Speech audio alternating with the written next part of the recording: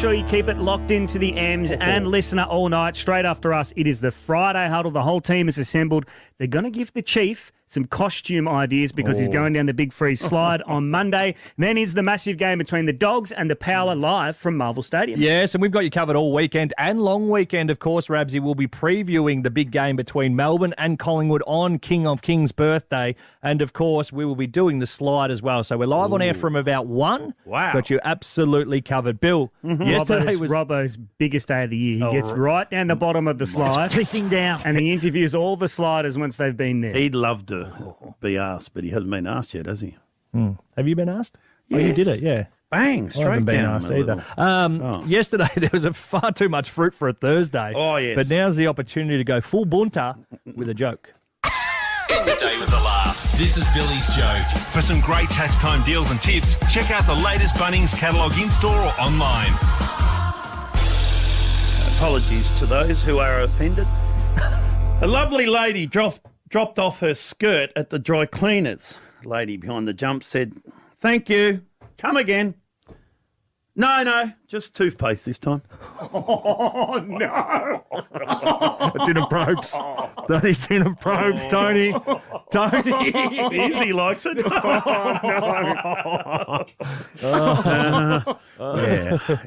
Yeah, not bad. Raps, Not bad. over to you, Raps. No, It might be the end of my... Yeah, so you agree with it. You're in with me. Hey, I would have gone woolly bully just for those listening. yeah. Just in case the people are above are listening. Would Jim like that?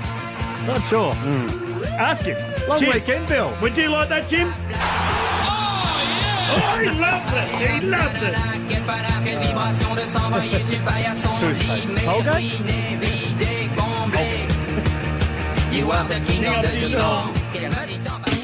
Triple M's rush hour has clocked off. We should actually just stop and then completely restart. But if you can't get enough JB and Billy, download the Listener app to hear them anywhere, anytime. LISTNR. Please reply quickly to texting drivers a message from TAC. Good evening. Still a bit of traffic around town, starting with a broken down truck on the ramp from Mount Alexander Road to the Tullamarine Freeway on the way out of town. That one's in the left-hand lane, so give yourself a little extra time if you're headed in that direction. And we're still seeing delays thanks to that earlier multi-vehicle crash on the Monash Freeway outbound at Stud Road. And we're getting reports in of an incident in Hallam on the Princes Highway outbound at Belgrave Hallam Road too. Building the nation one buzzword at a time. All new Utopia, Wednesday nights at 8 on ABC TV or stream it free on ABC iView. And that's your latest Triple M traffic up to date. G'day, it's Nathan Brown. The Friday Huddle's up next. Catch us on the Listener app. Triple M rocks footy.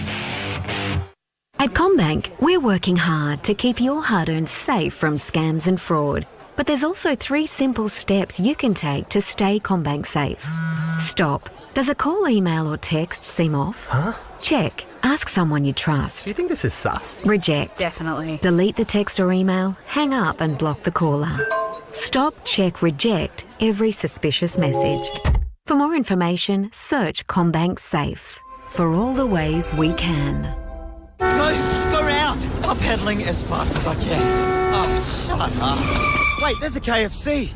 $4.95, fill up with mashies. Oh, shut up and take my money. Not everywhere and not forever. Only till 4 p.m. Pick up only. All right, let's get a move on. Turn right and continue straight.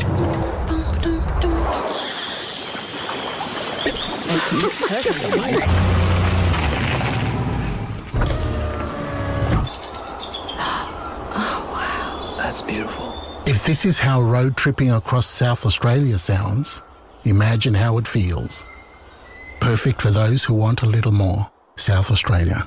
Rewards wonder. Cadbury Caramello fans, your favourite chocolate is now available as a new indulgent frozen dessert tub with Cadbury Dairy Milk chocolate pieces and filled with a generous velvety caramello core.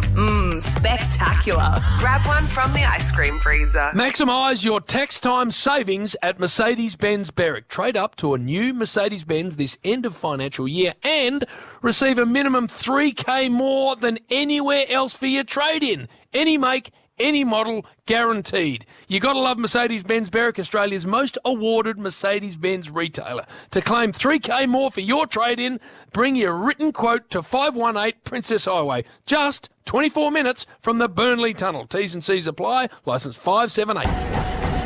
You don't have to exhaust yourself at the gym to put your health first. You could ditch the work emails after hours. Put more good stuff in your mouth. Even just drink more water. Whatever health first means to you, NIB is here to help you live it. Enjoy discounts on popular health and wellbeing brands. Have helpful tools and services at the ready.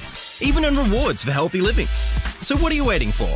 Start living health first and join NIB today at nib.com.au. T's and C's apply. At Coles, help keep the cost of living down this winter with thousands of specials every week. Like half-price 2-litre Omo Ultimate Laundry Liquid or 28-pack of capsules and half-price Kellogg's Nutrigrain 470-pack. Keep the cost of living down at Coles. Offer ends Tuesday. Hey Gary, you ready for tax time? Yeah, nah Dave, I got a shit load to do. Yeah, but Toolkit Depot makes tax time easy with bloody great deals like a Husqvarna 14-inch power cutter for just $1,399. Really? With a bonus Redline Diamond blade worth $79. You know, that could be a tax write-off. Yeah, and they've got 20% off all hard yakka. Holy shit. Shop in-store or online at Toolkit Depot, your tax time partner. All right, Ginger, this is your new litter box. This is where Ginger does her business, not in Daddy's bed. Seriously, Ginger, for sake. Mountain Goat Beer. You can't tame a goat. 18 plus, drink responsibly. For the best sporting podcast from Australia and around the world, lift your game with Listener. Download the app now and search Sport to listen. Next, Triple M rocks footy. Download the Listener app to hear it live.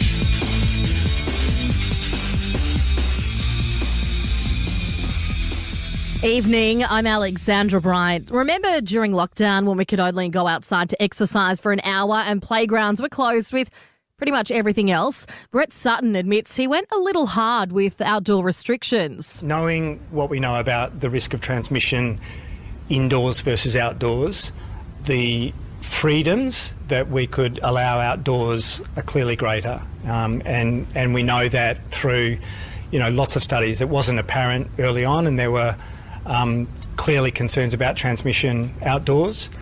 He's quit as Chief Health Officer to take up a role with the CSIRO. The PM is backing Finance Minister Katie Gallagher, who's accused of knowing about Brittany Higgins' allegations before they hit the press. Leaked text messages have been published, but the Senator denies advance knowledge. Deputy Liberal leader Susan Lee says questions remain unanswered. If it is the case that anyone, politician or journalist, weaponised and sought to politically profit from a rape allegation, then that is morally bankrupt. $1.2 million in cannabis plants have been found across the Brimbank and Melton areas. 618 plants have been seized. 7 people have been charged. They've all been bailed to face court at a later date. And Donald Trump says it's ludicrous. The former US president charged with mishandling classified documents. He's due in court next week. Saints mid Mason Wood says no game is a walkover right now. Fresh off the back of a 14-point win over the Swans last night, Wood has told Triple M's Rush Hour the season has been a great spectacle. There's teams coming good now, like you see Geelong obviously after a slow start, and Freo starting to play some good footy. The Dogs are thereabouts, so it's going to be hotly contested come the end of the year, which is obviously great for footy. And Round 13 continues tonight with the Bulldogs hosting Port at Marvel. UEFA Champions League final kicks off Sunday from 4:30am on Stan Sport. Watch Man City take on Inter Milan ad-free in 4K UHD, live and on demand on Stan Sport. Partly cloudy and 16 tomorrow, same again Sunday, Monday, grey and 15. Triple M's Friday Huddle starts next ahead of the Bulldogs and Port Adelaide. Make sure you have the Listener app to hear it wherever you are as Triple M rocks footy. Surely I'm all right to drive. Yeah. Only had, what, a few? Not enough to put me over. Oh, what?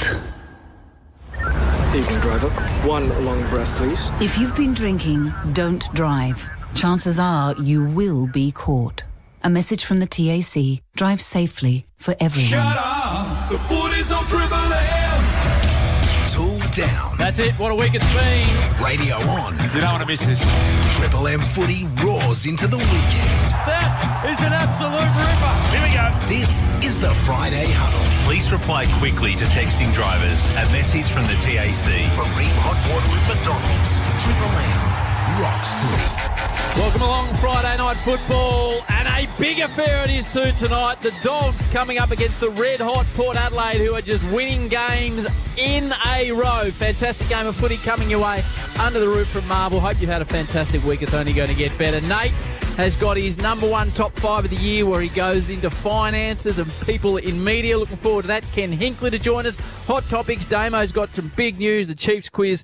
It is all ready to go in what has been an enormous week in football, as it always is. I look still at the captain. There was some concern after what came out last week, but Luke Darcy is still the captain. Great to see you, big man. How are you? Could have been a leadership spill last week, Howie, but very positive week. Got a good feeling in the Triple M box tonight. How disturbing is this? My phone is just transcribing every word that is being said at the moment, for no apparent reason. You need to turn Siri off, mate. Is that what's happening, is it? I'm a little concerned about Nate pre-show, just spending a lot more time on his own and putting the kids to bed early. How he may need an intervention at some stage, Nate, but we'll come to that a little bit. Well, how are you, Nate? You're just telling us about your night last night. Had a good night at home. I'm excited about this weekend, Howard. This is a great game tonight. Then we get to go home and the men's semi-final for the French Open. You got Novak up against Alcaraz, and then Sunday morning, 5 a.m, Manchester City take on Inter Milan. So this is just a weekend of sport. The cricket will be there as well. But then on Monday, this weekend gets even better. I get to call my great mate Duke, and we get to see our other great mate, the Chief, go down the slide. So what a weekend I've got coming up. We'll get to the slide shortly. I'll look at the number one news man in the Cape. Damien Barrett is here, full of vim and vigour as always. Hello, Howard. Yeah, you're torn to what you watch, aren't you? The cricket's heading Australia's way. You're the cricket expert in this panel. It's outstanding, isn't it? Scotty Boland on the way to a little bag, I think, and the Aussies looking very, very good. Loved it. Travis Head, Steve Smith. Loved it. A lot to look forward to. And then I look at this man, and he needs no introduction because he cooked 1,254 goals. That's enough of an introduction. The Chief is here. Hello to you, Jason. Lovely to see you. Good evening, gentlemen. I can't quite work as far ahead as Nate does. I tend to work in 24-hour blocks, and I'm just hoping for a decent game tonight because I had to work on last night's match, and it was a tough watch. What was wrong with it? It was hard. Did you not watch it? I watched it. But you're the fact that you're asking that question. You didn't watch it, Howard. You haven't got a clue. Well, or I you're was lying. watching the cricket with the footy on in the second screen. You watched a lot of cricket then. Yeah, well, who played last night? Got Buddy kicked 2 in the second quarter and then went a bit quiet. First half was abysmal. Good for Saints fans though. They've got themselves right in the mix now at 8-4. They're up and running, but it was a tough watch. So hopefully Port and the Bulldogs put on a better contest, and in particular the game with the Bulldogs. Your mob, Duke, need to find something. Big game for them tonight, Chief. Absolutely against Port Adelaide team that are in really good touch, Howie. So a lot on the line here tonight, but pretty excited about our man, the Chief, heading down the slide. This is a stunning result for Chief and his popularity across Australia. I've been told that obviously there's some of the sliders I've got written down here. Aaron Finch is sliding. Michelle Payne, the great Triple World Champion Mick Fanning. We've got Eric Banner. Yep. But I have been told, due to his popularity across various parts of the population, which we'll get into, in all seriousness, the Chief, when they drew up the board at Channel 7, number one, Jay Dunstall. No surprise there for me. How we know he's got the junior market absolutely sewn up. The kids love the Chief on the back of bounce. Never been big. Global ambassador for our great partners, McDonald's as well.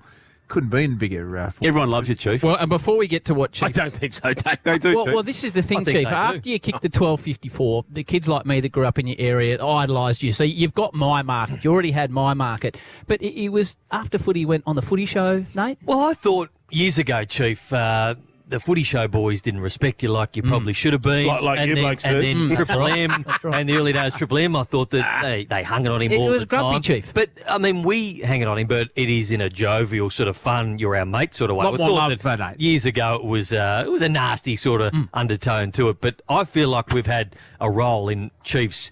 There's this blossoming of... he's softened, hasn't he? I don't think it's a role. I think Chief has become who he's become since on the back of Friday. That makes sense. He's happy Chief now, so he's got the children market covered. He's got my his market. own children too. Well, he's got his own children. He's very popular with blokes and girls like me that grew up watching him kick goals. We've heard in the papers how popular he is through all parts of the general population. True. And now he's the number one man, Chief. And he's taking over Robbo's role on Fox. He was on there again the other night. I just had to fill in one You night. look dashing in a salmon shirt too, Chief. And Striking. now you're pulling out hats like that. It's You realise I didn't wear a salmon shirt when I filled in for Robbo. I wore blue. That's twice you've mentioned salmon. You wore a salmon shirt. It might have been last night then. I wore an orange check shirt last night. And looked that fantastic. could have been it. Chief, do you think you've ever been as popular? Do you think you've ever been as popular as you are now? Because as I said, Just Channel 7, you were the number Because you one. go back to the 100th goal that he kicked once, nobody ran out at all onto the ground. But I imagine if you kicked it now, that you game did, up in Brisbane, no one went anywhere near you. I never kicked 100 in Brisbane. Which ground was it then? Yeah, I think it was Brisbane. There was like 3 people ran on the ground. You might have kicked your 1,000th in Brisbane, maybe. That's what it was, I think. Oh, that's right. And barely cracked it for a smile, I believe. Yeah. Damo. But went back to his position, Das, in the full squad. And you're more popular than Buddy.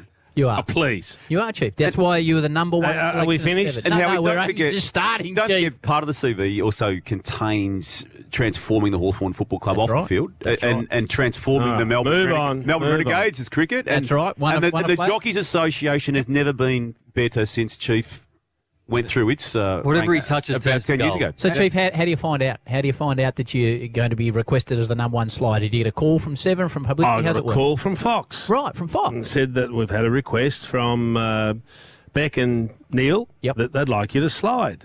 Did they tell you then that you were the number one choice, or they didn't mention that? There's no number one choice. Yes, there is. Howie. In fact, I think I was I've heard what Howie said. the fourth in the queue to true at all, get asked Chief. to do it. And I was Fourth to be asked, but number one on their list. Delighted to accept. So, the obvious question to ask is what we think our man should wear going to... It'll go Oh, this will be good. Give me some light-hearted banter because we're all so friendly here and you're not going to take the piss out of me. This is going to be awesome. I can see Nate spilling out with ideas I'm happy already. to start, Chief. I think, obviously, you got to go in the helmet. The helmet definitely has to get a run. Yeah. You still have it. No. It went to an auction about 30 years ago. Did it? Yes. What did you get for it? I didn't auction. I just gave it. I think the helmet. What do you think he needs to go with, Daz? There's a range of options for the Chief. You haven't thought of any yet, have Not you? quite yet. So when Howie sent through a message to say, come up with an idea for Chief. I've got too many. I didn't get that text. I didn't get that text either. No, you weren't. Oh, you- Yes, you did get it. Daz. Aren't we a team? What did you think, Nate? What should our man I think go you should go down to Shrek. Why are you laughing, Mark? with? I don't know. What about the big box of butterbean? Remember? That's, Do a serious one, Damo. No, I'm a bit like Das. I can't think of anything funny to say. well, Nick Rebold set the benchmark He very did. high, Chief, with a brilliant performance He did. coming out as Freddie Mercury. From Juddy Queen. represented the Huddy when he came as the judge. Have you done it or not? I did the first year. Looking back, Who'd a you little go with? line and length. Well, we didn't know what was happening. Well, with who it. did you go I with? wore some gloves down the. Oh, yeah, because you were so- ridiculed for wearing gloves in the broadcast. Right, that's right. But I remember getting that call saying they're building a slide down the. That's the most insane thing I've ever heard of. So, but now we've got a sense of theatre about it, Chief. So you're not going to go half baked on this, are you, Chief? No, I was thinking about perhaps a tribute to one of our Triple M family. Okay. Who are you thinking? Well, I just thought if I sort of pulled my feet up at the back and attached them to my bum and folded my arms in half and sort of crouched down a little and carved one of my teeth down to a little junior fang, shaved my head There you go. and looked stupid, I could go as Nathan. Well done. You'd have plenty of help on hand to get you out. I have got wardrobe working with suggestions, and we came up with something that we think, look, at the end of the day, it's going to be embarrassing, but it's fun, and you just take it for fun. You're part of an incredible cause, and you're happy to do it. Family, friends, people coming to watch? No. No one. I've told nobody. Right. Is it tough to get tickets? I think the match is a sellout. Yeah, it That's is. because you're going down the slide. That's my No, whole I point. don't think so. I don't think they'll be going that early. King's birthday. I think it is. I don't think they'll be going that Well, early. Good luck, Chief. We're all behind Thank you, you. and we can't wait to Thank see what you're wearing. Well done, Chief. Clayton Oliver, is he going to play or not? No, he won't have No. it. He missed 2 games with a hamstring, and now he's still in hospital with an infected blister. A blister? A blister. So he's going to miss. He's going to miss. So, Who do we think wins? I think Collingwood win. Right. I think they're the best team going. Yeah, Melbourne are dangerous, though, aren't they? I'll pick Collingwood, but if you look at form, Duke, Melbourne's win over Carlton last week. Yeah, that was a horrific game to watch too. I just think Collingwood have got all the answers at the moment. Unless they have an off day. I find it really hard to make a case. Got some good players out. De Goey is going to be one to miss. McCreery, he's a very good player, McCreery, the pressure he puts on. Hoskin Elliott, obviously side bottom goes out from the week before, so they've got big numbers out at the moment. Brownie, what minute do you give it for Braden Maynard to go and say hello to Brodie Grundy? It'd probably be in the first minute, I would have thought, when they walk through the middle when you're just setting up. So it's inevitable, isn't it? And that'll have no impact at all on Brodie Grundy. And I think he's a massive factor, that combination in return, going back where you got a point to prove when you sign the deal that long and then you're exited out. So that adds an element to it, which I think that combination of he and Max Gawn, they're going to have some trouble with that, Colin. The game will be good, but for mine, it's all about the Chief. I think he's sliding last to build up the anticipation. Not sliding last, I don't think. I think you are. I hope not. I think you're the last, so they get the numbers going up and up and up. Sorry? You a fan of the ice? Go first. Not as a general rule, Duke. Did you cross over in the ice bath era? They were just coming in as I was finishing up, and I didn't really buy into it. I can imagine. I preferred the hot shower and the spa rather than the ice baths. Can't wait, Chief. Can't wait. Just have the defib on standby. That's all I'm saying. We'll take a break. Up next, Nath for the last couple of years has done his top 5 media money earners. Jeez, this is early. It's going up to the top. Like Chief rates well, this segment rates well. Top 5 money earners in football. That is coming up next. Good luck, Chiefy. Thank you. Well done, Chief. Can't wait to see you in action. McDonald's and Ream Hot Water. Triple M rocks football. This is the Friday Huddle. Please reply quickly to texting drivers. A message from the TAC. For Ream Hot Water and McDonald's, Triple M rocks footy. Triple M traffic. Please reply quickly to texting drivers. A message from TAC. Good evening. It's a little bit of a struggle on the Princes Highway thanks to 2 separate incidents causing some nasty delays. The first one westbound after Clyde Road, the second outbound at Belgrave Hallam Road. We're seeing delays in both directions, so give yourself plenty of time if you're headed for the Princes Highway this evening. And a crash on the ramp from Mount Alexander Road to the Tullamarine Freeway is still causing issues as well. That's on the way out of town in the left-hand lane, so be sure to drive with care. Dynon Road will be closed in both directions from June 16 till August 31 for Westgate Tunnel project works. Use Footscray Road instead. Search Big Build for info. And that's your latest Triple M traffic up to date. Triple M's Marty Sheargold Show. It has Marty Sheargold. I'm not the complaints department. No, that's right. If you've got an issue, take it to Recebo. A man who knows who he is. I get it. I'm not an idiot.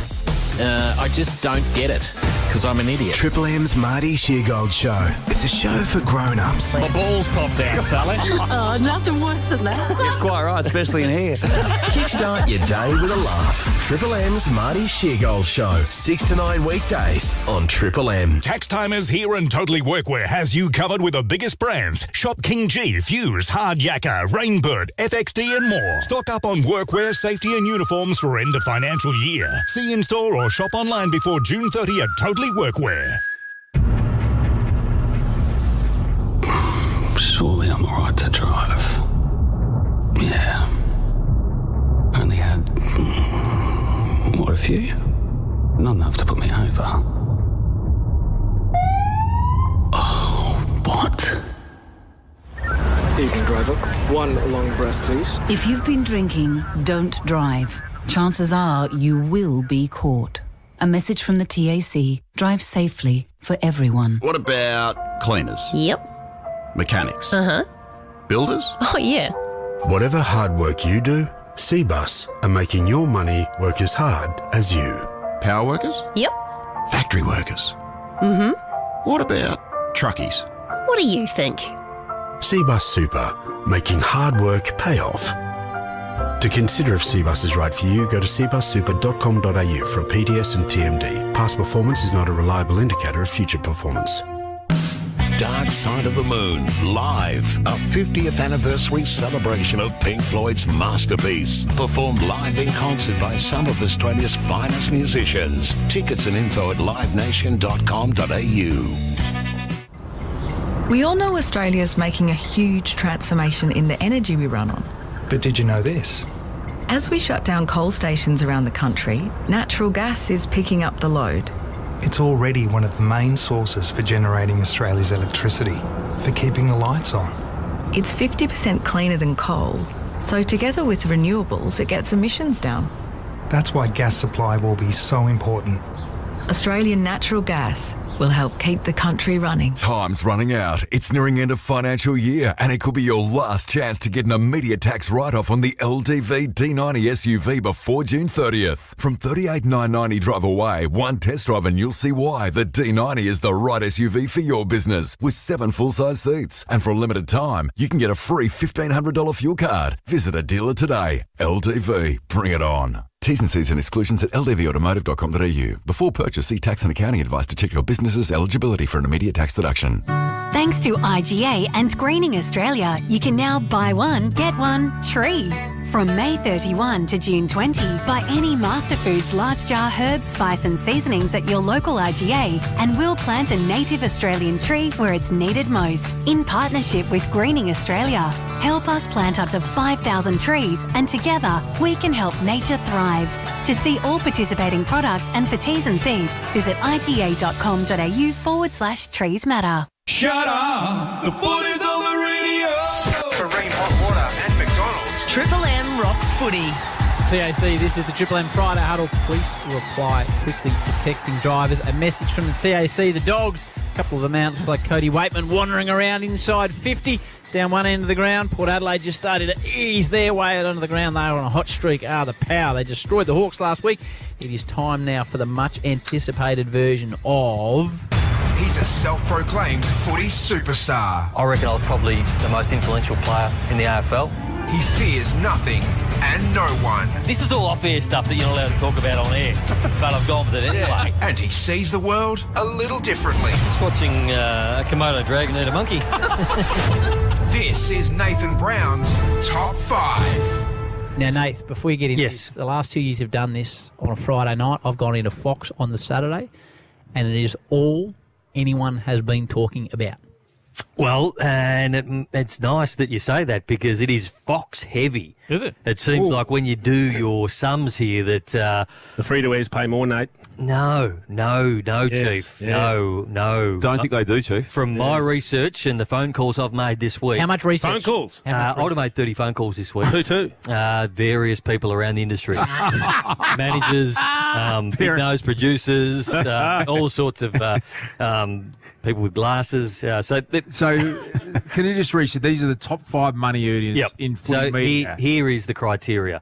So you have to work for one of the major TV networks, whether it be Channel 7, Fox or Channel 9, and you have to work for one of the major 4 radio stations, which is us, AW, SEN and the ABC. Right. Big dogs. All right. So you can't be doing breakfast radio, Fev style. Fev is out. Okay. Even though he played football, he doesn't work in football. He doesn't earn $1 from So football. it's football contracts. Okay. Football contracts. Okay, I like the criteria. So, and obviously Nick Rewalt has stepped out, so he was in the top 5 last year, so not doing anything, so he makes way out the top 5. John O'Brien gave up his radio gig, still works at obviously Fox, and he would be on a similar package to what probably Chief is on at Fox, but Jonathan Brown doesn't make it. Chief was just outside the top 5 as well. Chief's outside the top 5. I'm a long way outside. What sort of numbers? Because he only does 1 game a week for Triple M, so it is the people who do 2 games a week of football and then really ensconced in the actual TV network, which the Chief is because he's got his show on a Sunday night. It's massive. The bounce is huge. I'm outside the top 100, boys. Well, so the don't bounce did end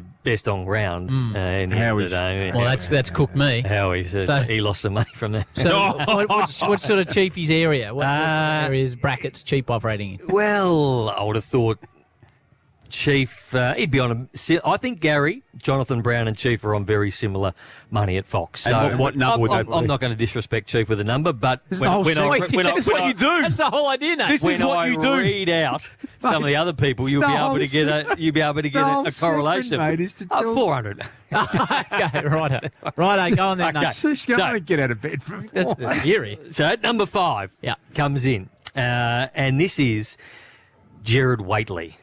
Gerard Whateley is the main man at SEN now. So he also does the radio program every day, which is called Whateley.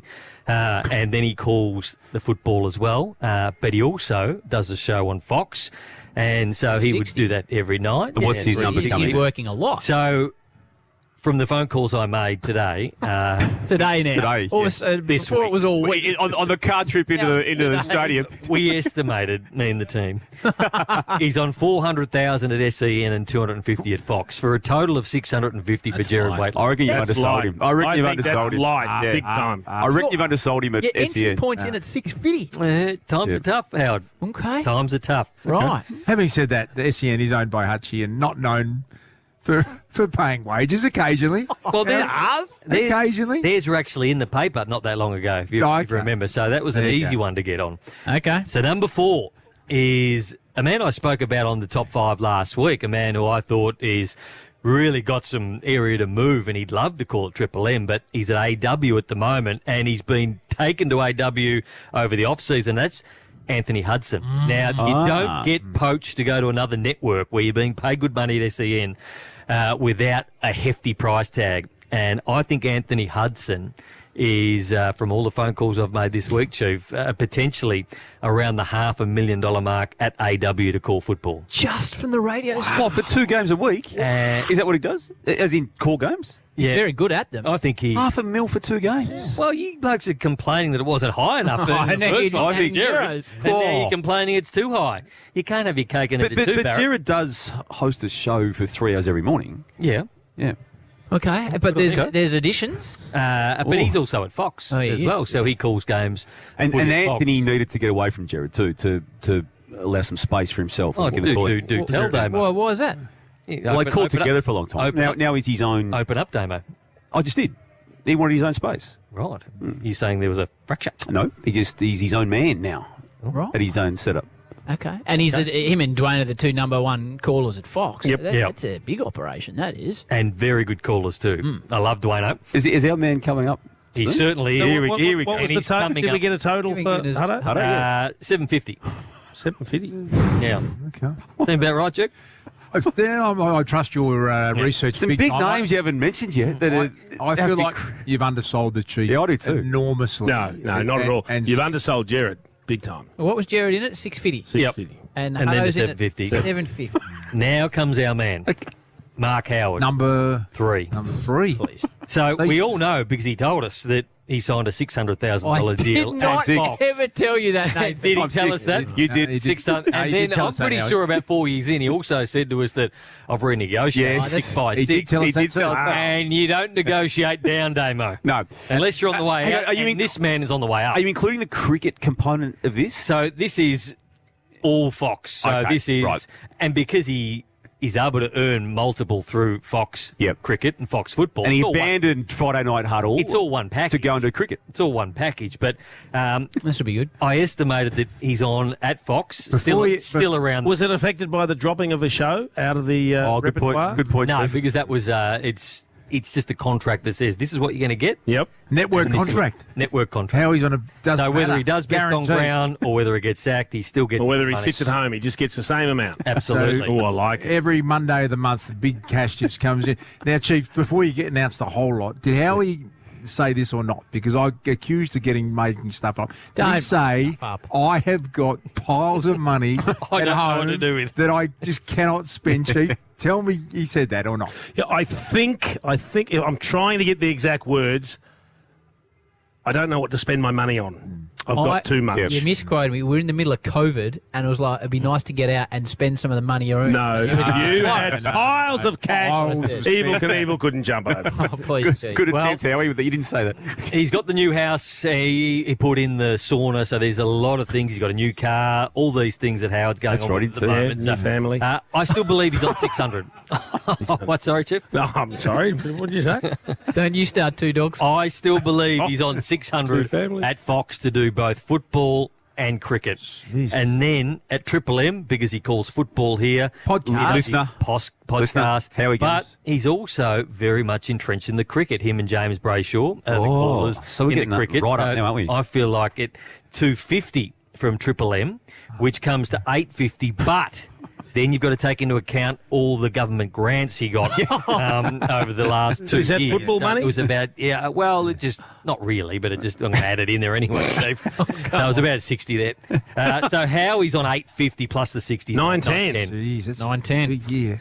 Now, I've been told by Snorkel got to move. Okay, at number 2 coming in. Just keep making it up. This is where you might get a little bit of a correlation between what Chief might get, because Gary Lyon comes in at number 2, and I think he's the main man down there. I know the Chief... There's a lot of alpha males in that. There is. Especially when they're walking across that bridge in Adelaide. Bucks as well. You got Bucks. 600 at Fox for Gary and 400 at SEN. So he still does the radio. It used to be a lot more at SEN in the radio, but he only does 3 mornings a week now. So it's come back a bit. So it's $1 million. Someone's just walked in the box too. You haven't mentioned him by name yet. Well, I had Brian as a special mention, but he didn't get in the top 5. But now the number 1. So what was Gary? $1 million a year. $1 million. And the number 1 is still, and was last year, James Brayshaw. So he has been the number 1 drive Brian's show. not leaving because he's very interested. The number 1 drive show for 13 years. Rush Hour, great show. He works his own calendar. We know that. 6 months of the year, 800,000 at Triple M. He's the face of football. 800? He is also does cricket too. The Rush Hour, and he does the cricket. So he is. James Brayshaw has been the number 1 man for a long time. Just before you go too much further, are you saying that James gets paid more by Channel 7 than the man in the back of the box that's just wandered in Brian? No, yes. Well, he calls the cricket as well, doesn't he? And then at Channel 7, he's got the football, and he's the main man. So 800 he's the was main just man the when radio. on a Channel 7 BT Friday night. was there before him. James Brayshaw does the hosting, and then you see him pop up on the cricket. He's over in Lords at the moment, so you don't see your number 1 man. Not bigger than Bristol. But he does was the main cricket man. as well. He does Brian the cricket did the as well. cricket. He did a couple of games with AB back in No, do you come an inch? Yeah, that's right. So what's your number? All up, 1.2 million for Brayshaw. Number 1 earner. So there's some big names on that list. There's some really big names on that. Who else would you like on there? Jared, well, where's Nathan Buckley? Hutto, 750. Garen, $1 million. And Brian couldn't get in the top 5. And our man Darcy. What you didn't include is what he fleaces out of football, though. Well, through his little stick side around deals and because I think Brian's got some input. We've got Kenny Hinkley next. Brian's got a few thoughts on the earnings list. Brian's wearing a Steel Chainsaw T-shirt. That's right. And diamonds on those rather chubby fingers as well. So he's going okay. Hey, Ken Hinkley to join us next, which I'm looking forward to as we lead up to Port Adelaide versus the Western Bulldogs. So McDonald's and Ream Hot Water. Triple M Rocks Footy. This is the Friday Huddle. Please reply quickly to texting drivers. A message from the TAC. For Ream Hot Water and McDonald's. Triple M Rocks Footy. Triple M traffic. Please reply quickly to texting drivers. A message from TAC. Good evening. It's a little bit of a struggle on the Princes Highway thanks to 2 separate incidents causing some nasty delays. The first one westbound after Clyde Road, the second outbound at Belgrave Hallam Road. We're seeing delays in both directions, so give yourself plenty of time if you're headed for the Princes Highway this evening. And a crash on the ramp from Mount Alexander Road to the Tullamarine Freeway is still causing issues as well. That's on the way out of town in the left-hand lane, so be sure to drive with care. Dynon Road will be closed in both directions from June 16 till August 31 for Westgate Tunnel project works. Use Footscray Road instead. Search Big Build for info. And that's your latest Triple M traffic up to date. Shut up! The footy's on Triple M! When all the serious footy talk gets a bit tiresome, you can always rely on Triple M's Saturday Rub. Of course, a member of our family, even though he's back as a senior coach, we still consider him to be a family member. Ross Lyon, have you got us? Oh, I love that. We were waiting for you. You had other media commitments. You know, other radio mobs boring the crap out of you, Roscoe. I was exhausting. Join the Temper Mattress call team tomorrow from noon for Hawthorn and Brisbane. For Ream Hot Water and McDonald's, Triple M Rocks Footy. Hello, alias D. Alan here from Volkswagen. You thought no one was listening, but we were, intently. You said, I'd rather dig my eyes out with a spoon than put up with the awful driving dynamics of utes. Well, put the spoon down slowly. Ours has excellent steering, suspension, comfort, and up to 6 4x4 drive modes with a powerful V6 engine. So, why don't you book a test drive today? The all-new Amarok, born from tough love. Unlock exclusive value like flight savings and Qantas points on expenses when you join Qantas Business Rewards free by July 31. Plus, you could win a year's worth of flights for your business valued at $100,000. Search Qantas Business Rewards. T's and C's apply. Harvey Norman clearance on now. Get a bonus Samsung Galaxy Watch 5 and $100 gift card when you buy the Samsung Galaxy S23 mobile. Only $1,349. Spot clean spills in a flash with Bissell Carpet and Upholstery Cleaner. Hot deal, $177. Australian made value in the Sealy Posturepedic Hudson Foam Queen mattress. A low $1,299. Race in for massive savings on home office furniture like the Racetech Gaming Desk and Chair Package. Hot price $599. Harvey Norman clearance on now. Apply for 7-Eleven's award-winning Fuel Pass before June 30 and save 7 cents per litre at 7-Eleven for 11 months. 7-Eleven, wonderfully easier. New applicants only, not available with fuel price lock or other fuel offers. 7-Eleven Wex Motor Pass, T's and C's apply. G'day, Wendell Sale here.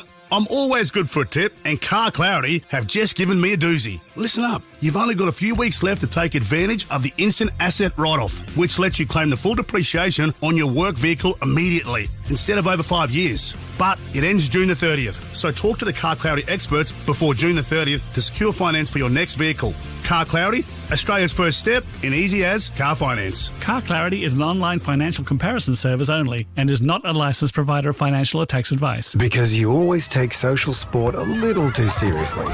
Because Friday night doesn't always end on Friday night.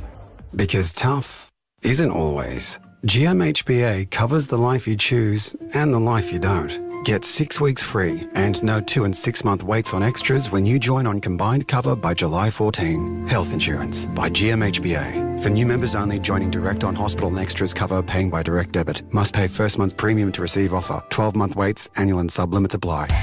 Josh Kennedy here. It's tax time with Bosch Power Tools. With huge savings on 18-volt combo kits, plus a free 5 amp hour battery with 18-volt tool purchases. T's and C's apply. Available now at authorised Bosch retailers. The Audi end of financial year event is on now. With complimentary registration, stamp duty and CTP on selected Audi models. Drive progress today. Ends June 30, T's and C's apply. Shut up! The foot is on the radio! For Ream Hot Water and McDonald's. Triple M rocks footy. Hot water needs replacing. Go for one that's steady, hot and strong. It's Australia's favourite water heater. You know who we're talking about. Built tough for Aussie conditions and manufacturing right here in Australia for over 80 years. When it comes to water heating, ask your plumber to install a Ream. This man always graces us with his presence before a game, which we really appreciate. He is the coach of the Port Adelaide Football Club. He's a very popular man in football and in life in general. His name is Ken Hinkley. He joins us tonight on the eve of a massive game. Mark Howard here. Ken, good evening to you. Thanks, Howie. Thanks for having me. Hey, lovely to speak to you. From the outside looking in, Port Adelaide at the moment looks like a tremendously fun place to coach, to play, to be involved in administration. Is it as much fun as it looks from the outside, Ken? A hard work aside, it looks like a fun place to be. Yeah, it is, and you love these moments in footy, and when you get on a bit of a roll, which we've been on for a little while, it does make it enjoyable to go to work. But we've also tasted not that long ago what it feels like when it's not going well. So you're really appreciative of the moments when it is going like this. Hey, Ken, you must have enjoyed the quandary of getting Charlie Dixon and Travis Boak in, but I'm sure it would have been a tough match committee to leave some good players out. Yeah, it was, Darcy. It was obviously, and that's what, again, a reflection of when you're playing well and doing things right, it seems like that all comes together for you. And at the moment, we've got a really healthy list, bar one or two players, I think, basically Mitch Georgiadis and Britton Teakle and Xavier Dersma. So we're pretty healthy in that state. And as you said, Ollie Lord came in and played some great footy as a tall forward. But Charlie is also, we know Charlie makes us better. Kenny, what have you planned for from the opposition? That's not always easy. They've been a little bit up and down, big on contested footy, but you're never quite sure what you get with the Bullies. Yeah, Jace, it's true, and we've played them a lot, over the last few years, and we sort of have a pretty clear understanding of them, but their best is so good, and they're a bit different again tonight. They're quite tall, which is, an interesting decision for them to come in really tall, I think, for what we are. We're not quite as tall as them, but we know they're elite around the footy. We know they've got those great weapons in front of the ball. We've just got to make sure that, we get our share of the ball, and we've been really good at getting the ball our way and locking it in our forward half. So hopefully we can do that again and limit what they can do, but we know how good their best is. What's Charlie's best balance in ruck and also going forward, Kenny? Because every time I see him go into the ruck, I feel like he has some energy around the contest. His follow-up work is really good. Yeah, fit and fire, and I think absolutely fit as he could be. I'd say getting closer to 40, 60, 60, 40. 60 as a forward, 40 in the ruck would be a really good balancing for us at times. But we've also got Jeremy, who also brings some stuff when he plays around the ball. And at the moment, luckily for us, and great news, is Scott's in great form in the ruck himself. Ken, we spoke with you last Saturday on Triple M, and you were very open about the honest conversations you have to have as a coach with your captain. And for the second consecutive week, Tom Jonas has been left out. How tough is that conversation for a second week in a row, Ken? Yeah, it is, Damo. It's really hard. I mean, because you have such respect for people like Tom, and look, for all your players. And when you're a coach, people think it's, you make some of these decisions easily. They're really difficult decisions to make, and they tug at the heart a bit, to be honest, because you want everyone to do well. But unfortunately, you have to pick 23, and what you do have to have is selection criteria that you back up performance. And Tom's been fantastic as a captain. He's still leading the club really well. He also knows, and we hope that he plays really well and gets back in the team as well. Kenny, I want to ask you a philosophical question about tagging, because we see so many stars of this game week after week producing their best, particularly midfielders, some of them at half-back.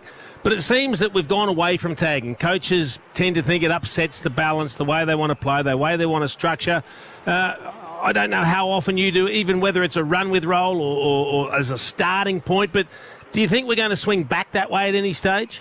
Yeah, well, Jace, we use Will and Drew, to be honest. We use Drew in that sort of role, and we're really comfortable to know that we have to put the coolers on sometimes on a player. If we don't have to and it's going okay, the swing of the game is what you've got to judge it a little bit by. I mean, if Bontempelli's lighting up tonight, or Treloar or Smith or someone like that are really doing a lot of damage around the ball, we won't be frightened to try and get Drewy or Trav's done it in the past for us as well, to go and play alongside a play. Not necessarily the complete old school tagger, but we'd certainly try and put some time into them to slow them down. Kenny, as we let you go, did you tune into Koshy's farewell this morning? I found it quite emotional on the sunrise. I don't know if you caught much of it. Yeah, no, I wasn't as emotional as you by the sound of it. No, I didn't cop a lot, but it was what a great career. Koshy's been outstanding for our footy club, but we should touch on his professional career at Sunrise, and in his terms, 21 flags in a row is a pretty good effort, and I know that Libby and his family will love having him home. Good on you. We appreciate your time, Ken. Best of luck tonight. We're loving watching you play footy at the moment. Thanks, fellas. Thanks, Kenny. Ken Hingley from Port Adelaide. I called Port Adelaide last week. They led Hawthorn by 82 points at halftime. They got out to a 96-point lead. And I'm looking at David King and Lee Montagna. Kingy is an analysis man. He was blown away, Chief, by I know the Hawks kicked some goals late, but the standard of footy they played in that first 50 minutes was just exhilarating. Beautiful. And how I can't help but go back to round 3, where there was an industry wanting Ken Hinkley not to be there immediately. And so it just the swings and roundabouts across the year, we should just keep that in mind. After the showdown game, and they were in front in the last quarter, lost the game. It was, untenable. You've got to get rid of Ken Hinkley. I think it just shows you, doesn't it? He's an outstanding person, brilliant at his job, hasn't quite got the flag, but you've got to have some respect for what he's done over a 10-year period. We've enjoyed watching Collingwood the last couple of seasons since Craig McRae has taken over. I enjoy watching Port as well. If you look at the way they move the ball and the skill level of the players in particular that are kicking the footy, it's stark, the contrast between them and a heap of the other teams below them on the ladder. So I hope they continue their good form, because they're a really good team to watch, and I think they're starting to make a real claim for 2023 as one of the teams to beat. Does that selection integrity component to what they're now doing, and the Tom Jonas conversation, he's so open about it, Ken. For a second week in a row, he's had to have it. And Ryan Burton coming out of the team tonight, who helped cover in the forward line when both Marshall and Dixon were out. Just take us through the mindset of that and what it means and why that aspect is arguably as important as anything they're doing this year. Well, Dave, I think you have to look at the opposite of that when you don't have selection integrity and you keep picking a player that everyone in the environment knows isn't delivering what the team. And sometimes you've done that in the past because a player's quick or they've got speed and you fall in love with an element of their game, but they're not doing the team part well enough. The whole system breaks down. And so when you've got to have the courage to drop your captain... And then leave him out the second week. And have that conversation honestly, that is a pretty powerful statement, I reckon. So how good is it? The hottest team in the competition, and we get his coach, he's open, he's honest, we have a great chat to him. Who do we get from the Bulldogs? Well, it's a big weekend for the Bulldogs, Nate. We've got a director in We've got a here. director in the club. Who are we talking to, Jeff? I'd hope Chris Grant might make himself available, Chief. I know you always enjoy. Have you not going organised ban- anything? That's not my role, Chief. That would be the man who. Have they presses put a the ban button. on us, I Howard? think the producer gave you a job to get the way it's been Is there- explained to me that we requested a guest that wasn't able to make themselves available, so Dar said, "Listen, I'm on the board. I'll sort this out." I'll send a Well, if couple I of was text asked to do messages." that wouldn't be a problem. Leave it to But me, he I said. think you'll find this comes down to poor producing. So not that I like to play the blame game, but You're it's on not that hard. You're a director. You- Get out of the helicopter. I'm not the Surely media you could manager Get, at the surely club, you get a mate. guest. Did you send Not it? my Like job anybody down at the to Bulldogs. run around and ring Did people? you That's send a what message? Bizos does. Did you send a message to I a send former teammate? I send messages to Well, hang on. teammates every day. We just Howie. spoke to Kenny Hinkley, who's the coach. Yeah. Where's Bevo? Where's Bevo? Well, now No, we're that's a missing whole with nother Damo. story. There. Yeah, he's Now we need to look across at our man in the goggles. We won't get Bevo Well, why not? on any Why? program that I'm on. So you know that. But so your personal beefs are affecting the show now. No. They always have done. Western Bulldogs. There's 50 Western other people Bulldogs- Dar's could have got, though. Western true. Bulldogs people come on our shows, just the coach won't. Now, that is not on me. That's a okay? blanket ban against anything that you're on. He won't do. Is that? I what you're think saying? that's fair to say, Chief, after 7 Can't or you 8 step years out of of the back of the disarrangement. box or something? I'm happy to do that if you want me to. Why didn't What you get about on an assistant coach like Smithy? Rowan Smith, Smithy. maybe? Did Am you I- ask Smithy? Am I the producer of Did you the ask show? Smithy? I can't bring. He's asking you a the direct whole question, Luke. Entertainment. Did you ask Rowan Smith if he could Oh come yeah, on? I sent Ryan Smith a message and What did he said, say? "Good luck tonight. Hope you go well." And he said, "Actually, I'd love to catch up, but he's on Fox at the moment, so he was booked. So if you're the producer and you get in on time, you get the guest. So it's poor producing. I don't normally point fingers, Howie, but sometimes you've got to just. No, you're pretty good at pointing fingers, to be fair. We might take a break here. Hot topics coming up next. Damo's got footy news. The Chiefs quiz, that is coming up as well. Looking forward to that. You are listening at all on the Triple M Friday Huddle from McDonald's. Thank you. Not that hard, Snorkel. Just put a request in. Thanks to Ken Hinkley and Remont Water. Guest. Triple M rocks footy. This is the Friday Huddle. Please reply quickly to texting drivers. A message from the TAC. For Ream Hot Water and McDonald's. Triple M rocks footy. Triple M traffic. Please reply quickly to texting drivers. A message from TAC. Good evening. Still a bit of traffic around town, starting with it still not being good news for the Princes Highway, where two separate collisions are causing some nasty delays this evening, starting with one in Berwick, that's westbound after Clyde Road, the other in Hallam, outbound this time at Belgrave Hallam Road, so be sure to drive carefully and look out for an incident in Mont Albert North, that's on Alga Road and Belmore Road too.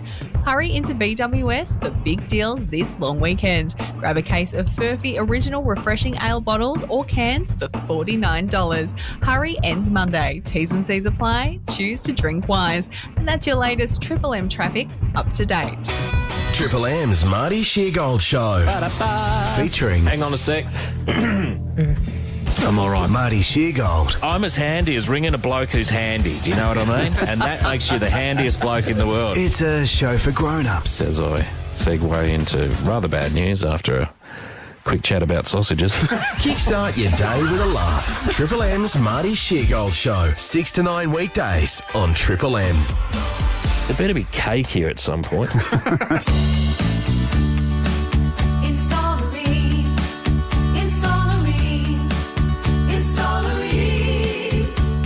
For the hottest of hot party you've ever seen. Ream comes on steady, hot and strong. It just keeps on and on. Want the assurance of an Aussie family-sized electric water heater with a 12-year cylinder warranty? Install a Ream. Install a Ream. Then accept nothing less than Australia's best. With Ned's Same Race Multi, get bigger odds by selecting 2 to 4 runners to finish anywhere inside the top 4 in the same race. Use it on Stradbroke Day. Take it to the Ned's level. T's and C's apply. See website for details. What are you really gambling with? G'day, it's Tom, it's Jeremy, and we're at Busby Maroo. Wild Turkey has been making bourbon their way for almost 100 years. By trusting their spirit, they've made the world's best tasting bourbon. Now, we've teamed up with them to travel in their epic mobile music home and play our music live in a one-off gig. For your chance to win tickets to see us, along with an aspiring musician we're working with as part of Wild Turkey's mentorship program, visit wildturkeybourbon.com. Entries close June 24th. Over 18s only. Drink responsibly. Wild Turkey, trust your spirit. Billy Brownless here. Bet you didn't know I could speak Ute. That's Ute for BT50 conquers the weekend and the workday. That's Ute for a huge range of stock at Ringwood Mazda. See, they speak Ute too. It's where I got my BT50. Great deals, specialised Ute centre and Ute fluent staff. Head to Ringwood Mazda or see their offers online. That's Ute for Zoom Zoom. Ringwood Mazda, LMCT 11143. Australia, now is the best time to enjoy Aussie fresh fruit and veg. And right now, Coles 100% Aussie Imperial Mandarins are in season. And $2.50 a kilo. Just $2.50. This week at Coles. Offer ends Tuesday. The cops. Nothing to see here. Oh no. Don't put the lights on. Don't put the lights on. Oh, damn it. Evening, driver. License, please. Don't be tempted to take risks while you're driving. Chances are you will be caught. Anywhere, any time. A message from the TAC. Drive safely for everyone. It might sound like I'm struggling to get the Johnson twins to sleep, but in my mind, I'm discovering the breathtaking Northern Territory. Rather chase new adventures? Do it with the Territory Sale, on now at jetstar.com. Fly from Melbourne Tullamarine to Uluru Ayers Rock from just $89. Don't wait, sale ends midnight Eastern Standard Time 11th June unless sold out prior. One way excludes checked baggage, selected travel dates and conditions apply. Jetstar, all day, every day, low fares. Shut up! The foot is on the radio! For Ream Hot Water and McDonald's. Triple M rocks footy. TAC, this is the Triple M Friday Huddle. The Dogs set to take on Port Adelaide. It is time for Howie's Hot Topics. Yeah, I've got my hot topics, but you've just told me in the break, Dash, you think they're not of a explosive enough nature. They're pretty pedestrian. Touch line and length, Howie, but they're your hot topics. They're not my hot topics. So you want me to ask you about Brett Sutton? We can ask whatever you like. Howie, why would you ask me about Brett Sutton? Well, have you got any views on the fact that he's moved on? And Has he moved on? He's headed off to the CSIRO. If I'd known that would happen, why would he do that, Howie? I don't know. I don't know anything about it. Did he leave a positive impact on Victoria, Damo? Who was in your eyes, Das? Who's number one and who's number two? Dan Andrews or Brett Sutton? Mate, we're not going down this path. You can make a comment. I have no comment on it. Oh, so now my topic's too hot. No, well, if I had an opinion on it, Howie, I'd Oh, right. I just don't have one on that one. Hot topics. My beautiful wife was making a coffee yesterday morning, and she said to me, Chief, I love coffee. And if you had to choose between me and coffee... Oh, and there pretty easy question. Well, she didn't give me an answer, Chief. Coffee all day. Well, that's sort of the assumption I was making. So, Chief, if you had one food or drink that you couldn't live without, like Erica and a coffee, what is it? Sitting right in front of me. Diet Coke. You do love it, don't you, Chief? Yep. How many of those you It's the have only during soft the drink. It's the game? only soft drink. I drink a lot of water. I drink a lot of Diet Coke. How many a day, Chief? Would you on average? Oh, a couple of cans a day. A couple of cans a day. Righto. Diet Coke for the Chief. Can't be good for you, though. Been doing it for a long time, Nate, so if it's no good, it's done its You're still damage, here. surely. What about you, Nate? What can't you go without? I really enjoy red wine, Howie, and I mainly do it with my wife when we sit and we put the kids to bed. And most nights we'd have just a glass of red wine on the couch and enjoy each other's company. Well, every night? Just a glass of red wine. It might be over dinner as well. Would you just have a glass last night? Yeah. Was Christina home? Did you have another glass after the first glass? Christina wasn't home last night. So you had a Out couple of for reds dinner. by yourself? I did. How many? I did. More than what I have when I'm with her. What were you drinking last night, Nate? St Hugo. Duke? He drunk himself into a stupor, Duke, apparently. On his own, Yep. on the couch. Slumped in the chair when Christina got home. Damo, what can't you live without? Yeah, in the mornings, Cowie, it is the traditional coffee myself. Really? I've got an Erica obsession with it. What type of coffee are you? No, we're about on the Nespresso rankings about a 9 to 10 sort of strength. So you have a strong one. Yeah, nice strong. How many you have in a day? Sometimes probably max it out at 5, but a minimum of 2 and often 3. Yeah. But again, the red wine is also an equal answer. 5 coffees a day. No, that's on a busy day too. That's one of those days when I'm I'll get up at 5:30, so I'm get up early, and I'm sometimes up late at night. So, But it's funny, though. I can have one at 8 o'clock at night, or even 10 o'clock at night, and still go straight to sleep. So, yeah. But I know a lot of people that can't get going in the morning until they've had their coffee for whatever reason. What about you, Howie? I've never had a coffee, so definitely. No, I figure it's nor have I. What, you know the thing that I can't live without? Look, No. I don't Never drink. had a coffee. I hate the smell of it. I hate any I coffee love the flavoured smell. anything. I hate That it. is bizarre. Yeah. For me, I can't go without peanuts in a shell. Love them. Sit round the fire. Pistachio? No, peanuts. Oh, sorry, in the peanuts. shell. From peanuts. In the shell. Got to be in the shell, though. Yeah, crack So you them and put 'em out. crack them open, and away you go. And with a cold, crispy one in front of the fire. Oh, yeah. Peanuts. I get that. You should add a bit of protein as well and a few other things. Peanuts, Now, that's- protein? Well, I'm going well. maybe you need a few Put on more another out. half You a have to- kilo this 30 week.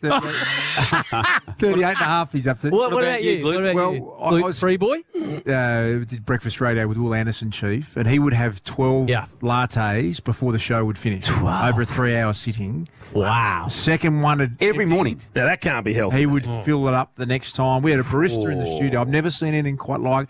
He balances the rest of his afternoon out with a few other substances as well, Will, which I think... And listens to the show, so and hello to and him. he'd be happy He's to- more your Leroy-style vintage later in the day. Whatever he's got a concoction working that... Is he bubbling him up?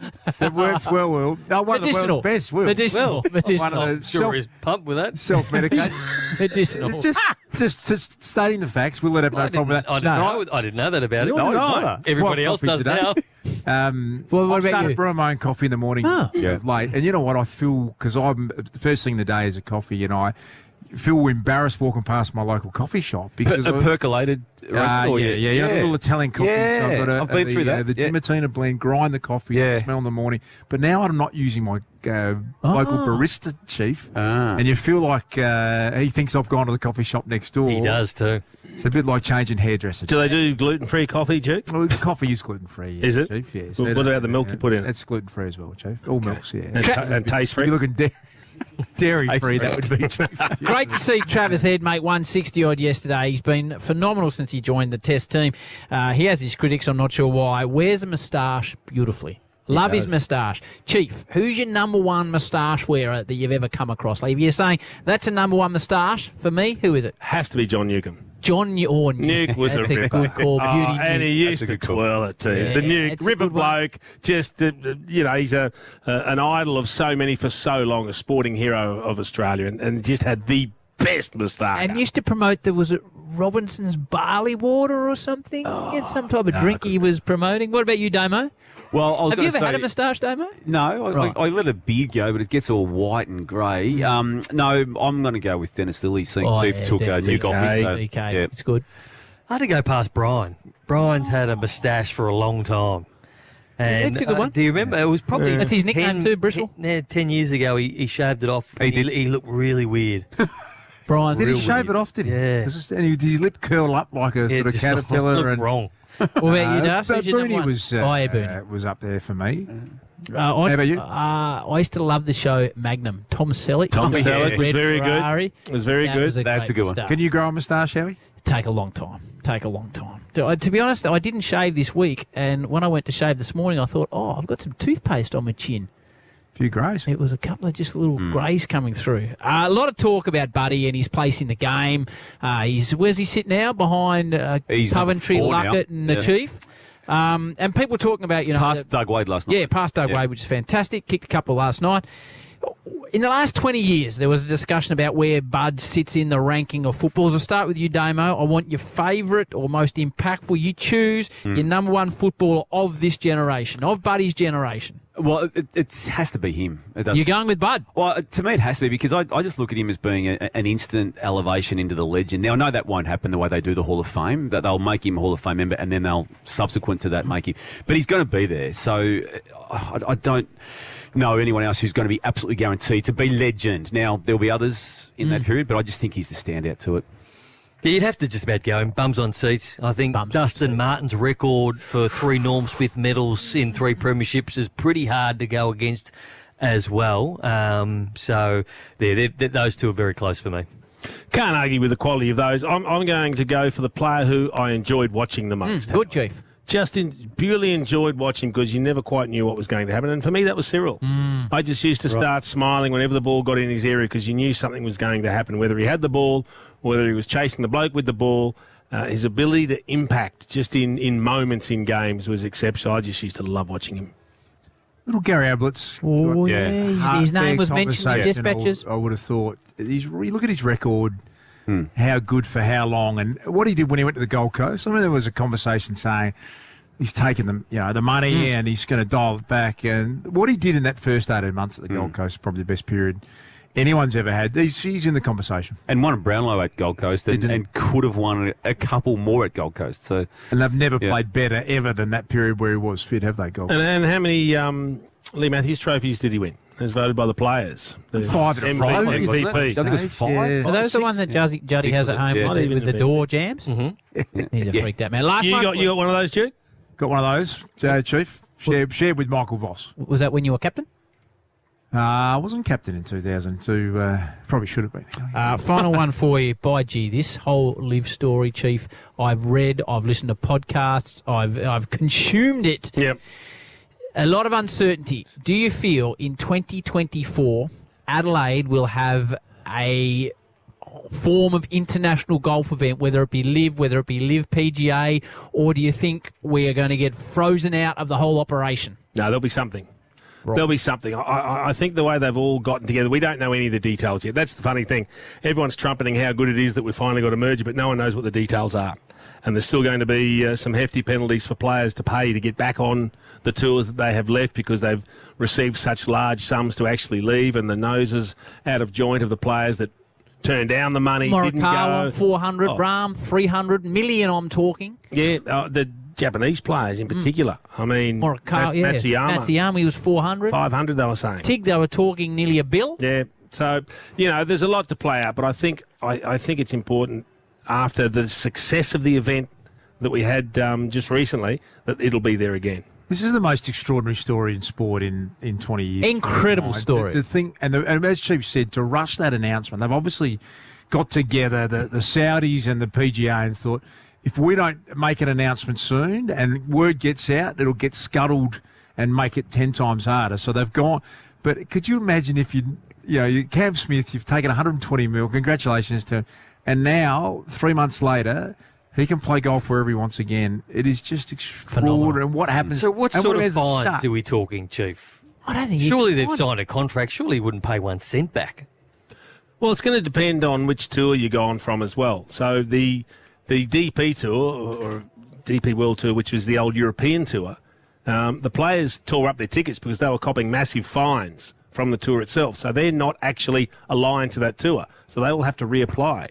And they might find that there's a rather large price tag if you want your ticket back. But if you do, Chief, it's cutting off your nose to spite yourself. If you're the USPGA Tour and you say to Cam Smith, you have to pay a fine of X number of dollars to come back in, you're risking the problem you have in the first place, that you don't have the best players in the world playing, because they might just say, well, I'm not interested for Exactly right. So that hasn't been fleshed out yet. That's no going to be flesh, interesting. Damo. And I think the way they sell it won't be a fine. They say, look, we need you to donate to a fund that's going to be distributed amongst the tour for the benefit of the tour that you left, that we're welcoming you back in, and we need to share some of the financial success that you had by leaving. Love to know where Shark sits on this. Yeah, great. Well, he's the CEO of Live and didn't know anything about it until it happened, Duke. And put his whole reputation on the line to disrupt the PGA, and then gets blindsided himself. I think the Shark will be okay. I'm sure the Shark will be fine, but you'd think he might have been looped in on the conversation. What about Rory when he wakes up and gets a couple of messages saying, mate, you got a press conference this morning in Saudi Arabia and Live, we're all together. Damo, a bit of news? Yeah, Dan Butler been given a week for that tackle on the Lizard last night. Right, I hope they challenge it. I'd love to see that challenge. The official adjudication, we don't often get into the detail. Rough conduct charge graded as careless conduct, medium impact, high contact. Chief, I saw your comments on this today. You said outrage if this gets... I hope it gets challenged, because I'm confused now. There has to be a way to tackle someone when they're running and you're running from behind, where momentum is going to carry you forward. How else are you supposed to tackle? Or are we now going to ask players, don't tackle, because he's got the ball, so he's automatically in a vulnerable position because he's had to sidestep someone else and he doesn't know you're there. So what do? Not tackle him? Or how does a little bloke who's running to catch him against a bigger bloke who's 6'5" that's also running, tackle him at speed and not go to ground? How can you make it impossible for the players? And then you're going to say it was a beautiful tackle. I thought it was a great chase, the fact that he stayed in it when there were other players chasing him and he evaded a couple and he eventually got him. I thought it was a brilliant tackle, and now he's rubbed out for a week. It's 1 week, is it? 1 week. And he passed his HIA. He did. We heard. He was subbed out for reasons unrelated to the hit. So I just think we're making it too hard on the player. Careless action, though, Damo. That's the only thing I disagree with. How else could he have tackled so it wasn't viewed as careless, Nathan? I don't think he could have. Correct. That's the point I'm making. I'm with Nathan, by the way, too, which flies in the face of your view, Chief. But I think the week is in the current climate what it was going to be. Why? For the impact that it had. What option did he have? Well, give me any other option that he could have done. Well, to not tackle as aggressively, and I know that goes against the core of the game, and I know that. It wasn't even that aggressive. It's just you've got two players running in the same direction. But there's They're going to go to ground. There's ramifications we've learnt now for how the tackle unfolds. There's also ramifications for the game if we make it impossible. And I get that, and that's what you're saying. And so I will defer to your view, Chief, but I'll just tell you what the rules are right now. I just think we're asking too much of the players at times. There has to be some inherent risk for incidental injury/contact to players that are playing the game. And surely they accept that when they play. You can't introduce rules that mean you'll never, ever get hurt in this game. It's impossible. More news coming up after the break. Time now, though, to speak to our man Dylan Leach. He joins us from our sponsor at Ned's. Hello to you, Leachy boy. Hello, Howie. Have been enjoying the show. I like how Brownie's become the sort of Paul Barry of football media and the salaries. It explains some of the cost efficiencies that have been happening at the broadcasters because of the salaries that are going on. So well done there, Brownie. And he gets lobbied, Nate, as well, Leachy, just people that want to get in his Forbes top 5 list. Is that true, Nate? Have you get people? That is true. Thank you, Leachy. Thank you for the kind words. Update on the head-to-head and line markets, please, Leachy boy. Yeah, Port Adelaide favourites tonight. $1.80 the Western Bulldogs, $2.02. It's a pretty competitive market, and the line in Port a 2.5 head start, so very close there. The big boy for the Powers back in the goal square tonight. Where's he on the list, please, Leachy? Which big boy are you talking about? Big Chaz Dixon. Big Chaz Dixon's $12, so he's third favourite in the first goal kicker. Aaron Norton is the favourite at 10, and Todd Marshall and Jeremy Finlayson both in the second line of betting at $11. What else have you got for us, please, Leachy? Oh, I've got a bit of a same-go multi there, Das. So I'm going to go all in on Port. They've won 9 in a row. They're absolutely flying. Butters and Rosie have been getting 25-plus disposals each week for pretty much the past 5 weeks. So I've got them for 25 disposals each, 25-plus, I should say, and Jeremy Finlayson to kick 2+ goals. And you put that all together, you've got $5.24, and that's available on the Ned's AFL Open group and in the popular multi-section of the Ned's app. Ashes, where's the money, England or Australia? Oh, I think last time I checked the money was on Australia at this stage, but I'll need to get the app up there, Howie. I haven't actually checked the Ashes market. Sorry, mate, I thought you'd have it in front of you, but that's all good. We appreciate your time. No, well, I'll get it up for you if you want. No, we're good. Get it to us next week. Good on you, Leachy. England 220, Australia 238, $5 for the draw in the first test. Perfect, mate. Appreciate it. Thank you, Leachy. Good work by Leachy. Always snappy on the money. Dylan from Ned, you win some, you lose more. For free and confidential support, visit gamblinghelponline.org.au. News next, and then Chieftain's quiz as we lead up to the Dogs taking on Port Adelaide. For McDonald's and Ream Hot Water, you know the rest. Triple M. What it does, it rocks football. This is the Friday Huddle. Please reply quickly to texting drivers. A message from the TAC. For Ream Hot Water and McDonald's, Triple M rocks footy. Hey everybody, this is David Eric Grohl. There's only one place to win Foo Fighters tickets before you can buy them. Triple M. Just join the Triple M Club and you automatically qualify to win Phillies tickets first. Go to triplem.com.au. Takes 5 minutes. Then Tuesday, after the long weekend's done, get ready to hear Triple M call your name while at work. Win tickets to the Foo Fighters, 9 a.m. Tuesday, only from 105.1 Triple M. Join the Ned's AFL Open group to connect, bet and banter with hundreds of like-minded punters and see expert tips on every AFL game this season.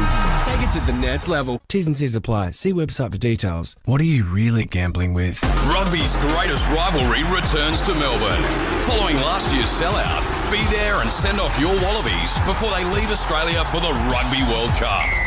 It's the Wallabies against arch rivals the All Blacks at the iconic MCG. That is amazing from the Wallabies! Be there when Eddie Jones's men in gold seek to reclaim the Bledisloe Cup on Saturday, July 29. All in, all together. Tickets only from Ticketek.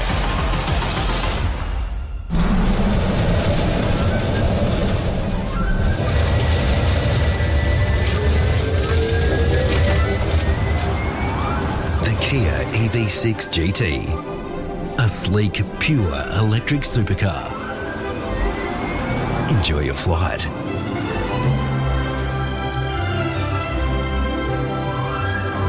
The Kia EV6 GT. Kia, movement that inspires. Campbell Brown here with Andrew Shea, the CEO of Builders Academy. For those already experienced, what can Builders Academy offer? Thanks, Brownie. If you have a number of years' experience in the building and construction industry, we can help you via a process called recognition of prior learning. We gather evidence of your knowledge, skills and experience and help you pathway towards gaining a nationally recognised qualification. Thanks, Andrew. Get in touch with Builders Academy on 1300 Legend. RTO 21583. Ask anyone. Ask your parents. Ask their parents. Ask your friends, your neighbours. Ask the person who cuts your hair. Ask any Victorian which home insurance they would have on the one day it really matters. There's a good chance they'll tell you about RACV Home Insurance, Victoria's market leader for home insurance. So ask anyone or search RACV Home Insurance to ask us. General advice only. Consider the PDS and TMDs at racv.com.au. RACV earns commission as distributor. Products issued by IMA. The David Jones clearance event is now on. Take 50% off the SRRP of mattresses by Sealy Posturepedic and Sleepmaker. Plus receive complimentary delivery. Available in-store and online. T's and C's apply. David Jones. Walkies! Walkies! Come on, Bandit. You want to go for a walk? Does Bandit want to go for a walk? Oh, yes, he does. Oh, yes, he does. Come on, Bandit. Let's go, boy. Come on.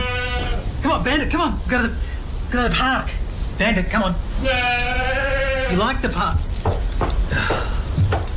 Fine. Stay here. What do you want to watch? Mountain Goat Beer. You can't tame a goat. 18 plus, drink responsibly. Shut up! The foot is on the radio! For Ream Hot Water and McDonald's. Triple M rocks footy. Damo was about to bring us some news, just seeing some pictures of the Oval, though. 24 and sunny today, Das, for day 3 of the World Test Championship. The grand final, as they're calling it, Australia well and truly on top. Well, I got back in my dark and distant memory somewhere. It was the Western Bulldogs play game of footy at the Oval. We did play an exhibition game right there, Howie, 1997 at the Oval in London against St Kilda. Nate play as well? Nate played. Did he play? Did he turn it on? Did he light it up? He turned it on in a remarkable fashion in a whole range of areas, Nate. If my memory serves me correctly. What happened? The game actually had to get called off because it was chock-a-block, the Oval, full of Australians. I don't think there was any locals there. 20,000? Absolutely full. It was full. Really? Played a lot of these exhibition games. Who'd you play? Many years ago, yeah. Played St Kilda. And, what year was it? 1997, 98. Right. And they were pretty well intoxicated, fair to say, as the game progressed. And there was a streaker jumped out just before three-quarter time. That's a bit of a laugh. And then it started to, escalate to the point where you just couldn't play the game because so many people were through. So had to stop the game. Really? The game was abandoned, but not in part because at three-quarter time, Nate might... Did you find someone at three-quarter time, mate? No? So what were the players doing? You were out in huddles at three-quarter time. Three-quarter time. And the crowd had mixed with the players. I'm getting warned off chief style here from this story. What are you referring to, Das? I've heard this story. You're our tough man. I don't know his facial expression because his face doesn't... so he could be angry, he could be happy. I don't know. He's happy. He's happy? He's happy. I think Nate might have pashed a girl at three-quarter time. Oh! The Oval. While he's three-quarter playing. time. On the ground. While he's playing. Where was your head in the game, Nate? If anything so ridiculous. What's wrong with you, idiot? What happened, Das? Well, just a look over my shoulder. Yeah. Not the one that streaked. Probably one of them. I don't remember, but and Nate knows it's true. But that happened. Howie. You saw it. Well, it was being telecast, Chief. I wasn't the only one. I wasn't really. Hang on, there's vision of this. Happen. There is vision of Nate sucking face with someone on the Oval at three-quarter time. I believe that happened. That did not happen. That Don't be so stupid, Chief. Nate. Mate, I don't know. I'm just hearing it. Look me in the eye, Nate. What is this? Promise it didn't happen. A spectator does, was it? Well, hang on. Nate just promised it didn't happen. Duke. Nate's been known to lie. I don't lie, Duke. I believe Das on this one. You're talking about such. I believe Nath. I noticed last night on the coverage there was I don't know if they're nude. I'm not sure because I was watching. No, he wasn't nude. But someone ran across the ground. And typically He might have been topless. Right. Typically in sports broadcasting, we don't show that. Yeah, we got to get to news demo. But they don't show it because the fear is that if they show one peanut doing it, it encourages They get more excited, people to do it. However, as a member of the audience at home, I think you typically want to see it. Yeah. And it was really interesting last night because Seven showed it, Yes. but on a wide shot. Yeah. They didn't identify the person, but they didn't cut away from it. There's a down-the-ground camera behind the goals. Yeah, so if it happens at the cricket, they don't show it and they say to you immediately, don't mention it. And all you need to do, Howie, is talk about the fine that's coming up for that person as a deterrent to the people watching. They go, oh, that looks like fun, I might do that. Oh, I don't have 10 grand in my pocket to pay for the fine. But some of the most famous moments, think Helen D'Amico. It was shown. Think Andrew Simons and the streaker and that being shown. Greg Chappell gave the bat treatment He to did. one day. He whacked a bloke in New Zealand with his grey nickels. Should we be showing it or should we not be showing it? It's a good question. I mean, I'm like you. I watched that last night, and I think they were already taking that vision from that camera at the time it happened. You can cut away. Of course they can, and they chose to leave it on. But you couldn't stop watching because the security started to close in, and they fell. One of them slipped over. Then he hopped the fence. One tried to dive over the fence and get him, and he hit the deck. And this bloke's off into the crowd. So we wanted to know whether he got out or not. So that's my point. He got out. People, listen, on radio, it obviously can be a bit more descriptive. This is Brian last night on Triple M Football. We've got a streaker on the ground here. We've got a streaker. And have a look at some of the running styles on these security guys. Look at old stiff arm over there and stiff neck. He's running with straight legs. Here he comes. Oh, boy. They converge on him. One's gone down. There's 15 men dressed in black out there. And he's going to beat them all to the other side of the ground. And up the race he goes. He's got away from them all. He's beaten them all. He's gone from one side of the ground to the other. 15 men dressed in black chase after him. So I'll put it to you, last night in a tough game, that was the best one of the night.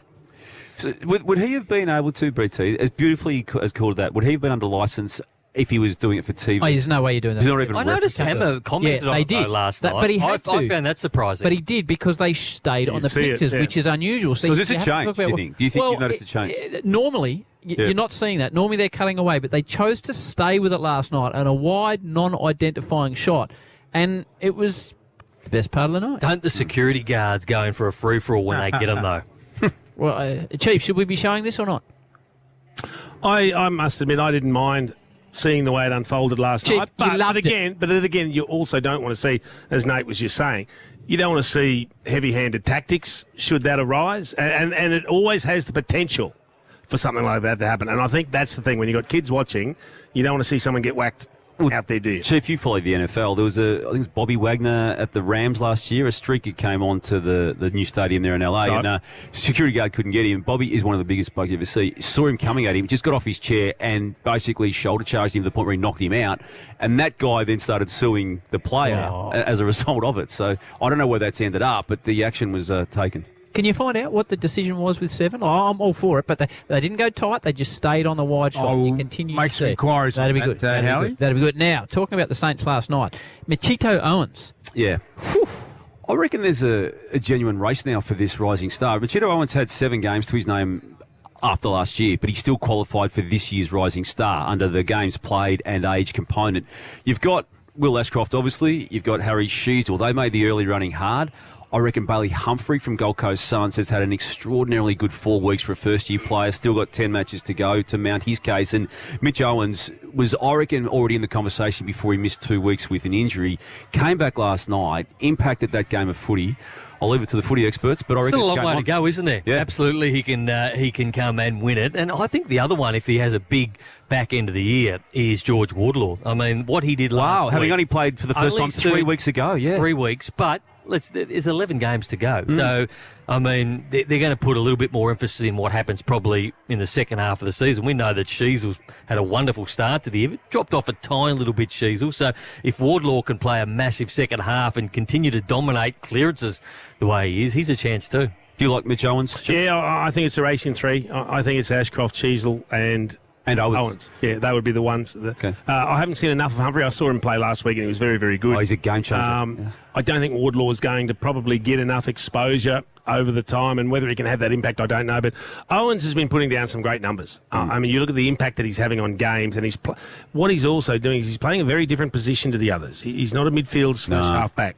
This is a guy that's playing as a semi-key forward at times, and a hybrid type forward, and having big impacts. And wouldn't it be nice to see a forward win an award? Win something. Because it just doesn't happen that often. And the degree of difficulty, I think, is a lot harder what Mitch Owens is doing. So credit to him. He's having an outstanding year. Lovely guy, too, isn't he, Brownie? We had him on the Sunday Footy Show at the start of the year, and he only had I think 10 games with his name at that stage, but he's come hard really quickly, Howie. So he's running there. Your man Humphrey, which would have been a big story down here, he signed an extraordinary sized extension for a man that's in his first 2 years as a standard contract for a first draftee, and he's added 4 years to it. So 6 more 4 years to it, 10 games into the first year. So, he must be good. The Lizard just signed for an extra 7. Yeah, no, that's big, isn't it? He's up to that. So, we touched on before, just Clayton Oliver will miss Monday's King's birthday game because of a blister infection, which has had him in hospital now for multiple nights, and he's still in there as of today. So missed the previous 2 weeks with a hamstring,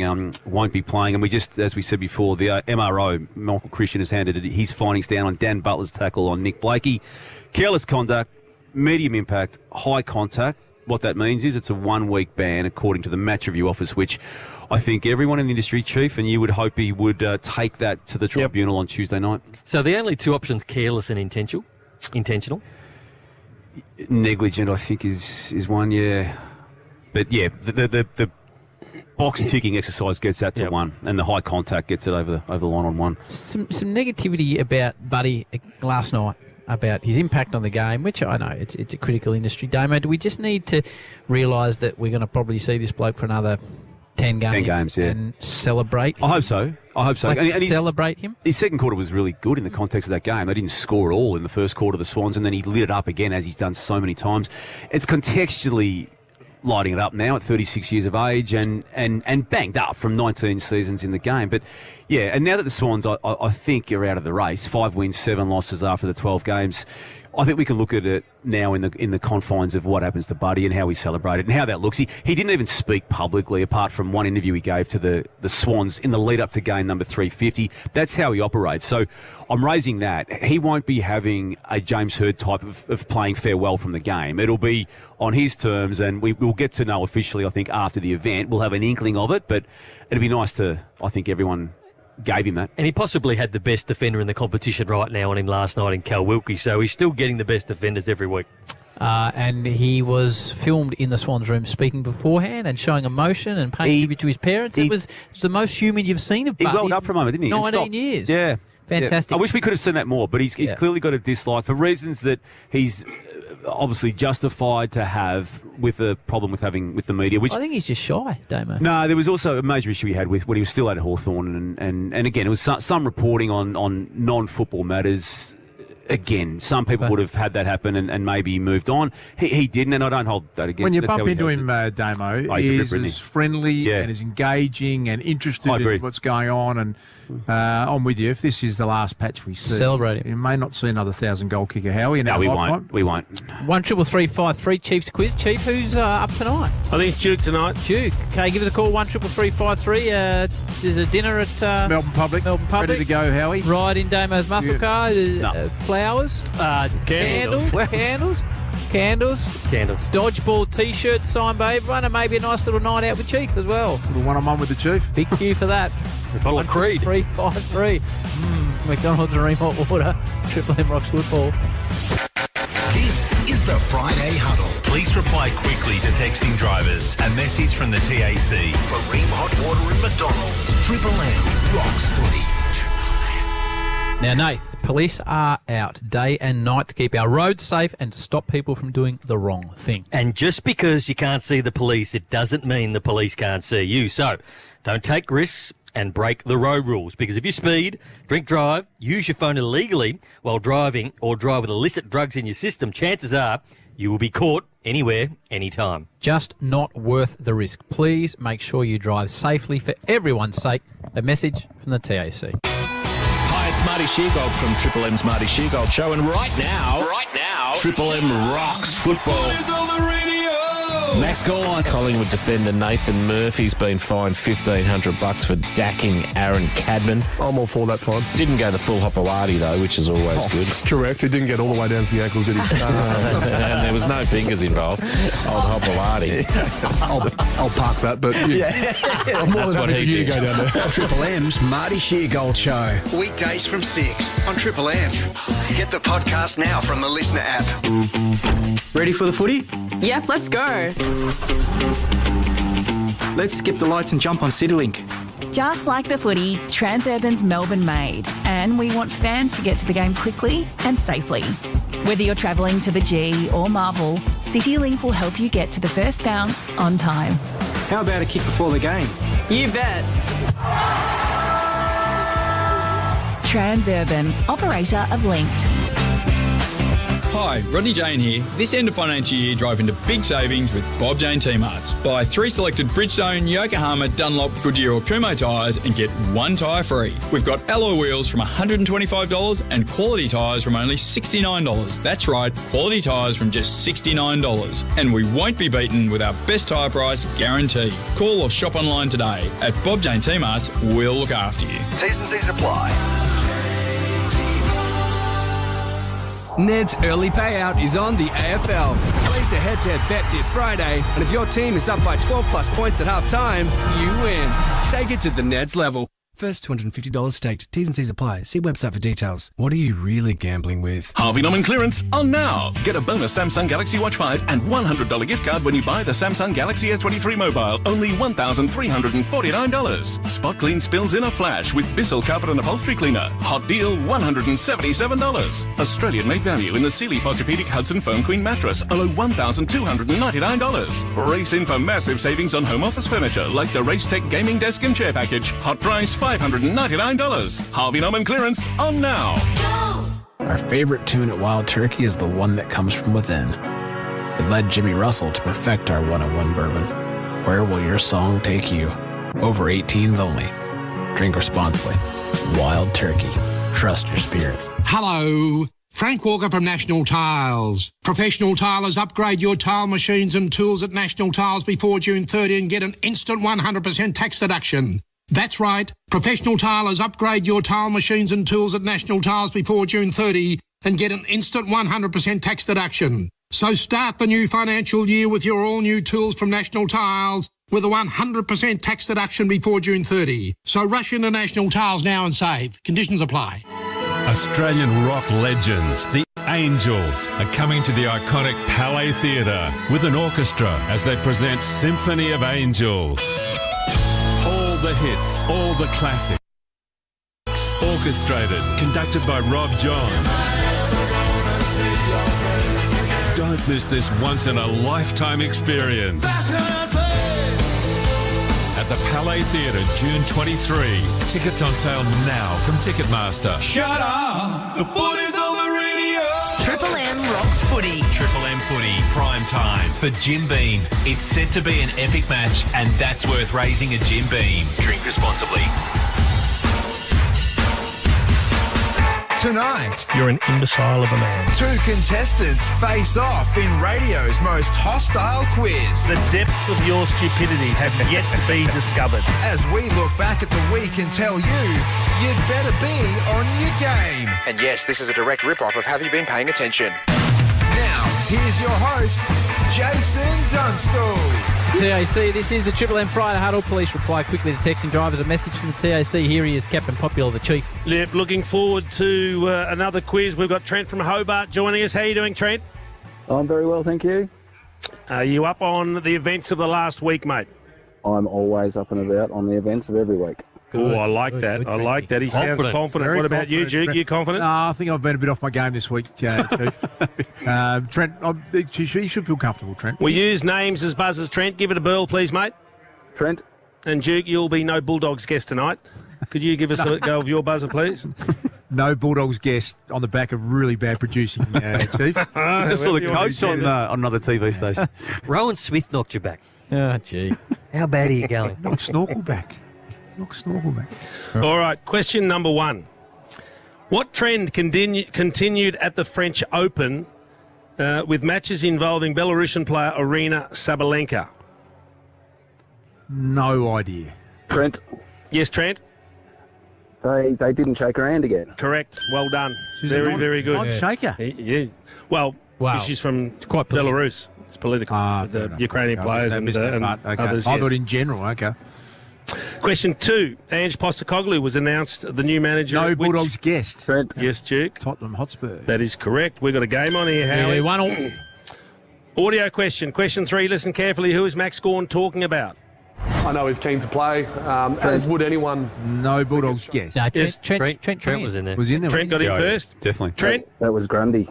That is correct. Ooh, Trent's on it. No, he's good. game He's on. good. I had that one and was robbed. But Question 4. Which Hawthorn defender re-signed for a further 3 seasons? no Bulldogs guest. This is a genuine guess. Duke. Blake Hardwick. No. Any idea, Trent? Impy. Impy. That is correct. Well Trent. done. Good work, Guru. That was good. What's the score, please, Howie? 3 to our man from Tassie, Trent, and 1 to Luke. He said he was off, Luke. Number 5, another audio question. Who is this on Sunrise? No, we're not worried about seeing more. There's plenty to do. If you can see in the background No behind me, Bulldogs there's guess. a redevelopment. Yes, Duke. That'd be Ken Hinkley on Sunday. That is correct. 3-2. 3-2. Which PGA golfer called himself a sacrificial lamb following the PGA and Live merger? Come on, Trent. Anyone? Yes, Trent? McElroy. That is correct. Rory McIlroy. Yeah, 4-2. 4-2. This is game on. Duke is under the pump here. Which wife of a Triple M alumni was announced No as a Bulldogs participant? guest. Yes, Duke. I was told this in the box tonight. That would be the one and only Beck Judd. That is correct. He's back. Amazing race with her sister. Score, please, Howie.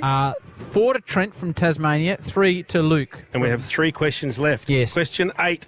Which top order Australian batter did not trouble the No scorers in the Bulldogs first? guest. He won't get this. That would be Usman Khawaja. Oh, Yeah. 4-4. I didn't think Game on, Trent. Here we go. Come An on, audio Trenty boy. question. Question 9. Have a listen to this. I don't know about this trash bender, JB. What's the go, this trash bender? Like, come on. No Bulldogs guest. No, Trent's already gone. Yes, Trent? Tom Papley. That is correct. Wow. 5-4 Chiefs. Cannot get beaten. But the Duke can force a tie. Well, then it's a playoff. Yes. The projected number 1 pick in this year's national draft is who? What's his name? I can picture him. Well, that's sort of the From idea. Bendigo. Trent. Got long hair. Yes, Come on, Trent. Trenty. Gone. It's Harley Reid. Hey, Trenty boy! I love Trent. Spank the Duke. Well played, Trent. Like proper spanking. Great effort. Dinner Great for you effort, at mate. Melbourne Public, Trent. Next time you're in Yep. town over from Hobart, come and have dinner, please. Signed Yes, will do. T-shirts from the, what was it called? Dodgeball extravaganza. Hey, Trent, what's happening with the stadium down there? Are we on or are we not on? Hopefully we're on. Okay. Hopefully we are definitely on. Who do you support in Politicians the need to pull AFL? their- I support the Eagles. And if Tassie gets a team, will you swap and support them? Oh, probably yes. Only probably. Not a ringing endorsement from our man down there. I Thank will you, Trent. definitely Well have a mess. there we go. There we go. Good on you, Trent. Well done, No mate. worries. Thank you. Should we take a break and then come back with a bit more news and just a bit more general discussion as we lead up to Port versus the Dogs? Big game this one, Howie. This is massive tonight for the Dogs in particular. We'll keep you across the cricket too as well with our man Nate Brown, who called cricket on Triple M over the summer. Once. Calling anymore? Yeah. It's gone, is it? Yeah, I'm not hearing. Oh, no. Yeah. No Not go well. We haven't discussed it yet, Chief. You did so well. They asked me yesterday, actually. Don't call me, we'll call So you went into bat for me? Strongly. Strongly, yeah. Well, I reckon tell Christina can take a nice long European vacation over summer though. McDonald's Dream Hot Water, Triple M Rocks Footy. Triple M Footy, prime time for Jim Beam. It's set to be an epic match, and that's worth raising a Jim Beam. Drink responsibly. For Ring Hot Water and McDonald's. Triple M Rocks Footy. Shut up! The footy's on Triple M! When all the serious footy talk gets a bit tiresome, you can always rely on Triple M's Saturday Rub. Of course, a member of our family, even though he's back as a senior coach, we still consider him to be a family member. Ross Lyon, have you got us? Oh, I love that. We were waiting for you, had other meeting commitments. You know, other radio mobs boring the crap out of you, Roscoe. I was exhausting. Join the Temper Mattress call team tomorrow from noon for Hawthorn and Brisbane. For Ream Hot Water and McDonald's, Triple M rocks footy. You don't have to exhaust yourself at the gym to put your health first. You could ditch the work emails after hours. Put more good stuff in your mouth. Even just drink more water. Whatever health first means to you, NIB is here to help you live it. Enjoy discounts on popular health and wellbeing brands. Have helpful tools and services at the ready. Even earn rewards for healthy living. So what are you waiting for? Start living health first and join NIB today at nib.com.au. T's and C's apply. It's tax time at Bunnings Trade. Get in quick for an amazing deal on the AEG 18-volt Fusion 10-piece mega kit, just $1,999. That's over $3,500 worth of AEG power tools for just $1,999. Plus, purchase before June 30 and get your choice of AEG nailer skin, Fusion lawnmower skin, or 4 5-amp force batteries via redemption. Don't miss out this tax time at Bunnings Trade. Helping business is our trade. Get the perfect all-rounder for your lifestyle block with the John Deere Compact Tractor range from Brand. Secure yours before June 30 for discounted finance starting from 1.49% per annum. Visit brand.ca/au. These T's and C's apply. Visit website for details. Treat your thumb to mountains of mobile data with no lock-in contracts and unlimited data banking for a great price. Scroll good today. Search Belong Mobile Plans. Hi, I'm Kaylee, and I'm a Wish kid. Kaylee's wish was to go to the snow. Having a wish to look forward to helped me get through chemo. Kaylee's wish has come true, but over 950 critically ill children are waiting for a wish. That's why the Hungry Jack's crew are supporting Make-A-Wish this Wishmaker month to give critically ill kids wishes and hope. You can help make wishes come true by purchasing a Wishmaker star at Hungry Jack's today. Thank you, Wishmakers, for making my wish come true. End the financial year with more at GWM. Take up to $2,000 off the drive-away price during the end of financial year sale. On now until June 30. GWM, end the financial year with more. T's and C's apply. Have you found your land? Sure did. We got an amazing deal with Mirvac on our dream lot. Can't wait to start building. Mirvac invites you to enjoy a life of everyday excellence at Olivine in Donnybrook. There's lot sizes to suit everybody. Get started with the A Lot to Love promotion. You'll only need a $10,000 deposit if you buy your lot before June 30. Plus, you'll receive an incredible $10,000 bonus on settlement. T's and C's apply. See olivine.mirvac.com for details. For the world's most awarded whiskey distillery, just look Starwood. Starwood whiskey, delicious and juicy, fully matured in Australian red wine barrels. Starwood, to new horizons. Every massive moment lives right here. That is incredible. For Ream Hot Water and McDonald's, Triple M rocks footy, and the first quarter is coming up next. Your business has tax debt. Cash flow is tricky. Profit is hard to obtain. It's just all too hard. So you put your head down, keep going, and hope the problems will go away. But you know they won't. They'll only get worse. Clean up your business once and for all. Call Your Business Angels on 1300 982 559. Your Business Angels. Repair the past, rescue the future. Shut up! The footy's on the radio! Triple M rocks footy. This quarter for Lifeblood. Be the lifeblood of footy. Search Give Blood today. This is Triple M footy, prime time for Jim Beam. Said to be an epic match, and that's worth raising a Jim Beam. Drink responsibly. All dark here at Marvel. I think it's a bit of M&M emanating from the speakers as the Dogs come out on the ground ready to take on Port Adelaide. But around the ground, Choice Hotel style, Chiefy, second ball of the morning. What happened? Another wicket to our boy, Scotty Boland. Oh, he's got it now. He's just dropped. Oh, no. So let's get to the wicket first, Chiefy. Oh my goodness. So that was... It was a hot chance. Well, firstly it was Bharat, the wickie, got done by a massive off-cutter. Yep, through the gate. Clean bowl, which was a beauty. And now Uzi, after a duck in the first innings, has just shelled one. So Thakur just sparred at one from Boland and dropped it at probably second or third slip. He's got a habit of taking wickets in clumps, Scotty Boland. Does this mean, Damo, as a Sheffield Shield reporter, that he now has to play the first test? I can't see how you keep him out. And I know that it was a decision between he and Hazelwood that got him a spot for this World Championship final. 2 wickets out of the first 6 and the drop catch. Howie in the first innings, I just... That defies logic now to take him out. Do you know what I love about the Chief? He's an extraordinary watcher and educated observer of sport. How you can flick over to golf and you know what's going. Australian cricket, he knows well, Chief. Your thoughts on the Australian cricket team? You know a lot of the players. Do you find them... well, they've got this one sewn up already, Okay. Duke. They are about to become the got a Test favourite? World Champions.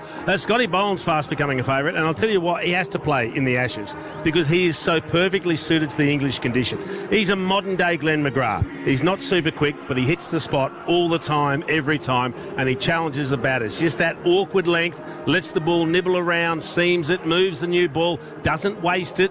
What I about think he Pat has to Cummins play. balling out now, Chief? You can't be anything apart from... I think he's praise. been the number 1 ranked Test bowler over the last couple of years, Paddy Cummins, which surprised me a little bit. But look, to be brutally honest, I'd play Boland ahead of Stark. Ahead of Stark? Yep. If you had seen Stark's first couple of overs when he opened with a new ball, it was a waste. He went for 15 runs. He was just bowling half volleys and rubbish. Now he's starting to get... I think So Boland... you'd bring Hazelwood in for Stark? Is that your... Well, if Hazelwood's fit, I'd probably pick him ahead of Stark. But I don't. I think there's always risks around Hazelwood, so I think they'll probably go in with the same team here. Yeah. I mean, how do you change a team that just wins the World Test Championship? Well, they haven't won it yet, Chiefy. They've still got to get 14 more wickets. Okay. And this is the other one who's how many do we make? Sorry, Howie, 469. Yep. And they're 6 for 154. Yep. If we lose from here, this is a Jana Novotny style performance that will never be repeated. How do we know that VVS and Rahul Dravid aren't? Well, they're not going to make. Yeah. Well, they're not here to make 600 on the clay in the second dig, are they? Scotty Boland, what a star. Hadn't played cricket in England, went with the Indigenous team in 2018. A play against minor teams, never played a high level of cricket in England. Peter away Siddle's goes. been mentoring him on the Duke ball, hasn't he? I was reading the other day. Can't go wrong at the moment. So all good for the Australians as we get settled in for this one. But before that, Damo, just any other news floating around? Yes, Peter Wright makes his return. First game for the year, Chief. Best and fairest winner of Essendon last year. 50-plus goals for the team that had an ordinary season. Hasn't been seen with a shoulder complaint this year. Back earlier than what they feared when he first went down pre-season. And it's a big in for a club that has now got enough wins on the board already to this point of the season. Big game on Sunday night against Carlton. He is a massive inclusion, Peter Wright. I don't know what we're going to get from him, Brownie, first up, but we've seen Max King come in after a similar layoff with injury and have an impact in his first 3 games back. Mitch Lewis. They're making impacts when they come back.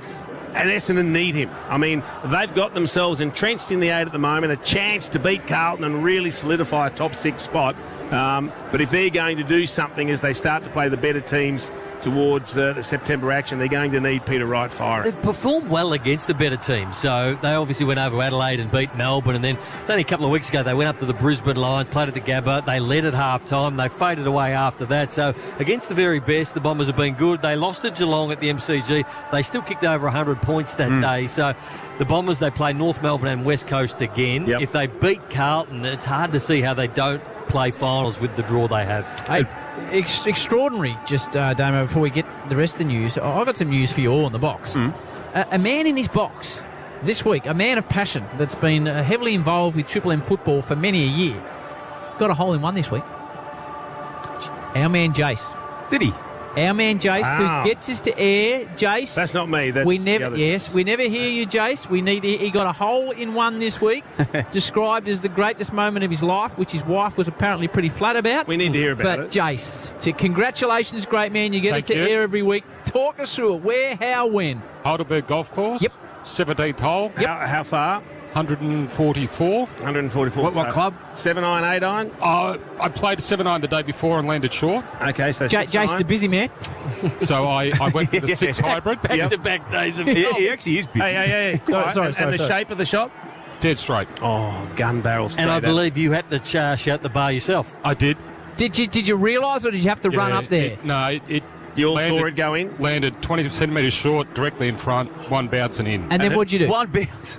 Yeah. Oh, look, I didn't get too excited at the time because you always think, oh, look, it may be behind the hole. Yeah. And as we walked up, the guys were just high-fiving. And where did you put this in moments in your life? Oh, one of the greatest. And Jace, how many were there to see it? The 3 guys I was playing. Oh, brilliant. So it was in competition. Oh, even better. Well done. Jace. Well done. What did you have for the day, Jace? How many Had points? 38 points. In comp, does it go up on the board? It does, I believe. Oh, look at that. He's on the board. Oh, You're Jace. guilty. Get a trophy with the ball. I gave the ball to the club so that, it gets framed for me. Oh, Great well effort. done. Nice. Great Well effort, done, Jace. Jace. Well, And in 35 seconds, probably proved he's better on air than Nate, who's been on 10 years. To be fair to say, does. That's harsh but fair. Sometimes you're a Anyone, real knob, Howard. anyone else ever had a hole in one? Chief, No. have you got close? No. No. Got close, but never looked like it. No, we didn't. One of the great blokes too, Joe. Yes, one of the great blokes. Well done, Jace. Great. Nice. A bit Great. more news as we move back to the football. Yep, we saw the mid-season draft only a week and a half ago conducted, and we get the first debutant out of that, Brownie, Ryan Murrick, playing for West Coast this week. It's a big turnaround from playing for, being based in Drilwyn and missing draft. It is, and good luck to him. That. So West Coast obviously needed some players, and over the last few years they've had to dig into the waffle. Here's what's going on over there, but good luck to him. It'll be fantastic. His family will be really excited that he's playing AFL football. But mind you, given the dilemma they're faced with at the moment, West Coast, and the deep abyss that they're actually in, why wouldn't you play him and find out if you're going to get something out of him? Whether he might end up being a player that they say, yep, we've got to take him forward with us. So find out. You followed his story, Damo. Great opportunity. I think he was talking about that he went off footy and he was maybe 115, 120 kilos, and it was his brother said, come on, mate, let's get fair dinkum about this. And Correct. He's a bit of a whippet type now. Only 2 years ago during COVID, he was way overweight, according to himself. Just 15, that's Got a bit of the Shane Mumford story about it, the big sausage eater from Bunyip. The big Bunyip boy. Just a political one too, Hal, before we move on to previewing tonight's game in a ramped-up fashion as it gets closer to starting. Linda Dessau, 3 weeks remaining, Das, on her term as Governor of Victoria. Was on the AFL Commission from 2007 for 7 or 8 years prior to that. Gave up the job on the Commission or the role on the Commission when she became Victorian Governor. When that expires at the end of this month, I expect there to be a ramping up of a behind-the-scenes campaign to get her back on the Commission, potentially not just as a commissioner, but as the chairperson to replace Richard Gorder when he chooses to stand down. Has Richard announced that he has... He's used the word succession or a variation of that word on the day that Andrew Dillon was announced as Gillan McLaughlin's replacement. There was a question put to Richard along those lines. I still think it's 18 months away, potentially, that being the case. But, yeah, it's in play, at least behind the scenes. She's a ripper, Linda Dessau, mad, passionate Essendon supporter, and that would be a good appointment. Are there constitutional limits to the terms that directors on the or commissioners on the AFL Commission? I'm not aware if there are, Chief, unless they've been written in recently. Are you asking the question knowing the answer? No, I didn't know. I don't think there are. I don't think they like having people on for too long as a rule, but I don't know whether it's constitutionally abided by. Can we get Chief on the Commission? Why not? No, that'll be a perfect appointment. Have you been approached before, Chief? No. There's no one on footy. There's no one who's football-based on the Commission. If you were approached, would you consider it, Chief, to be an AFL Commissioner? Gee, that'd be difficult, Duke. Why? Because then I'd have to be a lot more serious than I am. You don't think you can host the bounce and be an AFL? Well, that would make life be an interesting balance, wouldn't it? Be able to play tennis 3 times a week either. Oh, yeah, it would. Like Steve. I'd have to get up at 11 a.m. rather than after lunch to do some... I know you're making that in jest, but Chief, I wasn't making that in jest at all, Dave. Look, as a rule, they don't like people having prominent roles in the media because of the commentary that they have to make on the game. So I think it does preclude you, Chief. But having said that, I know you well enough to know that you would be able to balance that like no one else could. And it would be of great benefit to have your football nous as part of that commission group. Ream Hot Water, built tough Aussie conditions when it comes to water heating. Ask your plumber to install a Ream. Damo, before we let you go, a headline for tomorrow, please. Yeah, big headline. All right, Damo. I really like what a certain Brownlow medalist is doing for the Port Adelaide Football Club, Howie, in how he's deferring to some younger players. I'm referring to Ollie Wines and how he's allowed Connor Rosie, Zach Butters and Jason Horne-Francis to become the main man in that midfield group, but he is just playing a beautiful role. I'd say he's as important now, even more so than what he was when he won a Brownlow for that club in 2021. I just think there's a very nice headline if they were to go 10 in a row tonight, like a good wines. Or fine wines. Yeah, not feeling that one. No. I liked it, though. And the build-up was... I had to give it a build-up because it was a bit scared when I got to... I think you're better when we consult with each other. I like it when you gave me one last week.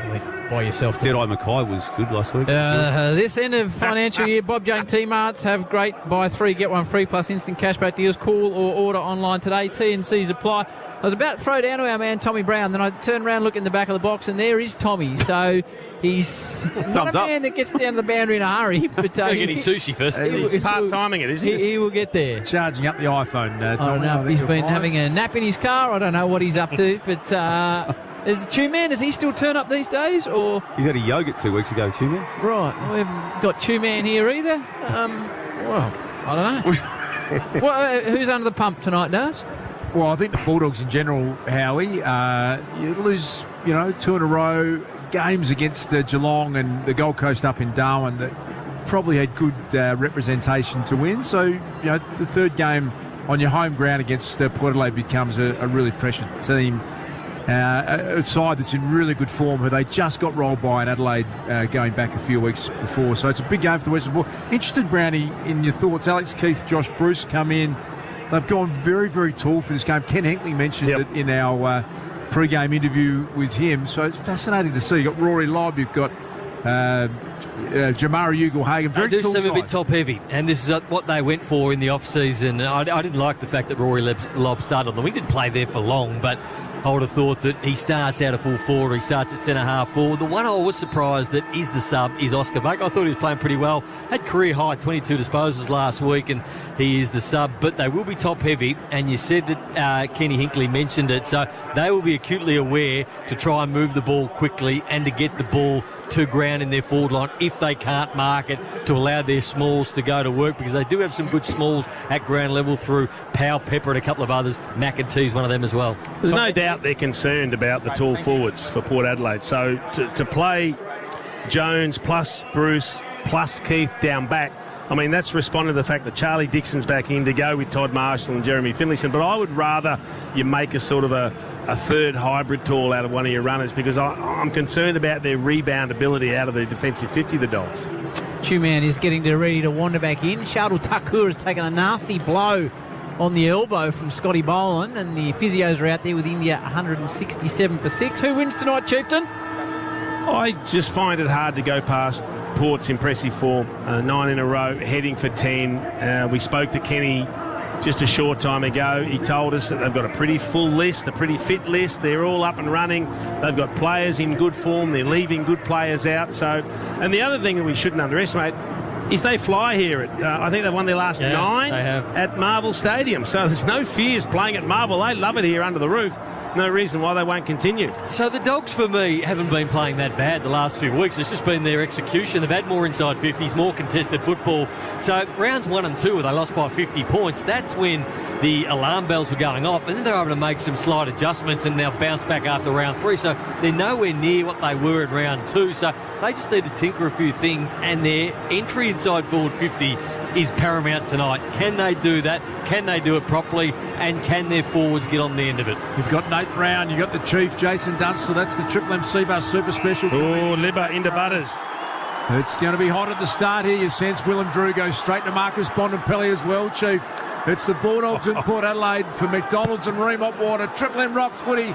English and Lysett. Lysett jammed the knee into the midriff of Tim English, picked up by Connor Rosie, and it's landed perfectly into the lap of the Port Adelaide forward. It's coming through. Boone Jones, who started forward, couldn't quite get his name out. Powell Pepper, Charlie Dixon back. Port Adelaide kicked the first. It's taken about 19 seconds. And there's a statement. Big Chaz is back. And Port Adelaide have rammed home the first of the evening. Triple M Lifeblood scoreboard. be the lifeblood of footy. Search Give Blood today. What a great answer from Port Adelaide. So the Bulldogs try to get really physical at the first bounce. The Liberatore absolutely giving it to Butters. Willem Drew all over Bontempelli. But then they go ahead, they win the clearance, they get it forward. Bang, bang, bang. Charlie Dixon ends up with it after the Powell Pepper hand pass, and he snaps a great goal. That is the perfect start for them. Your man, Shardul Takur, who I told you was getting his arm looked at. Next ball from Cummins is an absolute cracker. Whacks him in the same spot. Have a look at the replay here, Chiefy.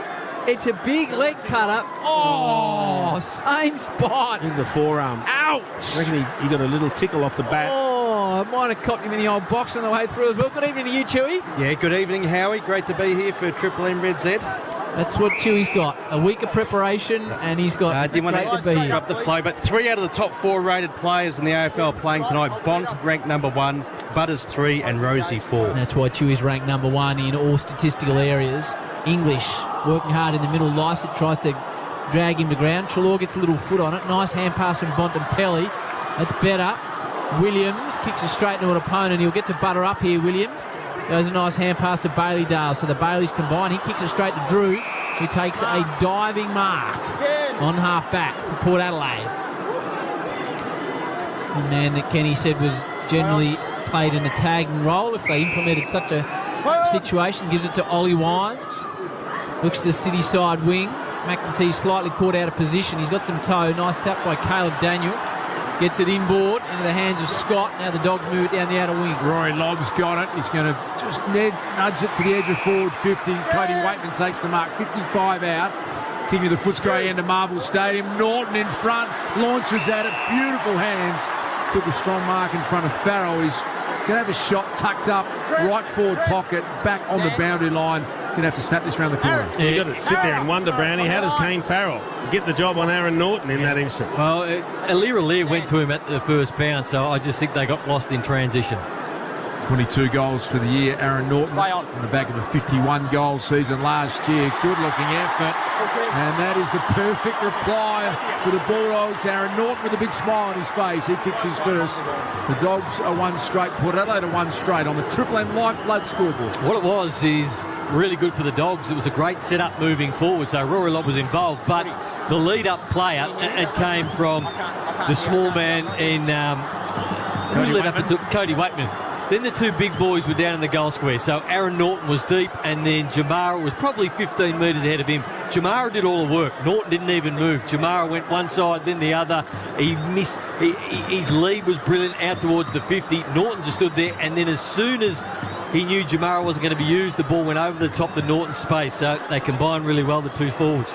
Nice start to this. The big forwards, Dixon and Norton already on the board. India 167 for 6 as Takur is getting arm guards at the moment over the Oval for Choice Hotels around the grounds. Treloar gets out of the back of the contest, immediately caught in a good tackle by Rosie. Butters goes over his head, comes back the other way of the Dogs. Runs important. Treloar shows a little bit of it. He's chased down by Burne-Jones, who continues to apply pressure on Bailey Williams. He's had a bit of it early. Treloar just shins it forward, kicks it straight to an opponent in Rosie. Williams gets it again. He's everywhere at the moment. Chain of hand pass goes to Bontempelli. Sticks it forward to Ugelhagen, comes to ground. Well done by Bergman in defence. Ugelhagen takes on the tackler, does well to dish it off. Waitman, dangerous Waitman, gets onto the right. Waitman! Bit of sizzle about this one early. Dogs 2 straight, Port 1 straight. Triple M Lifeblood scoreboard. Be the lifeblood of footy. Search Give Blood today. Everything you didn't see last night, you see in the first 3 minutes tonight. They're about to say the same thing, Howie. We were aching for a decent game after what we sat through last night. And this is sharp. We're seeing some great skills. A couple of mistakes in the middle of the ground. Both teams turned it over. But once it was mopped up and went forward, they look good. And Waitman's a player they need up and running.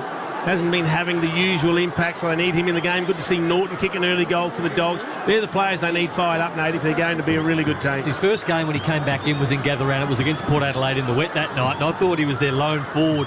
He kicked 4 goals in the wet that night, and they didn't really have a good match-up for him. And early, he's already taken a mark and the assist. Now he's kicked the goal. With no Burton out, he would be the perfect player to play on him. A couple of important touches from the superstar Marcus Bontempelli. A bounce that will be recalled. 2 straight 12 the Dogs, 1 straight 6 Port Adelaide. That's your Triple M Lifeblood scoreboard. The secondary bounce, Liberatore leads in the race.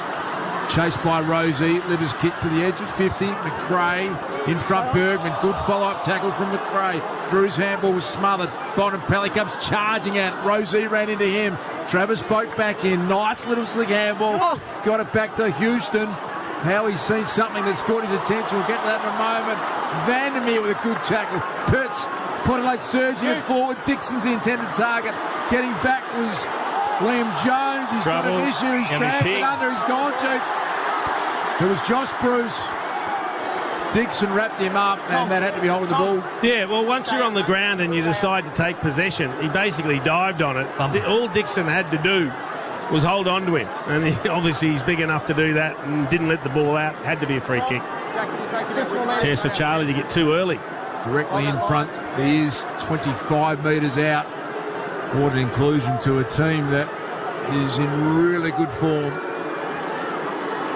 Kicked the first one in the first 16 seconds. Charlie Dixon directly in front.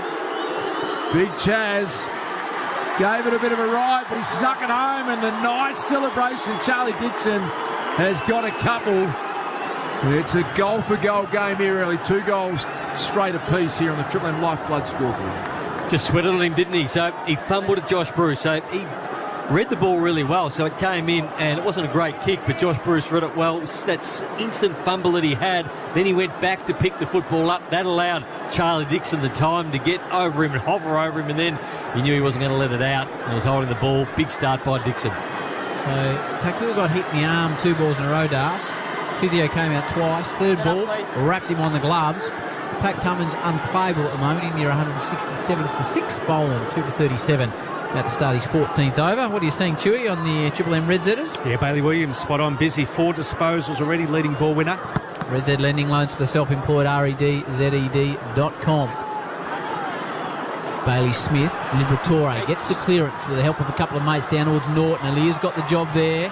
Getting pushed underneath it, but doing well in the contest was Dylan Williams, an impressive young player. This will work out into the hands of Connor Rosie. He's got it city side, defensive point of the square. Alir provides an option, but it goes across to the impressive Bergman. His name's been linked a couple of times to St Kilda, I've read in the newspaper. Miles sends it wide. Good grab by Wines. Immediately goes. This is good from Port Adelaide. They're going to move the ball off the boot of Houston, but it's beautifully read by the Bulldogs defenders, and that's Alex Keith. And he hits Bailey Williams again. Played that nicely, Keith. Bontempelli, the next link in the chain, takes it in front of Horn Francis. Releases Bailey Dale. He loves to get rolling. He looks for Waitman, just a touch too tall. And Alir read it better than anyone else. The power can load up Josh Sin. Out to the Power Pepper target on the outer wing. A little dance step, tried to get around James O'Donnell, and then found Lysett, who releases it back to Sin. He's shanked that kick off the side of his boot and out of bounds. It'll be a Tim English free kick at half-back for the Bulldogs. It's 2 straight 12 apiece. English on the outer side. Must love this bloke, Das, as a Bulldogs member. He'll be an outstanding year. Is he the best ruckman in the comp? He's got a genuine argument, we would have thought. Tim English, the way he's going. He'd be all Australian ruckman at the moment, I would have thought. Bontempelli's got the left knee heavily strapped. Pierces the ball to Bailey Smith, goes by hand. This is good from the Bulldogs. They're building off half-back. Wide ball out onto the wing. And now Bailey Williams, another possession as he drives it deep inside 50, just floating across though. That's the impressive Bergman. That's the first time they've really bombed the ball in, so they had 3 targets coming up at them, but there was a stack of players just outside 50 metres. Bailey Williams had a really good start, but just blasted in. That's not what they wanted to do. That's what they've done the last 2 weeks. Working hard, Ollie Wines accepts the mark just on the boundary line at half-back, tracking this Medallion Club wing side of Marvel Stadium. Heads in the Dixon direction, who's got the hot hand at the moment. Bontempelli not wanting to take a risk. He's thumped it towards the boundary line. Eventually it rolls out at half-forward. Jumac. Yeah, just with Tim English, champion data actually have him as the #1 ranked ruckman in the comp, averaging the most disposals of any ruckman in the AFL at 20 per game. And he's second at the club for the Bullies for intercept mark. Also the only ruckman in the comp in the top 100 mark takers this year. Oh, Nate been doing a few red Zeds of his own.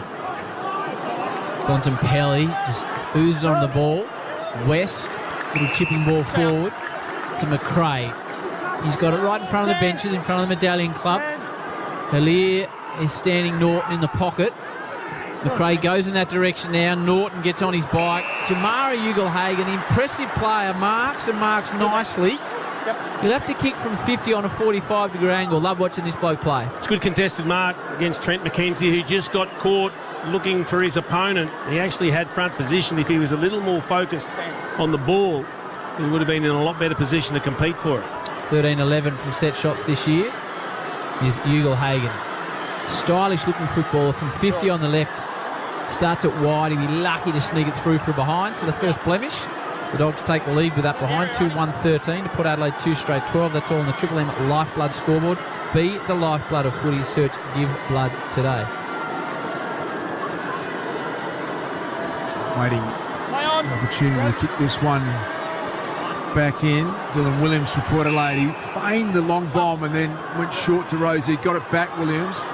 Houston tried to caress it through the corridor. It's been chopped off by Liberatore. Big opportunity for the Bulldogs. He finds Norton. They're streaming forward on Mats, the Dogs. Norton 55 out. Decides to go long to the goal square. A lot of Port numbers back there. Waitman has been infringed. Free kick against Hillier. Cody Waitman's going to take it 10 metres out directly in front. Didn't have to do it. I was just about to say they need to be smart with the ball here because Waitman's the only one down there, but it was against Bergman, so they had three players, Port Adelaide, and they just didn't get that right. And that's a free kick. Did he accentuate the contact, Nate? He always does, Chief, but if you're going to make contact when the ball's that far away, the umpire's going to see it. Directly in front of goal. Cody Waitman's got a couple. The Western Bulldogs now lead it by 7 points on the Triple M Lifeblood scoreboard about halfway through this first term. The Bulldogs are 3-1-19, Port Adelaide 2 straight 12. It's funny, the moment the ball left Aaron Norton's boot, I thought, wrong option. You've kicked it 1-on-3 and you end up getting a free kick that was completely unnecessary, given away by Port Adelaide. So you get the goal eventually, but he had Rory Lobb running into space without an opponent. Would have been a much better option. Aaron Norton up the ground. Just needed to be a little bit more prudent with what he was doing as Australia drops another catch at the Oval. Another catch goes down. Takua, the second time he's been dropped. Was it Big Greenie this time? Pretty regulation, Chief, off Cummins. Yep. Beating the bat every second ball, getting edges and not taking advantage at the moment, the Aussies. And the Dogs 3-1-19, Port Adelaide 2 straight 12. In the middle we go again. There's regulation to green. Yep. Drew starts in the middle of the contest. Liberatore hassles him out of it, drives it forward. Good tackle, but a touch high by Farrell. So in the end, not a good tackle. The Dogs punch the ball forward. Not a big lead. Marked the ball, then fell to ground and spilled out. Bergman caught by Ugle-Hagan. Doing well in the clearances at the moment, the Bulldogs. Port Adelaide are the number one side in the competition to score from clearances, but early it is 6-1 in favour of the Bulldogs. So the Dogs inside attacking 50. Goals, Dixon 2, Waitman 2 and Norton. The ones that have put them in the book so far. 60 from home for the Dogs. Nicely picked out of the ruck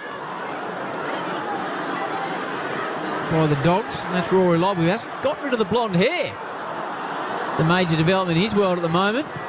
Hassled forward by the Dogs. Ugle-Hagan nearly takes the mark, brings it to ground. Ugle-Hagan shows it one way or the other, goes back to Liberatore on the snap. Libba goes across the face and registers one behind. The Dogs know nicely, 3-2. Put Adelaide 2 straight, 11 to go, first term, Triple M Lifeblood scoreboard. Kane Farrell, ball in hand. Having a look at his options from full back. Taking plenty of time. Eventually, just cruises out for the bounce and then heads out to the city side wing. Big pack out there over the head of O'Donnell. Caleb Daniels slaps it intelligently in the Anthony Scott direction. Well tackled though by Boat. Wrapped him up strongly and it'll be thrown up on the outer wing. Truman. Another positive for the Bulldogs. Port Adelaide number one for time in the forward half. At the moment, Bulldogs 68%, Port only 32. Man with the Reds Edge, Bob Jane T-Mart. Good evening to you, Tommy Brown. Good evening, Howie. Baker and Bonner, the respective subs side, and a pretty reasonable crowd in. Given there's an interstate club, I'll leave it up to your estimates, but I reckon it would be high 20s, which is pretty good. Spot on, Brownie. End of financial year, Bob Jane T-Marts. Buy 3, get 1 free plus instant cash back. caller order online today. T&Cs apply. What do they average, Two-Man, these two for crowd-wise? As the Dogs have it on half-back in the hands of Vaughan Francis, and there's some booing, don't know why. Only 18.5 here at this venue. The record's just under 23,000. I reckon Brownie's on the money bet 26-27 tonight. Farrell towards McAtee, marks nicely. Goes with inside 50 ball. Look at the size of this man! Dixon. He's a big, strong man. And he marks in front of Bruce, another big unit, and chuckles Dixon. He's lining up his third of the term. They just used the ball so well. I think it was Farrell coming off half-back, a beautiful kick over the top. And that released McVee, was it, that squared the ball up to Dixon, a well-weighted kick as well that he could run onto. So Dixon back in the side. For his third, Charlie Dixon leans back on it and kicks it. Big fist pump from Charlie. Got a big gash on his nose that he brought into the game. He is a tough man. Put Adelaide 3 straight 18, the Dogs 3-2-20. I love him, Nate. Well, I thought that Josh Bruce did the right thing. So Charlie Dixon went up outside of 50 when that kick-in happened. And Josh Bruce said, well, if he's going to go all the way up there, I'm just going to stand here 30 metres out from goal and pick him up when he comes back. But the pace that the ball moved from when Farrell got the ball out towards half forward, that allowed Dixon to run in with the flight of the football. It was almost like a sitting duck, Josh Bruce. So he needed to come back off maybe 10 metres and have a run up at him. But as soon as the ball went in the air, he just jumped all over the top of Josh Bruce and made it look easy. See, the ball use is elite from Port Adelaide. They are sharp by foot. Got the Chief. You got Nate Brown with your Triple M Seabus Super special comments. Seabus Super making hard work pay off. 2-point lead to the Bulldogs. 9:37 remaining. They play on with the bounce. It was a bounce that favoured Lysette, but Bontempelli wins the clearance. Good kick to Riley West. Back into the team. He's on the edge of 50. Pulls the trigger to lie with diving attempt to mark. He's dropped. McKenzie. The hurry kicks worked out favourably. Zach Butters, who's in outstanding form, takes it. You can hear the call, play on. Farrell pulls the trigger. Down the line, Dixon is just out of control. Big Charlie. He's got 3. That's not his best kick, but Rioli's a chance. It ricocheted off his chest. Ground ball inside 50 from Port. Bruce back there. Rioli threw it out to Burn Jones. Good tackle from Liam Jones the other way. And no prior opportunity. It's going to be ball up inside the forward 50 for Port Adelaide. How's Butters going, Jimmy? Zach Butters, Triple M Red Z, just the 2 disposals. Law clears the area with a hand pass out to Keefe. Puts under his arm, takes a bounce. He's got Ugelhagen, 20 metres progressing down the ground, uses it. AFL logo wing. Lear is tracking back in defence. He's got Rory Lobb down there for company at the moment. In the hands of Scott. Goes short to McRae. Happy to go back to the AFL logo again. Bailey Dale called to go. Just waxing back with his man McRae. Not much movement at all forward of the ball for the Bulldogs, so that's why they're just chipping it around. Nobody presenting at all. McRae therefore is forced to kick to a contest right deep in the pocket, and they just pick it off. So Rory Lobb had a one-on-one when they first ended the ball towards centre wing, and he just sat back there on a leer and thought that the ball was going to be kicked on top of his head. That was the opportunity for Rory Lobb to come leading up at the football. He wanted the perfect ball weighted to his side. Sometimes you've got to do the work before the ball gets there. Ricky Jones has got it inside defensive 50 for Port Adelaide, taking a patient build-up here. Across to Kane Farrell. Is that a bit of the footy early, Two-Man, Farrell? Triple M Red Z, 4 touches. And now Bergman. Really improved player is Bergman. This guy's a star. Butters puts the afterburners on, takes a bounce. Kick to half forward, Dixon. Tim English did well to break that one up. Charlie looks red hot. He's kicked the first 3 goals for Port Adelaide. Rioli always dangerous. Boat season open goal square. Horn Francis will take the mark here for sure. Mark has been paid. He had the A1 position, just had to hold the Boniac Chief, and he did it well. He did do it very well. There was a little bit of a reluctance or a delay from the umpires in paying it. Didn't know if he'd spilled it and the ball had hit the ground, but looked to mark. Just held McRae under the ball. 1, 2, 3 grabs. Yep, good mark. Should kick the goal. Pretty regulation from here. Going the Stevie J curve on the left foot, but a regulation finish 5 metres out. And Jason Horn-Francis puts Port Adelaide back in front. Their 4th straight 24. The Western Bulldogs 3-2-20. That is all happening on the Triple M Lifeblood scoreboard. Got a decision to make, Chief, on Josh Bruce at the moment on Charlie Dixon. He looks like he's going to mark everything. He's kicked 3 goals, but he's been involved in every one of their forward plays. He was involved in that one again there. So Bruce has got him at the moment. Liam Jones has Marshall out of the goal square, and Alex Keith is playing that floating role. He's on Powell Pepper at the moment, but Josh Bruce been soundly beaten early. Some big decisions to make for the Richmond coaching staff, the Bulldogs coaching staff. Triple M Red said Port going at 76% kicking efficiency. That's 10% above the league average. Nice, Chewy. Kenny Hinkley on the bench, quite animated down there on the Triple M Harvey Norman replay.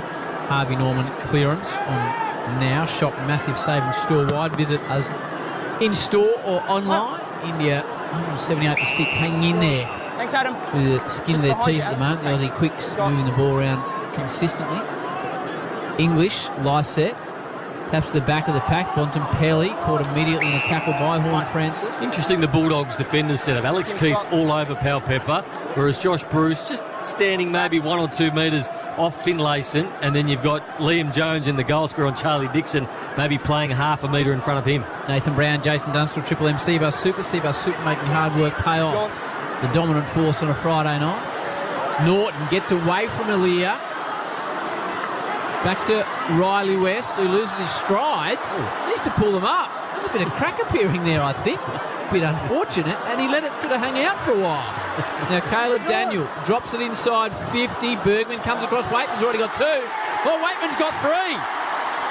Cracking goal. Western Bulldogs 4-2-26. Port Adelaide 4 straight 24. Triple M Lifeblood scoreboard. Was I mistaken, Nath? Or there's a fair bit. His pants came down. But now Port Adelaide have got a decision to make too, Chief, because this man was probably almost the best man on the ground in gather round. Kicked 4 goals, gave a couple off. He's kicked 3 in the first quarter. Burton's out of the side. They've got Farrell playing on him. Now, Farrell's a wonderful user by foot, but at the moment he's been cut up and he's had 3 goals kicked on him. Yeah, it looked like they had the numbers there. One of the players left to fly for the mark, coming around the back once the ball went inside 50. Good hands from Libber to put it into space for Caleb Daniel to go forward.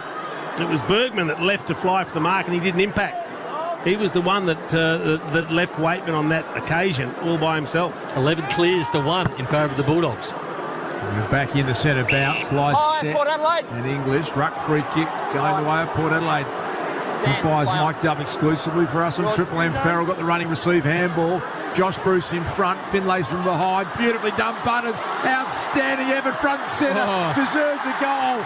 He is an A-grade star, this young man, Zach Butters. That was brilliant. Port get their 5th. 5 straight to 4-2.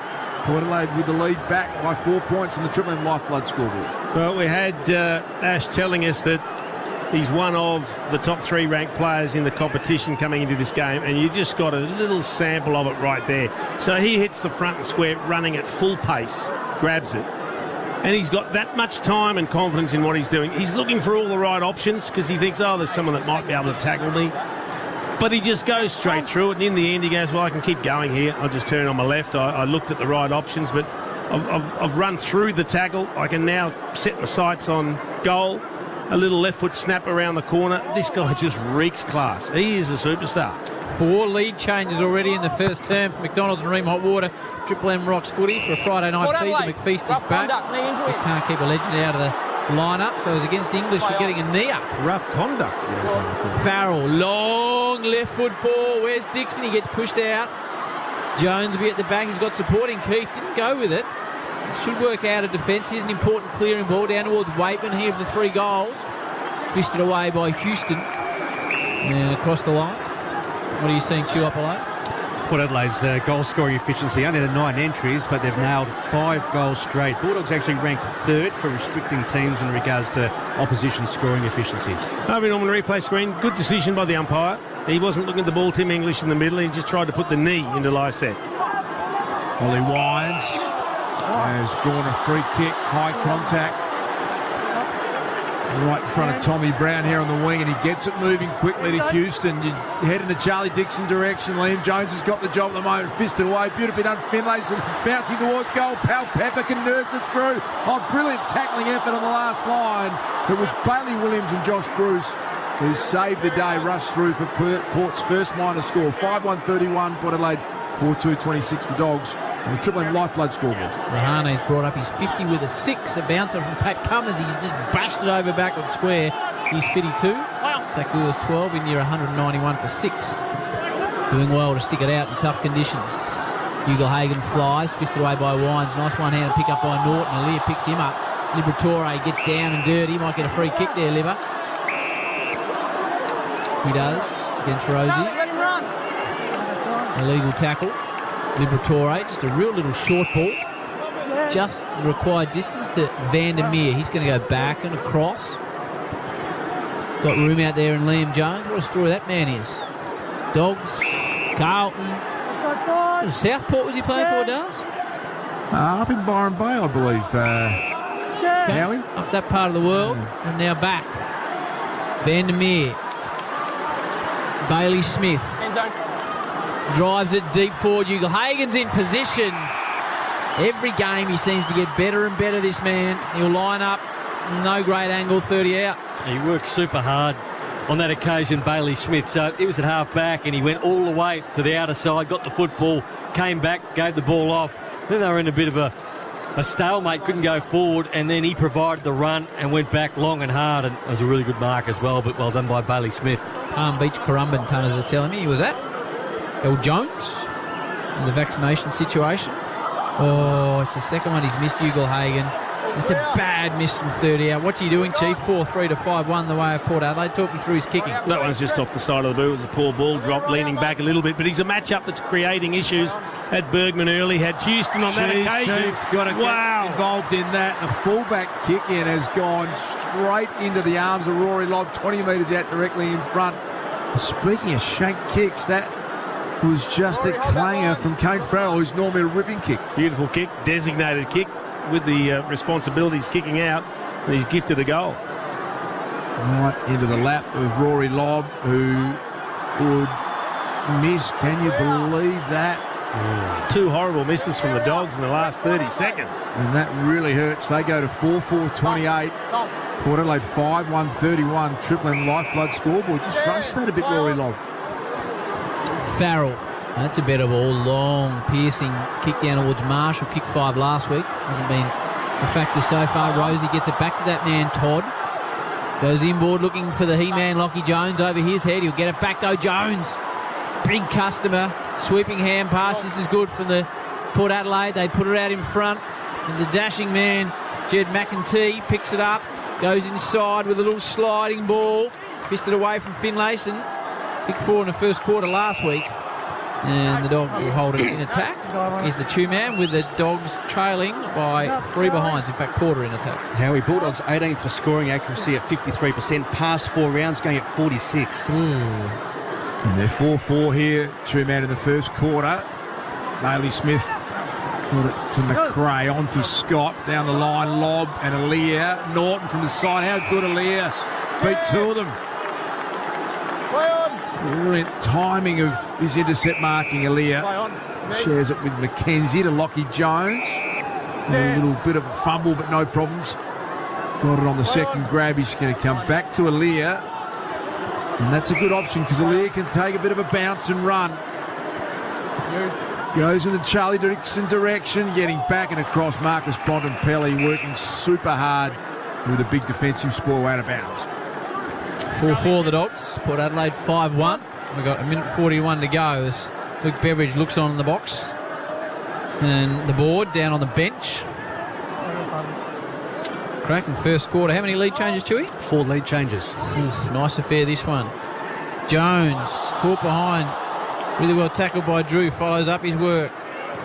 Bailey Smith, Bontempelli. Hurried kick out of defence. Lear all over it. Good spoil though by Waitman, who's kicked 3 in the term. Dixon has done exactly the same for his team. Ball not going anywhere in the middle of the ground. What's the score? Choice Hotels around the grounds, Chewy, in England. India 6 for 196, trail the Aussies by 273. Thank you, Chew. Bailey Williams. Jeez, he had a few Chew on the Red Zeds. He has disposal number 7. Right, Bailey. One of 3 Baileys in the team. Goes out to Rory Lobb. Hangs over Burne-Jones, takes the mark, would have been expected to and did. Second grab. Here's Waitman, sets himself. Oh, he's always going to take a little hanger there. And I like that he went back and gave everyone a chance to have a look at it and get a few replays in. He's lining up for 4, Chieftain. Yeah, Nate identified the matchup earlier. If he kicks this, I think we might see a change. Just Kane Farrell lost position on him. Didn't really get any body when he was pressing back. Allowed him just to jump in and sort of bounce off his body and take the mark. Creative character. Very good drawer is Cody Waitman. Can he draw this one? Gets it a touch skinny. He's got 3-1 for the term. A good drawer. Yeah, very good illustrator. Really? 4-5-29 to put Adelaide 5-1-31, 19 to go. Have you seen some of his... I have, what does he illustrate? Oh, all sorts. He's a very talented young man. Bring it in. Play on. 5-1 to 4-5. Port Adelaide. Picasso. Well, no, I'll show you some more. Arthur, stay clear. Artist, animation, what are we talking, Howard? Oh, I'll show you some pictures shortly. Advance report to score here. Lofty Jones goes deep inside forward 50. Marshall. Bruce gets back 4 seconds. Free kick's going to go. Port Adelaide's way for a push. He had a good look at that, the umpire. Yep. He had the perfect side on view. He didn't pay it to start with. Then the ball got out the back. And I think he thought better of it. He thought, no, I think that's a free kick. He took a good 3 seconds to pay it. We saw players getting away with this over the first 10 or 11 weeks. You're allowed to get away with all sorts of pushes. They've started to pull it up last week and this week. So the siren has sounded. Todd Marshall can kick one after the siren. Very gettable chance directly in front. Normally a pretty good kick, Todd Marshall. And he nails it. Went straight through the middle. Port Adelaide kicked 6-1-37 to enjoy an 8-point lead here at quarter time. The Western Bulldogs 4-5-29. Bulldogs misses big costly. That's on the Triple M Lifeblood scoreboard. You got Nate Jones, you got the Chief with his 1,254 goals. The two-man Howie, Tommy Brown. That is a big Friday night team ready to go for McDonald's and Ream Hot Water. Port by 8 points at quarter time. Triple M rocks footy. That quarter for Lifeblood.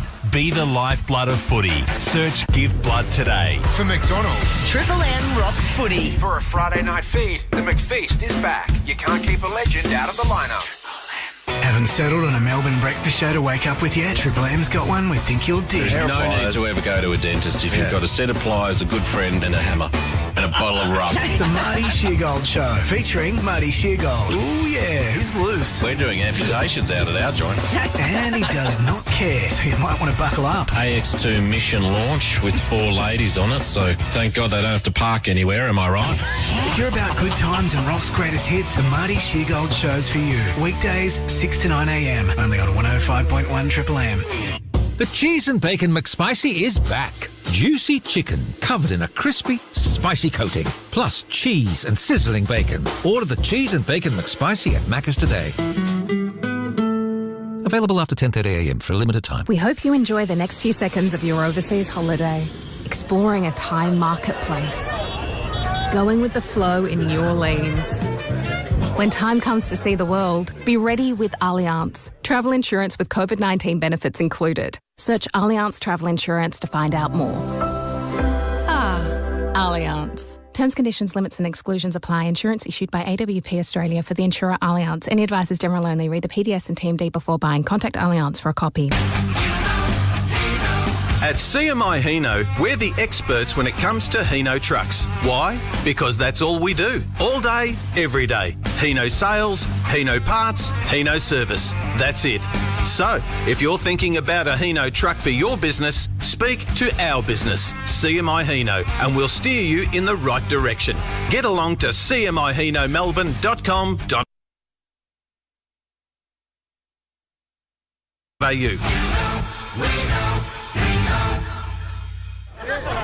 When there's something to celebrate, book it. When it's time to reunite, book it. When you need actual FaceTime, book it. Whatever your reason for travelling, Choice Hotels have over 170 locations across Australia and New Zealand ready and waiting. And you'll get the lowest price guaranteed when you book direct at choicehotels.com. So go ahead, book it with Choice Hotels. Terms and conditions apply. For the world's most awarded whiskey distillery, just look Starward. Starward whiskey. Delicious and juicy, fully matured in Australian red wine barrels. Starward. To new horizons. At Total Tools, we've got totally unbeatable deals this end of financial year. Check out our massive Tool Time catalogue with hundreds of offers on big tool brands, like the exclusive Makita 18-volt 10-piece combo kit, $2,899, plus score free Makita gear worth up to $567. Tax time deals end June 30. So get cracking. Unbeatable end of financial year deals at Total Tools. Total Tools. Totally sorted. iPhone 14, big camera upgrades. Now with an incredible new offer at Vodafone. Get way more wow with a Super Retina XDR display, all-day battery life, and the most impressive dual camera system on iPhone. And right now with Vodafone's end of financial year sale, you can save a massive $300 on iPhone 14 when you stay connected to an eligible plan over 12, 24 or 36 months. Make your move and save with Vodafone. Offer ends 3rd July, T&C apply. Shut up! The footy's on the radio! Triple M rocks footy. This quarter for Beacon Trade. Beacon Trade's here to partner with your business with their new range of standard to premium switches. Beacon Trade. Let's make light work. Lots to like about the first term. Wakeman kicked 3. Dixon kicked 3. Port Adelaide leaded by 8 points, 6-1-37, and the Dogs 4-5-29. Bob Jane T-Marts. This end of financial year, Bob Jane T-Marts have great buy 3, get 1 free plus instant cashback deals. Call or order online today. T&C's applies. Tommy Brown. Howie, great quarter of footy. It was the Wakeman and Dixon show, wasn't it? But just a couple of talking points. Obviously, no injuries so far, which is great. That English free kick for rough conduct, I couldn't quite work that one out either. I'll follow that up post-game. It was a strange explanation by the umpire. Yep. Seemed to be dangerous play or the like, Tommy, for a knee in the ribs of Scotty Lycett. Two-man, Red Z, what have you got, big boy? And top 2 ranked players on the ground. Cody Wakeman, 5 disposals, 3 majors. Dixon, 4 disposals and 3 zip. Port, though, 46% goal scoring efficiency, 23 above the league average. In England, India is 199. The 6th trailing Australia by 270 as Green comes in. Rahane's 53. Takua is 16. Nate and the chief of the red Triple M Seabus Supers. The Bulldogs did most things right. They won the clear. They actually smashed them in the clearances, and they had a really good functioning forward line early in that first quarter. But after probably the 15-minute mark, their forward line stopped functioning and they stopped moving. There was a couple of times the Bulldogs had the ball 70 to 80 metres out. They had to chip it around because there was no movement at all. Conversely, at the other end, the Port Adelaide forward line is always open and they're always moving. About to get this second term underway. Port Adelaide with an 8-point lead. McDonald's and Ream Hotwater. Triple M rocks footy from Marvel Stadium. Perfect bounce. English and Lycett. Scotty Lycett, clean possession. Wins it out. Pau Pepper's going to run on it. Should have marked it. Caleb Daniel got back and it slapped out of his hands. Picked up by Butters. Over the head of Jones and Houston. And it just bounces out of the boundary throw-in. Aussies got a review. Cameron Green. Missing leg maybe, Nate. They went pretty quickly for the DRS. Chiefs mate Paddy Cummins has gone for it. Dixon grabs out of the ruck, dishes it off nicely. Butters, well caught though. Really good tackle by Libba, who lets him know about it on the ground. Chalor clearing ball. Finlayson picks it up. He's got a handball option if he wants to use it. That's in sin, doesn't. Just scrubs it along the ground inside. 30 out from Port's attacking goal. Players not going anywhere. What do you think, Nate? You had a look at it? I didn't see it originally, but I agree with you now. It looks like it might be going down leg out. Mason doing the forward line ruck work. Picked up by Junior Rioli. They'll pay the mark here. Jones went up with one hand. Gramble picked up nicely. Bailey Dale, but brilliant forward pressure. Burn Jones. They've had to hack the kick out. Caleb Daniel got through the legs of Houston. Ricochets back towards him. Free kick against Bontempelli. It will be a Dan Houston free kick. Just tried to shepherd him off the footy. He's a pretty big kick, Dan Houston. Yeah, he's got the journey from here every day of the week, Duke. He's a wonderful kick of the football. He's played some great matches this year, but he's not going to have a shot. Pulled the trigger, and it was a good ball for the tall player down there, Marshall, who probably should have taken the mark. Free kick's going to go the way of Port Adelaide anyway. Pau Pepper has dragged a free kick, and he can shoot acute angle on the boundary line, about a 35-metre shot. Gee, it was an outstanding kick from Houston coming inside 50. He picked out Marshall, who just dropped a sitter, and then it was the slipping over of Powell Pepper that bought him the free kick. Pretty good-looking attempt from Sam Powell Pepper, just a touch narrow but not far off, so through for a minor score. Port Adelaide 6-2-38, the Western Bulldogs 4-5-29. That is all in the Triple M Beacon Trade scoreboard. Bit of a dangerous period for the Dogs. Port Adelaide have had 8 of the last 10 inside 50s. Daniel progresses it towards centre wing. Doesn't really favour his man in the contest, which was Anthony Scott. And it was nicely marked in the end by the impressive young man Dylan Williams out of Surrey Park. He goes inboard to Horn Francis, who's booed, which is just silly. Anyway, gets out the back to Bailey Williams. Why is he being booed? It's ridiculous, Howie, and just unnecessary and just low rent. Stupidity. Bulldog fans out there listening, pull your heads in. That's from the director, the big boy on the board. As Phil lays and bangs it inside. We're going to have much ball. You couldn't have hit Rowan Smith on the night. Well, get him to stop booing. That's true. Fair point you make. But Jones marks at centre half back. I'm with you, Darth. It's just short to Caleb Daniel at half back. He finds Treloar just trying to massage their way up this outer wing. Rory Lobb stopped in his lead. That invited the pressure from Bergman. Picked up by Butters. He was intending it to go to Finlay soon, but nice work, Bailey Dale, off hands, out of bounds on that city side wing here at Marvel Stadium. Seen the Harvey Norman replay of Marcus Bontempelli and the clash with Dan Houston. So Dan Houston with his head over the football, Bontempelli goes in, bumps, but at the last moment tried to pull out of the bump, but still got Dan Houston high. Here is Bontempelli, beautiful kick, and they're nice hands from Rory Lobb. Takes it on the AFL logo on the wing. For some reason that was called to come back to Rory Lobb, I think. There's a bit of confusion. Ends up with Caleb Daniels. Smart kick. Finds Marcus Bontempelli. 60 metres out. Scott the deepest forward. Good lead from Jamara Ugle-Hagan. And the kick was worthy of the lead. Hit him perfectly on the chest. And he can now have a shot from about 40 metres out, but again from a pretty acute angle, Nate. And good forward craft again from the two forwards. So Jamara was leading up hard at the football. Norton coming the other way, bouncing back towards the goal square. So Bontempelli had two options, and they crossed paths at one point, which allowed them then to split.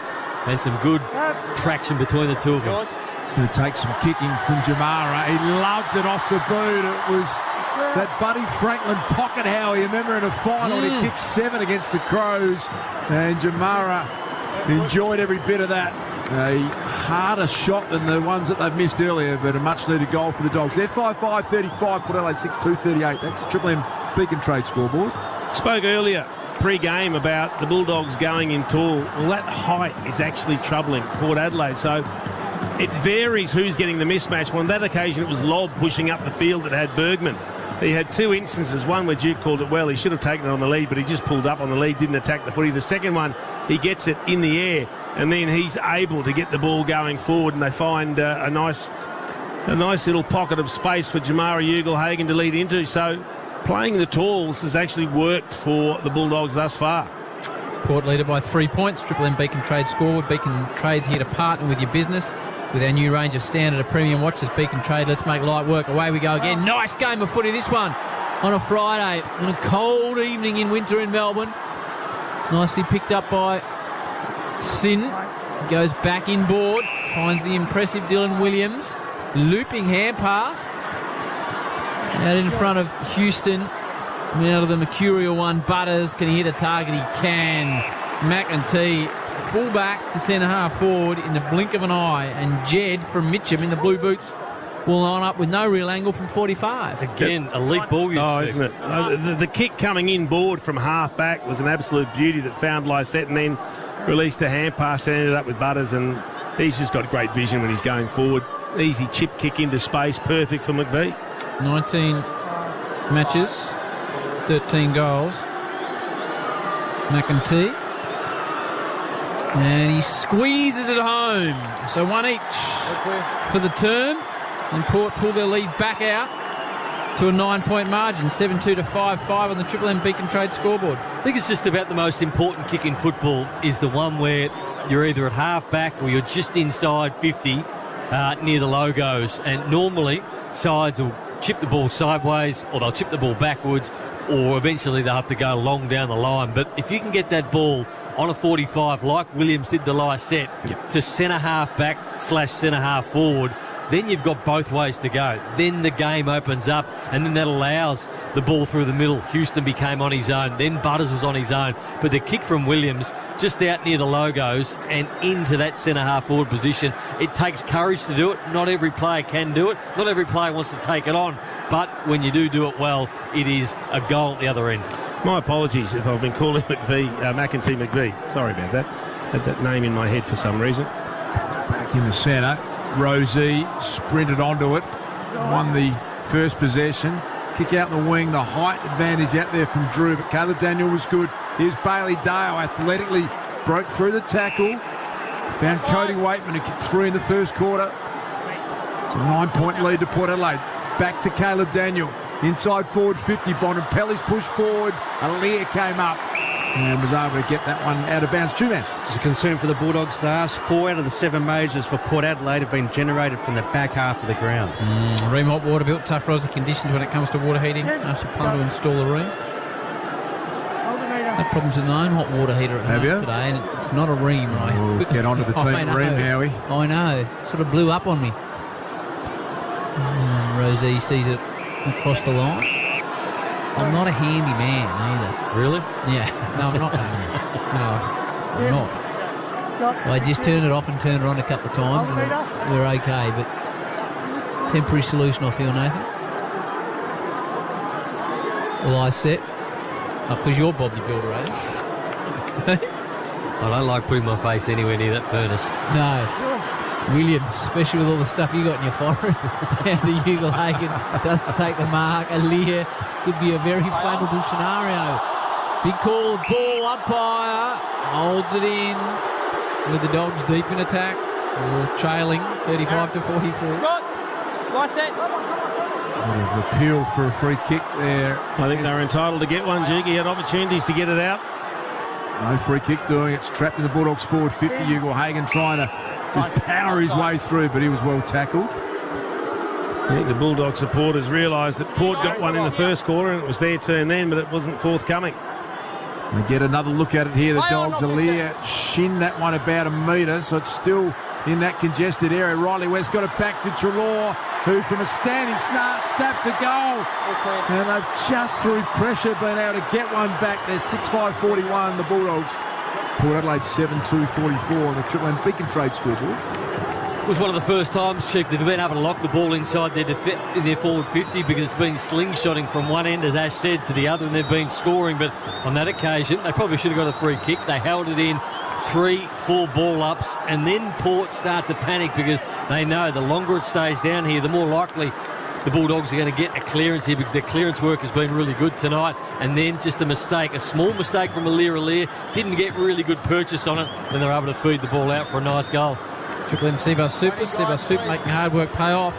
So Port Adelaide lead at 7-2 to 6-5, 3 points up, 13.5 to go second term. Triple M Beacon Trade scoreboard. Beacon Trade's here to partner with your business. New range of standard to premium switches. Beacon Trade, let's make light work. 4 goals to 2 for the Bulldogs from clearances. What's happening, Choice Hotels style, Chewy? India 6 for 210, trailing Australia by 259. They must have put on 60. They need a wicket. Bontempelli had their chance, a couple of drop catches by Aussies this morning. Riley West caught. The umpire will separate them on the city side wing. Anything happening down there, Bob Jones style, Tommy? Not a great deal at the moment, Howie, from an injury perspective, certainly, but I will update you as and when it does. How's the sushi tonight? No, staying off the sushi. I just had a couple of the sandwiches in the 7 box, so a little bit healthier. They knocked off one of the passes, which was a slight mistake, but anyway. The corporate area, were you, Tommy? No, just the commentary box. Okay. It's not often you hear sandwiches called healthier than sushi. No. Interesting view. Fisted away by O'Donnell down towards Liberatore, working off half back. Hurries the ball forward. Bontempelli did well to trap it. Jones just grabbed it. Such a fearsome man. The Butters. Now McKenzie. And then Bergman. Plays on. Sends the ball deep forward. Down towards McEntee can't take the mark. Spills back out towards Liberatore, who's working deep in his defensive zone. The umpire will separate them once again. Dogs trail by 3 points, 12.5 to go before the major break. Deep inside forward 50 here for Port Adelaide. From McDonald's and Reemont Water, Triple M Rocks footy. Friday night from Marvel Stadium. We've got a ribbing contest on. A couple of top 8 teams. Lobbs handball, a bit indiscriminate. You don't want to get it near Butters. He's dynamite. Centering kicks the right spot. Bruce goes back. Live ball. Burn-Jones trying to sneak a goal. He couldn't quite get boot to ball.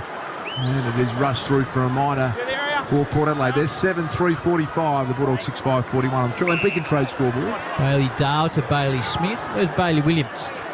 The triple Bailey's in. He's off half back. He's going to go back. And kicks it to the fierce-looking Josh Bruce.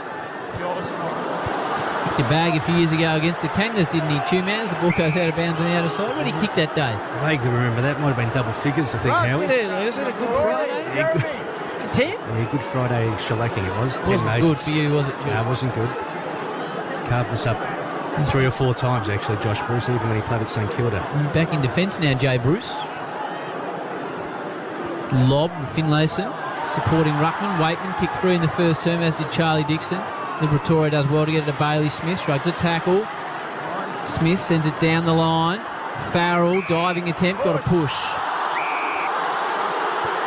Dogs fans did enjoy it. Looked to be there, though, in the glasses. So Kane Farrell.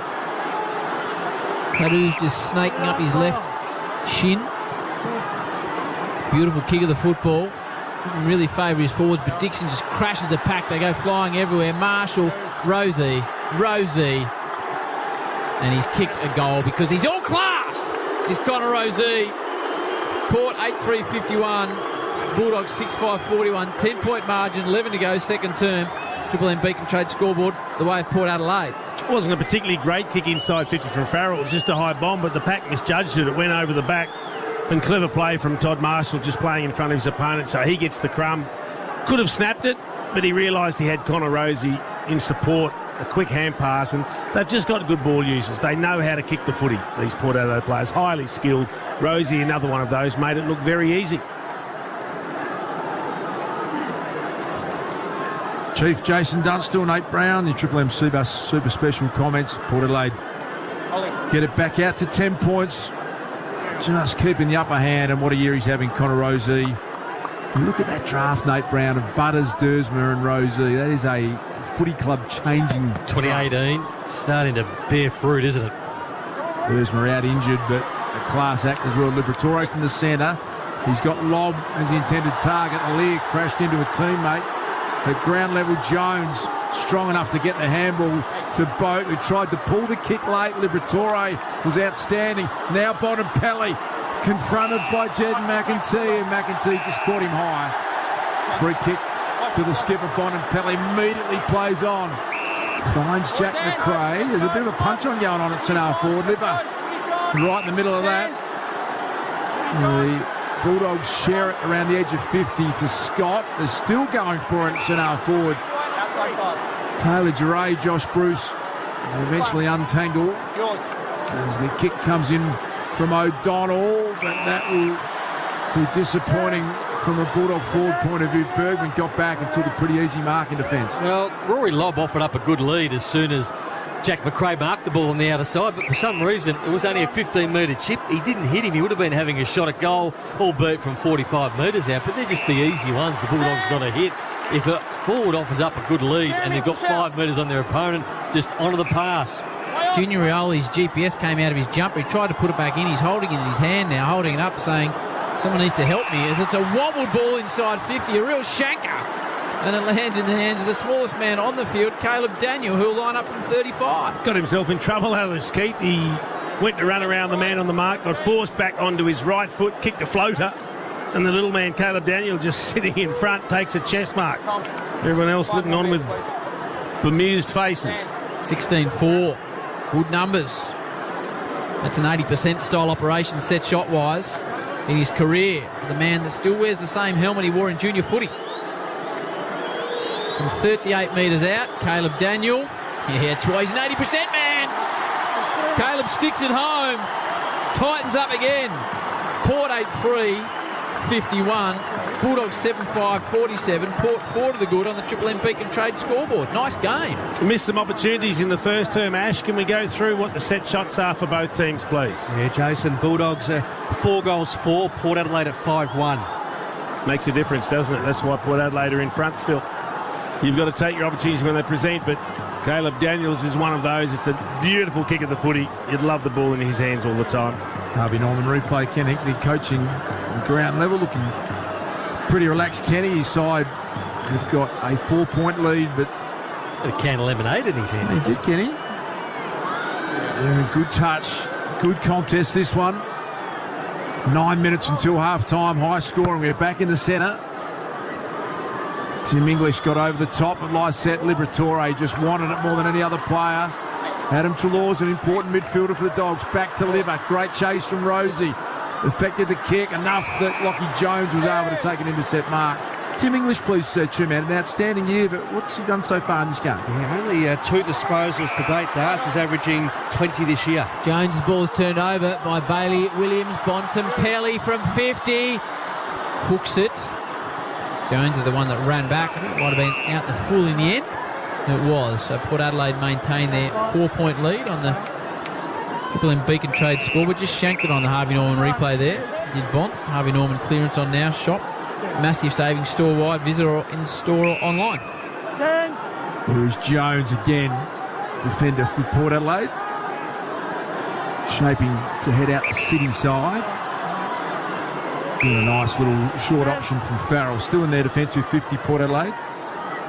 They lead it by 4 points. 8 minutes remaining in the first half. Farrell eventually called to play on. Goes long in the Lysette and English direction. Over their head, Marshall had a play on the footy. He then socketed it forward and gained about 10 metres. Junior Rioli trying to slap it back. Liver's been superb as always.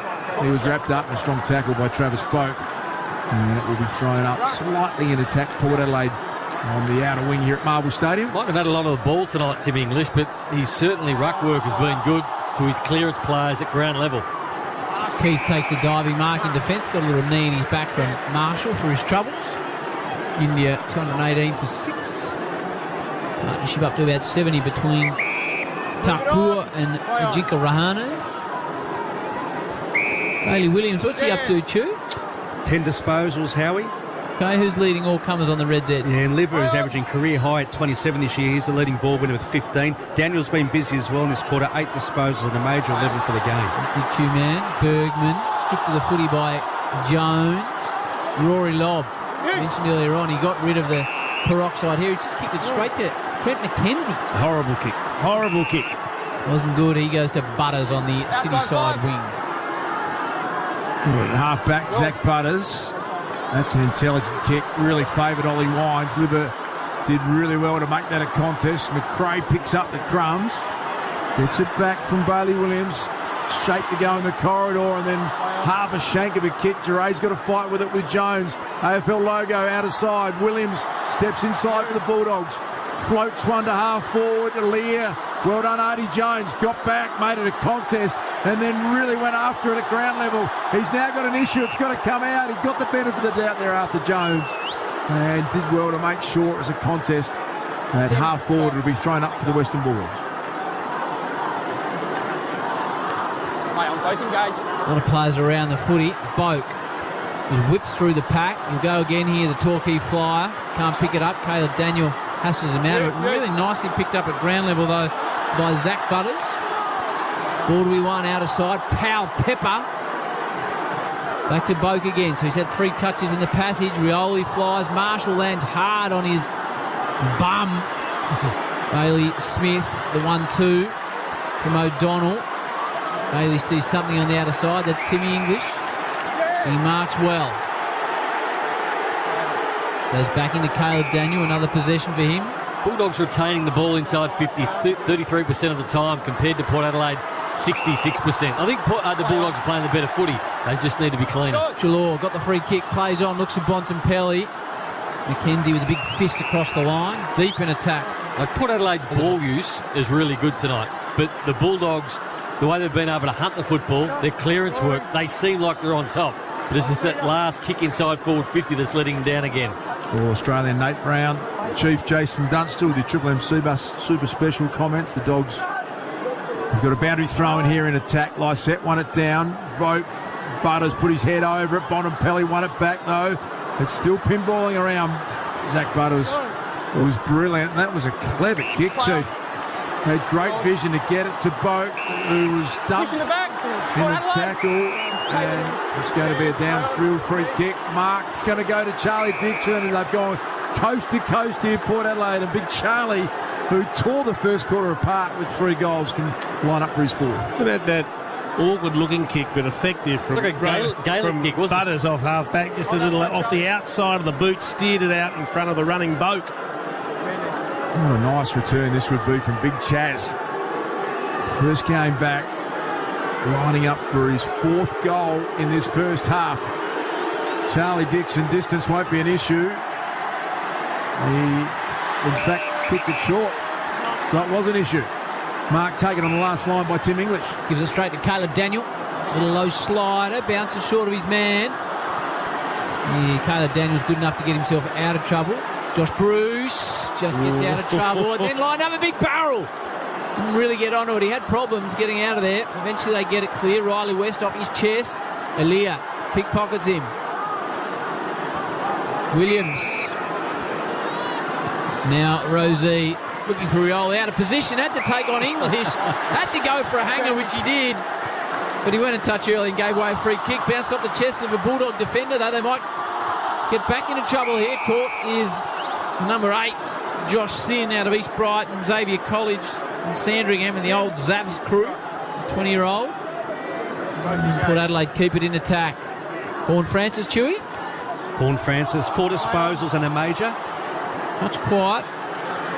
Bailey Smith. Oh, Rob won't take on. Now Pepper's got him. You do not take on the human billiard ball, Chieftain. Release. Oh, he might have given away 50 there. If there's ever going to be 50, that's probably it, isn't it? Unless the umpire deems he made more of the contact than there actually was. Well, he pushed him to the ground, Chief. Well, he went to the ground after a little push. Was it a forcible one? The umpire's right there. Okay. So if he's claiming that he flopped, good on him for not paying the 50. Doesn't look like a flop. Sam Powell-Pepper is going to set it up at the top of the square. Dixon looms large, smashed away by Liam Jones. Bailey Williams got to track an awkward bouncing ball. He probably wants the boundary line. He's been clever enough to do that and disguise it well enough to get a boundary thrown. 3:12 remaining in the first half. Port Adelaide 8-3-51. Harvey Norman replay. That was just a genius, wasn't it? The little dink off the outside of the boot. He's just so much fun to watch, isn't he? Just the thought process to actually see that opportunity and the skill to do a free kick. Bulldogs. You can hear going the Bulldogs' way against Junior Rioli. Top ahead of Dr. A, former Hawthorn 2-time premiership player, Taylor Duray, Howie. Very well respected in the footy industry, gets the free kick. Choice Hotels around the grounds, Chewy, get it right. Oh, he turned it over. Going through. I think it was O'Donnell, just kicked it straight to Rosie, who's 40 out. We got a good lead from Libba, but unfortunately it just probably wasn't on trying to squeeze it in that space. So Connor's already kicked 1 goal. Boys, come right out. He's lining up for... Has he kicked 1 goal, Chewy? Caleb. Connor Rosie, he has, Howie. Yep, he's lining up for his second. Just let him run. From 45, Connor Rosie leant back on it, didn't like it, dumped it out on the full. Score remains 51-47, 2:16 to go. Second term the way to Port Adelaide. Shout. Outside 5. Bailey Dale has the footy in his hands. He's as deep in defence as you can be, tucked up against the left-hand eye. But he's nearly turned that one over again. Just got through to Taylor Duray. He wants it out of there now. Lob launches. Jamara stayed down, won it back to Bailey Williams, floats it down the line. Liberatore couldn't get a hand in there, and Bergman took a nice defensive mark. How many intercepts is that for Port Adelaide, Ash? It's 12 intercept marks. Brownie, the AFL average is 16 for an entire game. How many the Bulldogs had? They've had 8. Stand. So it's becoming a big factor, isn't it? 12 intercept marks in the first half. Port Adelaide defenders Play on. on top, you would suggest, with That number here's Rosie out in front of Jones, who's accidentally kicked that out of bounds on the full, trying to take the mark. Came off his shin, ricocheted straight out of bounds, and so minute 31, the Bulldogs get an opportunity to go inside forward 50 on the back of it. Libber, minute 31 on the clock, as Dar said, 8-3 Port. Bulldogs 7-5. Dixon 3 goals. Waitman 3 goals. Both kicked those in the first term. Bruce lips it back to Liberatore. He goes back inboard to Keith, the former Melbourne star. He just tried to inch it forward to kick straight to Rioli. Now goes to Dixon. Butters, he's going to get it again. What's he got for us this time, Zach? The Darley fly, run down from behind, still gets a kick away, but only as far as Bruce. Good chase in there. Was it Libber? Libber. It was a good chase, Nate. It was a great chase because they had players out everywhere. It was a goal-saving tackle by Liberatore.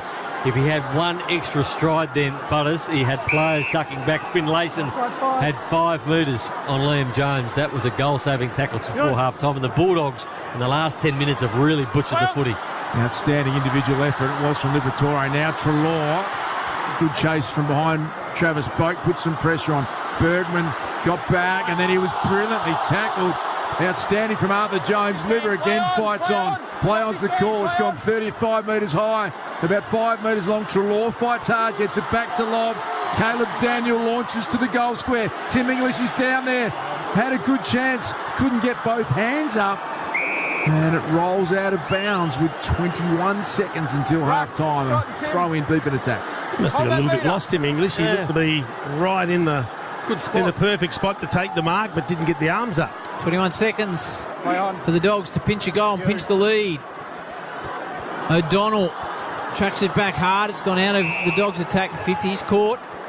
So we've got 10 seconds on the clock. How many touches for Butters this quarter, Ash? 14 in this second term, 19 for the game, leading ball winner. Scott, Rory, let him run. We'll have a Brownlow at the end of the season. Could have a premiership as well. They're going that well. He's got coaches' votes for the last 8 games, Howard. Quite extraordinary. That will be it for the first half of this game.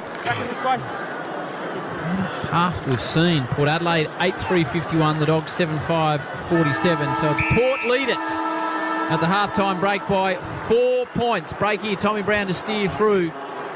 India 224 for 6. Rahane's 68, Takua's 24. The Aussies have dropped a couple of chances this morning. Mitchell Stark's copying some stick. Port Adelaide lead it by 4 points at half-time. McDonald's and Ream Hot Water, Triple M Rocks football. That quarter for Beacon Trade. Beacon Trade's here to partner with your business with Australia's biggest range of downlights. Beacon Trade. Let's make light work. For Ream Hot Water. Triple M Rocks footy. Built tough for Aussie conditions. When it comes to water heating, ask your plumber to install a Ream. Triple M and the Mighty She-Gold Show's 10K Spinner DJ. Melbourne, we're at the Golden Song. And Paula nearly had it. Song 7, here it is. Everybody wants to rule the world. Everybody wants Think you might be able to name the Golden Song? There's 2 chances every morning to win 10K. Your next shot at winning the Marty Sheargold Show's 10K Spinner DJ is Tuesday morning at 7 on your home of good times and rock's greatest hits, Triple M. They're back. Spicy Chicken McNuggets with a crispy, mouth-wateringly spicy coating.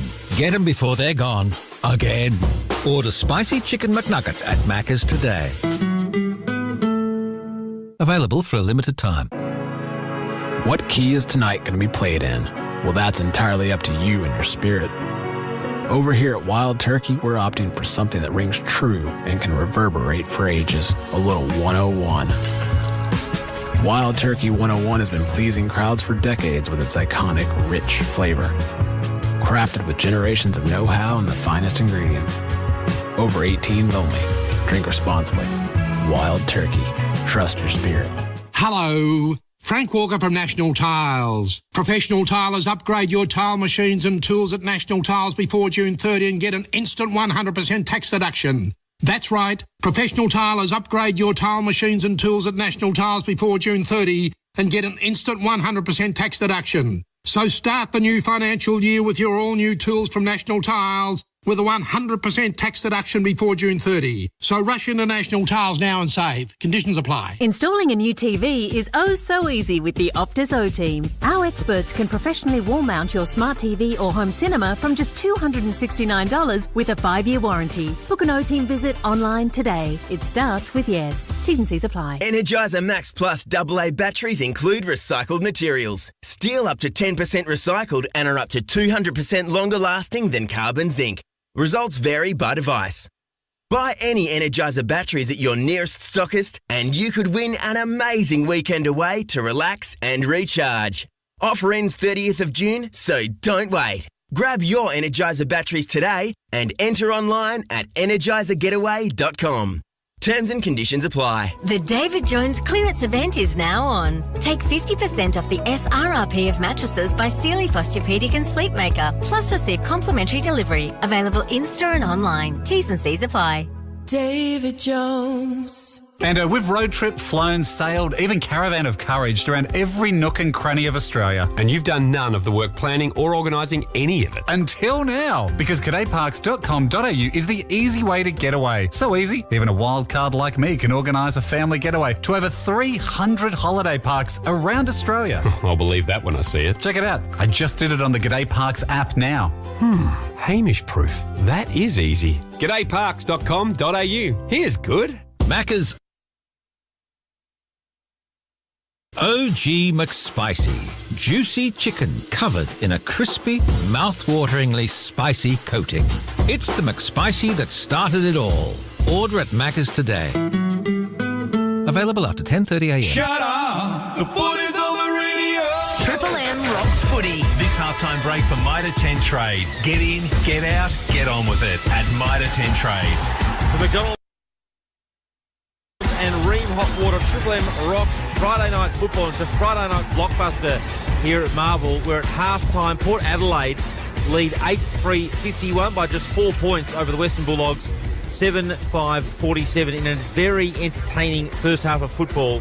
And to break it down, I'm joined by Jason Dunstall, Nathan Brown and Ash Chua. Brady, I might start with you. You were just made some observations that quarter about the movement in the Bulldogs forward line, but some of their clearance work was pretty good. The clearance work was really good. They've dominated Port Adelaide in the clearances, and I think that's why they are so close, because they've been able to have the ball in their half of the ground and not being able to start from the back line, because we've seen when they do win the footy in the back line, they're quite stagnant and they don't move the ball that quickly. At times, their forwards have been moving really well. So Jamara's the main one that moves. So he's actually a beautiful lead and he creates space for Aaron Norton. But Aaron Norton hasn't really got on the end of it. He got one on early, kicked the first goal that the Bulldogs kicked. But after that, he's sort of been unsighted tonight so far. But the Dogs, their entries inside forward 50 have been an issue against. But in the last 2 weeks, they had more inside 50s against Geelong, more against Gold Coast, but couldn't get the job done. And the same thing tonight. Their efficiency going forward lacks a bit. JC commented that perhaps playing tall, though, tonight's working for the Dogs at this stage. It has worked. I reckon they've created mismatches. Jamari Ugle-Hagan looked very dangerous, particularly in the first quarter. Took a number of marks. They just didn't have the three talls down back. At different stages, Rory Lobb was getting mismatches. Unfortunately, he couldn't make it count. They missed a couple of really easy set shots in that quarter that probably hurts them. But we've got a cracking contest. It's a toss of the coin at the moment. Jace, what do you make of the Ports, I should say, forward setup? I mean, it seems like they're the benchmark apart from Collingwood at the moment, and it's almost like they've got 5 or 6 options at all times to go to, and they stick to their positions. They don't always push up. Well, they're good athletes, so they're always running into space, creating. But, I mean, we didn't know what sort of impact Charlie Dixon was going to have coming up first from a spell, first game back. He's kicked the 3 and he looks like marking. Everything's been involved in a couple of others, so things have worked out very nicely for them. But I agree with what Browning said during the second quarter. They've been the number one contested possession team in the comp for the last month, the Bulldogs. The balls that they're winning around the ground and the stoppage work they're doing, they should probably be in front, but they're certainly in the contest. So if they get a little better return for what they're winning as far as contested balls concerned, there's no reason why they can't win the game. Brownie, the Bulldogs were slightly disappointing in the second half last week against, I think it was Geelong. There's a lot riding on this for them in the second half now. Oh, absolutely, because to play finals, they need to win games like this. So they've coughed up a couple of last 2 weeks. So The Gold Coast game where they seemingly in control, 21 more inside 50s for the night, and I thought for the best part of three quarters they outplayed Geelong, and it felt like even at three-quarter time last week the Bulldogs were just going to control it and win it at the end, but the Cats played a beautiful last quarter, and so that's two games that they should be third on the ladder. All of a sudden you come up against one of the best in the competition. It's almost a must-win game at home for your finals aspirations because, finishing eighth, it's okay because you'll play finals, but let's be honest, if you finish eighth in this competition, it is very, very hard to go anywhere. This is the halftime break for Mitre 10 Trade. Get in, get out, get on with it at Mitre 10 Trade. Asher, I might start with some of the positives as far as the Bulldogs are concerned. Clearances and territory. Yeah, as Brownie mentioned, the clearances. Bulldogs are +8, and they're also leading the scores from stoppages, in which Port Adelaide ranked number 1 in the competition.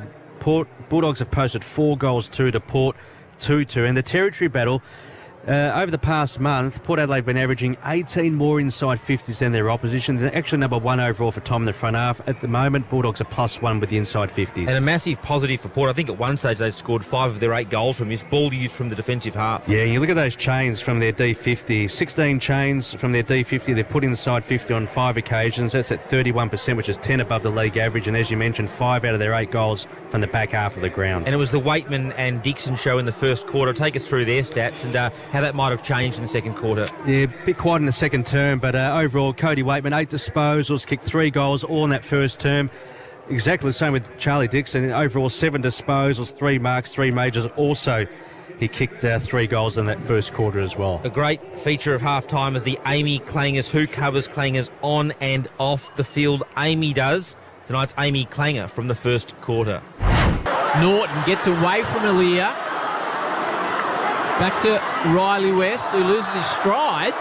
Needs to pull them up. There's a bit of crack appearing there, I think. A bit unfortunate, and he let it sort of hang out for a while.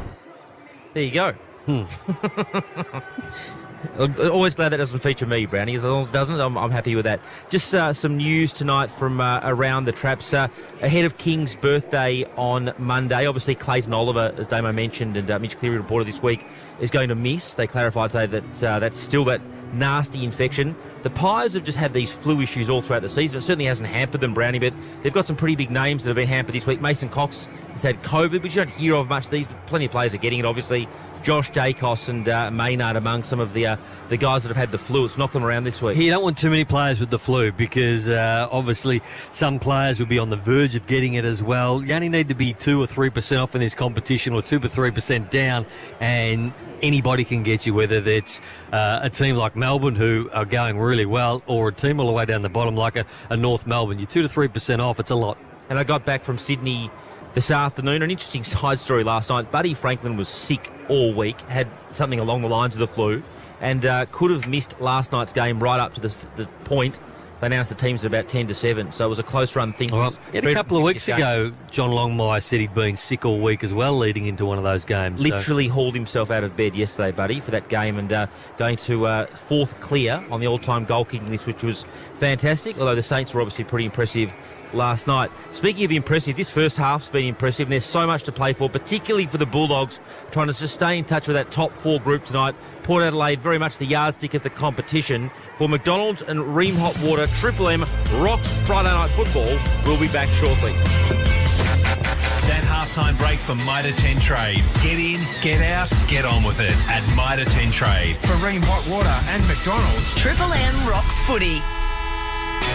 Triple M's Marty Sheargold Show. Time to lean into the radio. Featuring... This is the bit you can easily remember. Marty Sheargold. Martin Sheargold to reception, please. A man that isn't afraid of asking the big questions. I hope my boobs look okay in this top when I dance. They were moving as well. Yeah, good. Yeah, got a life of their own. A real ladies' man. I'm a doctor of the bedroom.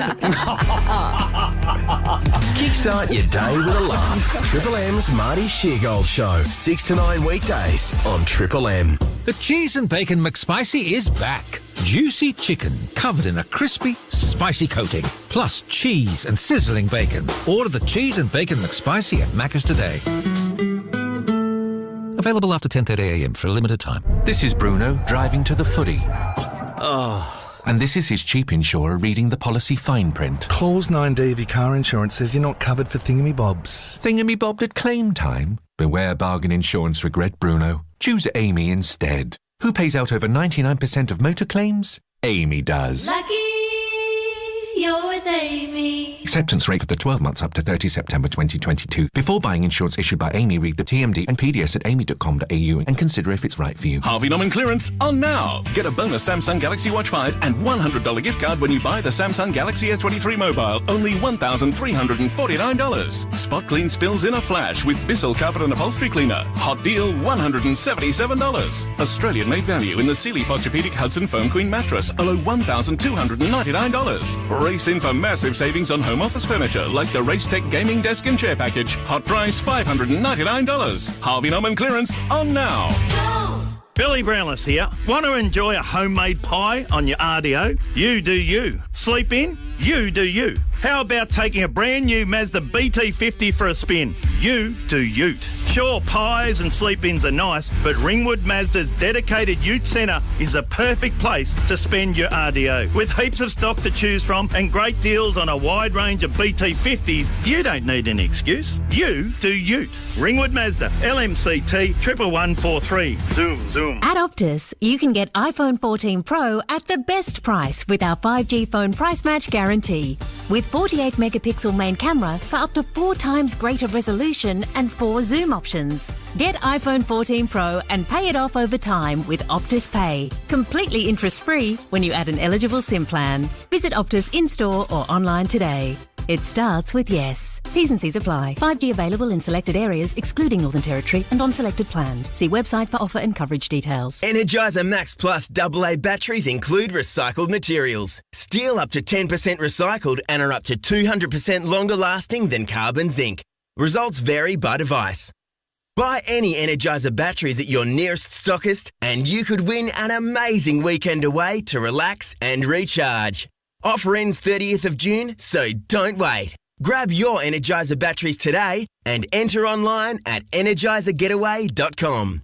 Terms and conditions apply. Apply for 7-Eleven's award-winning fuel pass before June 30 and save 7 cents per litre at 7-Eleven for 11 months. 7-Eleven, wonderfully easier. New applicants only, not available with fuel price lock or other fuel offers. 7-Eleven Wex Motor Pass, T's and C's apply. Shut up! The footy's on the radio! Triple M rocks footy. This quarter for Titanium Caravans. Titanium Caravans are built to tackle Australia's toughest conditions. Visit titaniumcaravans.com.au. Port by 8 at quarter time, 4 at the half-time break. Your Titanium Caravan, I don't care where you want to go, you'll need Australia's toughest off-road caravan. Titanium Caravans are purpose-built to tackle Australia's uncompromising conditions. They've got everything you need, stay off the grid, off-road for longer. Look no further than a Titanium Caravan. Visit titaniumcaravans.com.au. You a big caravaner, Chieftain? Can't say I am, Howie. Right. I prefer the mod cons. Okay. Just before we get to the football, tell me what's happening in the cricket. They've finally brought Nathan Lyon on, have they? They have, and first ball goes for 4. We're getting a bit of tap. We are getting some tap. We've put down 3 catches in the slips, which hasn't been great, and all of a sudden Rahani's starting to look pretty good for 100 on 78, not out. Takur's up to 31. This is a serious partnership. We've got problems, Howie. Yeah, trial by 226, but you did tell me an hour ago that this was unlosable. It's unlosable. You can't make 470, have the other mob 6 for 160 and get beaten, Howie. What if it's a draw? This is a point of Well, contention. yeah, we don't know. But apparently, we're not sure. Apparently they both win. I don't know how that works. I don't know how you crown a Test champion with a draw. No, it's that's a tricky one. Now, Chieftain, I get to call the Hawks again tomorrow, 4th time in 5 weeks. They take on the Brisbane Lions. What are we thinking here? Help. Surely it's not going to be 82 points at half-time like it was last week. Well, you wouldn't think so. And if they can take a little bit out of what they did late against Port Adelaide, albeit Port might have taken their foot off the gas, they've been competitive at different periods of time, and in some games they've been really competitive all the way through, so they just need to start a hell of a lot better. I've got to do the Eagles again. Oh, 2 weeks in a row. You're an Eagles specialist. Yeah. There's a lot of frequent flyers heading to Perth and back. And Adelaide. I think I get to speak to Jack Gunston and Luke Bruce tomorrow, pre-game together. Yep. Long-time mates. I think Bruce is the most Gunston's played with. He hasn't, when they were winning premierships, different time, Gunston was kicking 50+. He's been effective at Brisbane, but he hasn't hit the scoreboard maybe as much as you'd expect. I think he's got 10 or 11 goals, maybe. Yeah, that's a fair call. So, I mean, he's at the back end of his career too, so he's not the go-to target, but he's a good foil for them up there. pretty handy when you think you've got Hipwood and Danaher, and then you've got him sort of floating around a flank. So you've got the Eagles versus the Crows in Adelaide. So Texas 250th. Oh, that's a big game. Yeah, absolutely. So hopefully he turns it on. Adelaide win that easy. And then the Dockers, who have got a couple out, haven't they? They've got O'Meara suspended. Sean Darcy. So out. Luke Jackson has to shoulder the ruck work. But it's in Perth, so were you thinking the Tigers are a chance or not? Oh, look, Nankervis coming back last week definitely helped them. I just think at the moment Fremantle are almost the fastest side in the competition. Their run and carry on the outside will really worry the Tigers. And travelling 2 weeks in a row, so they travelled last week and played a game, and it was quite a warm day as well. Now they have to go back over to Perth, so travelling 2 weeks in a row for a side, not ideal, so I'm tipping Fremantle. North take on the Giants. North have been good in recent weeks, but the big one, the old pressure rating will go through the roof at Princes Park if the Bombers roll the Blues, Chiefy. This is a big affair for mine. It is. The Bombers trying to consolidate their spot in the top six. It's a very winnable game for them. They get 2 metre Peter Wright back for his first game of the season, and the Blues are in all sorts of strife. So, mind you, a big win for the Blues. Maybe they can still salvage something out of the season, but if they lose that, it's going to be a pretty dismal year for the Blues. So that's Sunday night, is it? 7:15. Is that a Fox or a 7 game? I don't know, Das. No, we're doing them both. Okay, right. Because Bounce is on in between the two of them. Oh, okay. So they've scheduled Carlton Essendon to make sure Chief gets enough prime time. This is we're on an earlier time, 6 o'clock on Sunday. Right. On Bounce, yeah, because the game. They've moved the football for Chief to get the Chief in. I don't think that's what they've done, but that's just how it's panned out. And then we already talked about Queen's birthday. Who wins Carlton Essendon, Nate? I know you're a big Carlton man. Look, I'm prepared to give the Blues one last chance, but I just don't see them moving the ball quick enough. Although the Kangaroos did kick 99 points against the Bombers, that is a flip of the coin as best as you could get. Oh, my little 13-year-old just sent me a love message. Oh, that's nice, isn't it, Nate? I've still got her. I still hold her hand when we walk to the bus stop. She might have been sending it to her boyfriend. Well, and it could have piss off, end up in your inbox. No, love you. I love you double more, Daddy. So that's filled me with joy. So beautiful, Howie. Nice. Enjoy that while it lasts. Righto, Das. Who do you think wins out of Carlton Essendon, you clown? I'm going to be there, Howie, and I'm the Bombers. I think Brad Scott looks sustainably good. I'm calling that game on Channel 7. Right, so it is a 7 game then. Right, that game on Channel 7. No, our blokes will be doing it out of the studio. Yeah, okay, gotcha. What are you doing in the studio? Well, we're doing Bounce in between the games is what I was saying, Duke. But you did say that... Yeah, but Duke goes to games when they're in Melbourne. You did say they were doing both games. Yeah, they are. Well, they're still both on Fox. We'll still cover it. It'll still be on. You can turn on to Fox and it'll be on. Will there be so is that not doing it? Will there be ads, Chief, or not? In 4K. No ads, yeah. And a better picture. You've got a bit of material now. But let's get involved in this game because it's massive. Got to mute Duke. 4-point lead in favour of Port Adelaide. For mute Duke. Is Horn Francis. Short one finds the reigning Brownlow medalist Ollie Wines. You enjoyed that, did you? It's a fair sledge from the Chieftain. Down the line, English involved, fisted away by Keith. In comes Riley West. It was slapped out of his hands. Liberatore's been outstanding. Another smart use of the ball to Bailey Williams. Good tackle, Junior Rioli. Wrapped him up, no prior opportunity. Teammates get around Junior and say, well done. We love that sort of pressure you bring. You're still smiling, Howie. I'd like to Duke. Ball hemmed in on the boundary line. Seen an early touch this quarter for Wines and also for Horn Francis. So Ollie Wines had 5 touches in the first half. Horn Francis 4. Boak only 7. Houston 7. Pal Pepper 5. Rosie 9. Plenty of upside for Port. Bailey Smith to Bontempelli to McRae. The big guns combined. Now Riley West looked inboard, but Waitman was surrounded. Back to Smith, back to Waitman. The 1-2-3 hand pass, too much on it for Treloar. McKenzie got a high. He'll get the free kick off half back. Triple M Titanium Caravan scoreboard. Port leading it by 4 points, 8-3 to 7-5. Titanium Caravans are built to tackle Australia's toughest conditions. Visit titaniumcaravans.com.au. Ball progressed to the middle of Marvel, off the boot of Alir, hangs it up to Butters. What do you have in that first half, Chewy? 19 and a major. He could be on the way to votes again. In fact, I think he would be. That's not his best kick because he kicks it straight to Leighton Van der Meer in defence. Back into the side, Van der Meer for this match goes with a lateral kick to Bailey Williams. Next kick's been a little problematic for the Dogs. He goes just the required 15 to Keith. Still at half-back. Lob is the long target down the line. English offering up a short lead, which is going to be ignored. Now they head in the Lob direction. There's a play on the footy. Went at it with one hand. Bailey Smith picked it up. But don't argue on Ollie Wines. Was ambitious, but he managed to pull it off. High kick to half forward. Awkward one for Norton. Alear in close attention. Picked up by Boat. He was wrapped up by Treloar immediately. It does roll out. Port Adelaide have got a lot of numbers around it. Picked up though by Treloar superbly. Spears one towards the goal line, but getting back, taking a good mark was Drew, who appears to have the Cody Waitman match up now, Nate. Yeah, and the handball needed to go over to Jamara. Adam Treloar just burnt him 40 metres out all on his own. Treloar's kicked it from 50 over the man on the mark, and he would have been able to stroll in and kick an easy goal. Just another decision the Bulldogs haven't been able to make correctly. They do look dangerous at ground level, though, getting more numbers around the ball. Triple M Seabass Supers Brownie and the Chief. Seabass Super making hard work pay off. Ball contested. Wing. Won by Finlayson. Slick hand pass missed Horn Francis. Bailey Smith. Can he pick it up at ground level? Of course he can, the champ. Oh, he's just bustled across the line, though. It's a wrestling move. Horn Francis and Wines got him. Wines a bit slow to get up. Might have contacted from his mate. A couple of solid units in there, Das. A little bit of a shake of the head from Ollie Wines. And look at the Harvey Norman replay. Yeah, his head hit the ground pretty hard, Ollie Wines, and Port medical staff, as they do now routinely, will have a look at that. Liberatore again wins a clearance. Kick down the line. It was McKenzie who got rid of Rory Lobb. Intercept marks, two-man police for Port Adelaide. Yeah, up to number 13, Das. Bulldogs at 10. McKenzie just signalling that he wants a bit of movement. Charlie Dixon said, just kick it to me and I'll do the rest. A huge pack formed. English cast in the role of a rover, and he played it pretty well. The 6'9" big man picked it up off his toes beautifully. Vandermeer over the head of Waitman.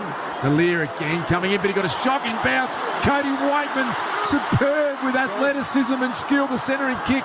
He wanted to find Jamara, had to go back and pick it up. Mara, the handball couldn't connect with Lobb. Jamara goes back in after it, crashing through Riley West. And they've trapped it inside forward 50, but just a millimetre away from another goal for the Dogs. So that was almost too unselfish. That was the one where I thought that he had the option. He could have had a bounce and gone in and kicked the goal. Lobb grabs out the ruck. Treloar, his hand pass is cut off by Horn Francis. Jumper in, socks up. Duray. Bailey Williams started the game beautifully. Pinpoints Liberatore. Bit of frustration from McKenzie saying to his teammates, where are you all? Geez, there was a poor rotation for Port Adelaide because it was Rioli that came off that left Duray all on his own, and that's where the quick kick came straight out to, so they had time to rebound it straight back inside 50, find a target, and now they've set up a shot for goal. 20 disposals for Libba, 7 clearances. He's on fire. He's lining up on a tightish angle, and he'd always started left and stayed left, so Port Adelaide lead at 8-3 to 7-6 by 3 points early stages, as the doctors are just having a look at Ollie Wines to check he's okay on the Harvey Norman. Harvey Norman clearance on now. Shop. Massive savings. Store-wide visitors in-store online. Aggressive kick from full back has been marked by Bonampelli. He copped a bit of a late elbow into the back of the head from Finlayson, and he's just a little bit dazed by that, Marcus Bonampelli. No real effect. He goes short to Bailey Dale. Right in the heart of Marvel Stadium. Libba offers up. Short lead. Now Dale, he telegraphs that kick a little bit. Lockie Jones read it well. Darcy Byrne-Jones grabbed it immediately. Tackled by Latham Vandermeer. And they have got it just on the edge of their forward 50. The Bulldogs, 7-6-48. The Western Bulldogs, 8-3-51. Port Adelaide. That is all brought to you on the Triple M Titanium Caravan scoreboard. Titanium Caravans built to tackle Australia's toughest conditions. titaniumcaravans.com.au. Well, Norton shrugged one tackle, couldn't shrug the second. Lockie Jones, big boy, Boak, and a Torquay goes out of defence. The Dogs stick it back in there, but it's once again straight back to Trav Boak, who's playing. How about this, the man from Torquay, game number 337. Outstanding career from Trav Boak. Incredible professional that he is. Looks after himself as well as anyone in the modern game. Over the head of English. The handball looking for Burn Jones, almost intercepted by Bailey Smith. 15. The soccer forward towards Finlayson. He's trying to get a handle on it. Burn Jones tries to soccer it again. Liberatore again. Outstanding. Got to give us some numbers there in a moment, true man, when you can. Bailey Smith took on a tackler. It affected the kick. Can Port Adelaide make them pay here on the rebound? Keith got rid of Finlayson. Finlayson thought he had a free kick. Umpire said play on. It's got a little clumsy out there on this outer wing. Vandermeer tries to slap it back to Caleb Daniel, and he has stepped out of bounds. And it will be about to throw in 2 minutes. Liberatore does 23 disposals, 7 clearances. He had 10 ground ball, which is the most on the ground. Triple M Red Z Lender from the Two-Man Red Z Lending Loans for the Self-Employed, REDZED.com. Lysette does well to Bontempelli. Horn Francis tackled him, but Bonnie's that good. He got his hands above the tackle while the tackle was taking place. Bailey Smith had a pretty good game, Chewy. Numbers 16 touches. Waitman takes the mark, gets a shove from Houston.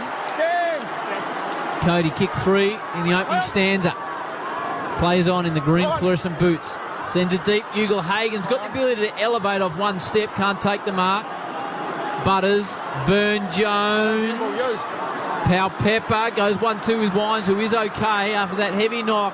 Marshall, great passage of play. Been unsighted, Marshall, but that was zing end to end. He's got another man free, and that is Finlayson. And Jeremy will line up from 20 on a 45-degree angle, and he'll hook it around the corner, and you'd expect him to kick it.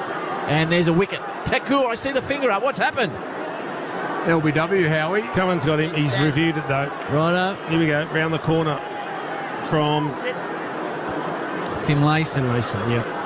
Regulation on the left foot from here, you would think. You'll kick this, Jezza. He does it very nicely. Opening goal of the term. Points to the sky. And Port just ease away to a 9-pointer. 9-3 to 7-6. Two on the Triple M Titanium Caravan scoreboard as the Aussies wait for the review. Chief and Brownie will tell you about the goal. It's still the way they're moving the ball out of defence. That's where they're scoring from, Port Adelaide, because the Western Bulldogs midfield is absolutely dominating. And I'll tell you right now, that review will not be upheld. He is out. Yep. They are dominating the midfield, apart from Butters. Oh, it's a no ball. Oh, my goodness. Duke, how did you spot that? Extraordinary. By a millimetre?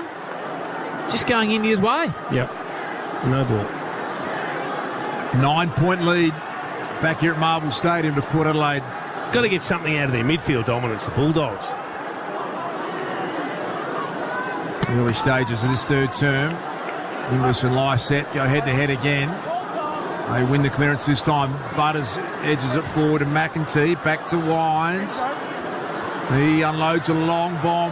Big pack forms. Beautifully done, Finlayson. Another goal coming up for Charlie Dixon. Back-to-back goals. Port Adelaide. Charlie's got 4. And that's against the flow of play. Port Adelaide get a little bit of a marker in front. 10-3-63. Western Bulldogs are 7-6-48 on the Triple M Titanium Caravan scoreboard. That's a couple against the run of play, Brownie. This is it's not going according to script when the game we're looking at is not actually unfolding on the scoreboard. We're 10 minutes into the third quarter, and the Bulldogs have dominated for 8.5 minutes of this quarter, and they just time and time again went inside forward 50 and butchered the football. Port Adelaide get a couple of easy ones out, so they entered the ball from the back 50 all the way down towards Jeremy Finlayson, quite comfortably before, but in that one, there's just Bulldogs players everywhere. There was Dogs players falling over. There was Dogs players not going up. It was just a sea of red, white and blue falling over on that occasion. And in the end, it's just an easy goal for the two players who kept their feet. Richard Stewart? Yeah, those kicks retained inside 50 since quarter time. Bulldogs only 35%. Port at 53. Bullies 2 more inside 50s as well since then. Perry's appealed for caught behind. Cummins is thinking about going upstairs. He's deciding. He's gone upstairs with no conviction. So he was the only one that went up, Perry. Ball is doing a lot still at this stage of the game. Aaliyah back to the contest we're commentating on. Down to Marshall. Gets 2 hands on it. Pau Pepper's dangerous here. Jones. Pau Pepper. Pau Pepper nearly held him back. The ball goes across the line. So Port Adelaide leads. Is this a game high, Tube? What's the margin? The margin for Triple M Red Z is 15 points, and the game high is spot on Howie. 15. Okay, so Port pressing. Dixon's got 4. What a return for him. It'll be all about the snicko on the cricket. Goes back to Liberatore, just massing possessions at will. Bond clearing ball.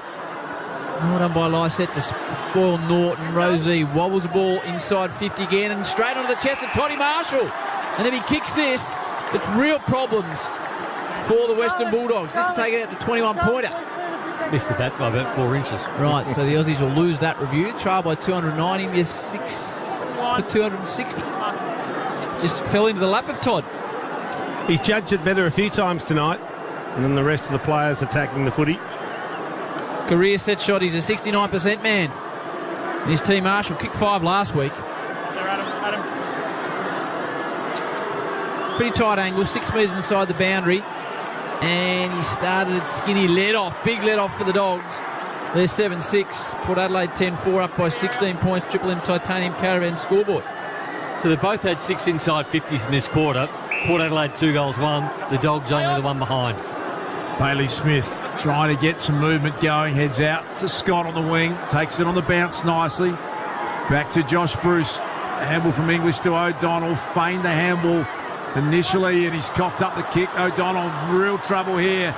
Willem Drew's got it, and they've turned it over in a horrible spot. And learned a bit of their pattern, the Western Bulldogs, in recent times. Turnover kicks in their defensive area. Marshall, who's a beautiful kick, can shoot from 45 metres out. Just feels like at the moment, in particular in this third quarter, that the game is the Bulldogs to win or lose. And at the moment, every time they turn it over, Port have got that quality of ball use to actually punish them. Really put some pressure on here. Todd Marshall, they've kicked the only 2 goals of this third term. Marshall has nailed it. Beautiful looking kick. Port Adelaide have kicked 3 straight in this third term, and they go out to 11-4-70. The Western Bulldogs 7-6-48 on the Triple M Titanium Caravan scoreboard. Chief, it's almost their, to use a cricket term, it's their shot selection. So the Western Bulldogs, on occasions, there is an easy, obvious ball to kick inside forward 50. There's a player out and they don't use it. And then all of a sudden, out of the blue, they're under pressure, they're in the back end, and they try and pull off a kick that is clearly not there. So it's their selection by foot and by hand at times that has let them down tonight, whereas Port Adelaide, they don't let you off. As soon as you turn that football over, they do not miss the target. Nate and the Chief on the Triple M Seabus Super. Seabus Super making hard work pay off. It was Port by 8 at quarter time, 4 at half time, but they've kicked 3 goals to zip this term, and they're doing a bit of damage to the Dogs, 70-48. What does this do to the Dogs on the live ladder, Chewy? Well, potentially they could fall outside the 8 if Freo defeat Richmond and Adelaide defeat the Eagles. Long way to go. Smith to Jamara Ugle-Hagan. Missed 2, kick 1, cracker. Touch, play on you. Just went a bit close to down the mark. It was touch, went to Bergman. Ugle-Hagan might get a second bite at the cherry. Comes out to Bailey Smith. Into McRae, little right foot slider is good. Hits Riley West, who's all about kicking the goal. Gee, there was a horrible hand pass from Bergman. He apologised to his teammates. Just needed to throw it on the boot, clear the defensive area. But he made the decision to try and link up a hand pass that wasn't on. A little bit of what the Bulldogs have been guilty of. And now they get a shot for goal. Boy, do they need this. Jeez, he looks like his dad. You two would have played a lot of footy with. Yep. So he's 3 metres inside the boundary, Riley. 7 disposals, 2 tackles, 2 contested of those. Much needed, hits it well. Hits it really well. Well done, Westy. Loves a goal. Much needed, loves a goal. Snaffles it. Break a run of 4 for Port, 3 for the term. Gets it back to a manageable 16 points, 11-4. Port Adelaide, the Dogs 8-6-54. And it looks like the sub is starting to get ready down there, Baker. Brownie, can you see anything for Bob James? I can. I'll just give you an update shortly, but that absolutely looks the case, Howie. I'll come back to you very, very shortly. Good time to bring him on to Oscar Baker, the Phil Malin lookalike. He's got some genuine genuine pace, and he can run and carry with the football. Not sure why he was the sub tonight. I thought he was pretty good last week. I haven't heard that before. Nor have I. Shark Mail and Oscar Baker ready to come on. Tommy Brown, Bob James, Team Arts. They've just submitted the official paperwork to us. I'll just give you an update on who it's for in a moment, but Baker will definitely come on. Thank you, Tommy. End of financial year, Bob James, Team Arts. Have a great buy 3, get 1 free. Cashback deals. Call or order online now. T's and C's apply. Riley West with his first Port centre bounce has been won beautifully by the star in Butters, and that kick was just simply outstanding to Marshall. There's a body on the ground that looks like Alex Keith and a Port player down as well with a big clash. But Powell Pepper. I reckon Powell Pepper got the corky, so Powell Pepper came in late. And I reckon that their both hips struck each other. Well, this will hurt. The quick reply from the centre bounce. Harvey Norman replay. Good hands from Todd Marshall. Saw him kick the last goal for Port Adelaide from a similar distance, about 45 metres. No real angle to worry about. Todd Marshall. Instant reply coming up, is it? He's pushed it for behind Tommy Brown. Bob James team up. The subs for O'Donnell, so it's O'Donnell off, Baker on for the Bulldogs. That strategic sub. Looks pretty flat too. Son of Simon, James O'Donnell in game 5. To be told that his night is done. Vandermeer, half-back, the number 23 for the Dogs. Latham out of Marupna. Where's Marupna, Chew? Up the Murray somewhere? Up near Shepparton, I reckon. I think you're on the money, it is, yep. Okay. That's sort of up Lake Boga, where you go if you're in the season. A little bit northwest Lake Boga. Okay. Keith Marks, half-back in front of Dixon, who's got 4. Then passes to Caleb Daniel. A little low ball. Was effective to McRae. Thought about the 1-2 and then kept it to himself, did Jack. Oh, little instepper to Marshall. Wasn't where it was meant to go, obviously. Rosie, danger here. He picks it up, gives it to Drew. Just a rare mistake by foot there by Caleb Daniel to Boak. It might cost the Marshall starting to get involved, Chief. He's on the bike now. And he marks 52 from home. Presents well. Could nearly go the journey if he wanted to. I reckon he's a pretty decent kick distance-wise. Doesn't want to take the shot. Goes to the pocket. Powell Pepper didn't really work for his man there, but it's deep in attack for the Dogs. For Port after another turnover from the Bulldogs. 17-point lead to the Power. Just under 6.5 remaining in this third term. Really important few minutes coming up till three-quarter time. Bailey Smith, Liberatore has been prolific. Has won a free kick deep in defence. So the footy has been transported about 50 metres down the line, so it's going to take a while to get back, allowing Port plenty of time here to set up. Tom Liberatore, just talk us through his numbers again, Two-Man. This will be disposal number 26, along with 8 clearances. His PB's 36 stars, so he could be on track to eclipse that record. Jones's kick waited for Vandermeer. McEntee fighting hard from it. Josh Singh, they won it back here, Port Adelaide. Good chase down from behind. Bailey Williams did it really well. Josh Bruce has telegraphed that handball, coughed it back up to Kane Farrell. They're in trouble here. Out the back rows, he's going to launch. Big hanger, he's taken it. It was a beautiful kick. Rosie had the skill and the class to take a good mark. But again, the opportunities come from a turnover from the Bulldogs. They had the ball. It was an errant hand pass over the top that Farrell was able to intercept and then launch it forward. Stand. Had some opportunities here, Port Adelaide, to really make life hard for the Western Bulldogs. It's in good hands here. Connor Rosie, a picture of concentration. He has just missed as well. So it's their turn for some inaccuracy. They're 11-6. Port Adelaide Bulldogs are 8-6, and even 3-goal margin on the Triple M Titanium Caravan scoreboard. For a Friday night feed, the McFeast is back. You can't keep a legend out of the lineup. The scores from turnover, Ash, for the Port team players. Port Adelaide 7-3, 45. Bulldogs 4-3, 27. 7 of their 11 goals from turnovers, and then you kick it out in the full. Dogs just dump it out in the full, trying to clear D50. They're 3 goals down. There's 5 to go in the third term. Port are missing shots. It could be a 5-goal margin here. So Powell Pepper will reset. Big pack. Dixon's there. Rioli hasn't been a factor yet. I say yet. Plies a tackle. Unlucky not to get a free kick there, Junior, Chief. Don't know who he pinned, but he had it for a long time. Jones, they're pressing here, Port. He marks 70 from home. Lockie, the hairy one. Tries to pierce the ball into the pocket.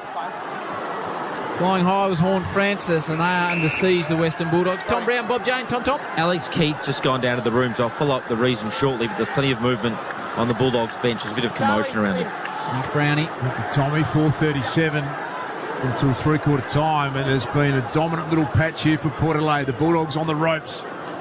Can they get one back? They've got to defend here. Well done, Rosie.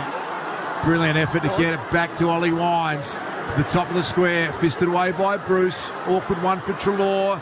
Handled it pretty well. Duray gets involved.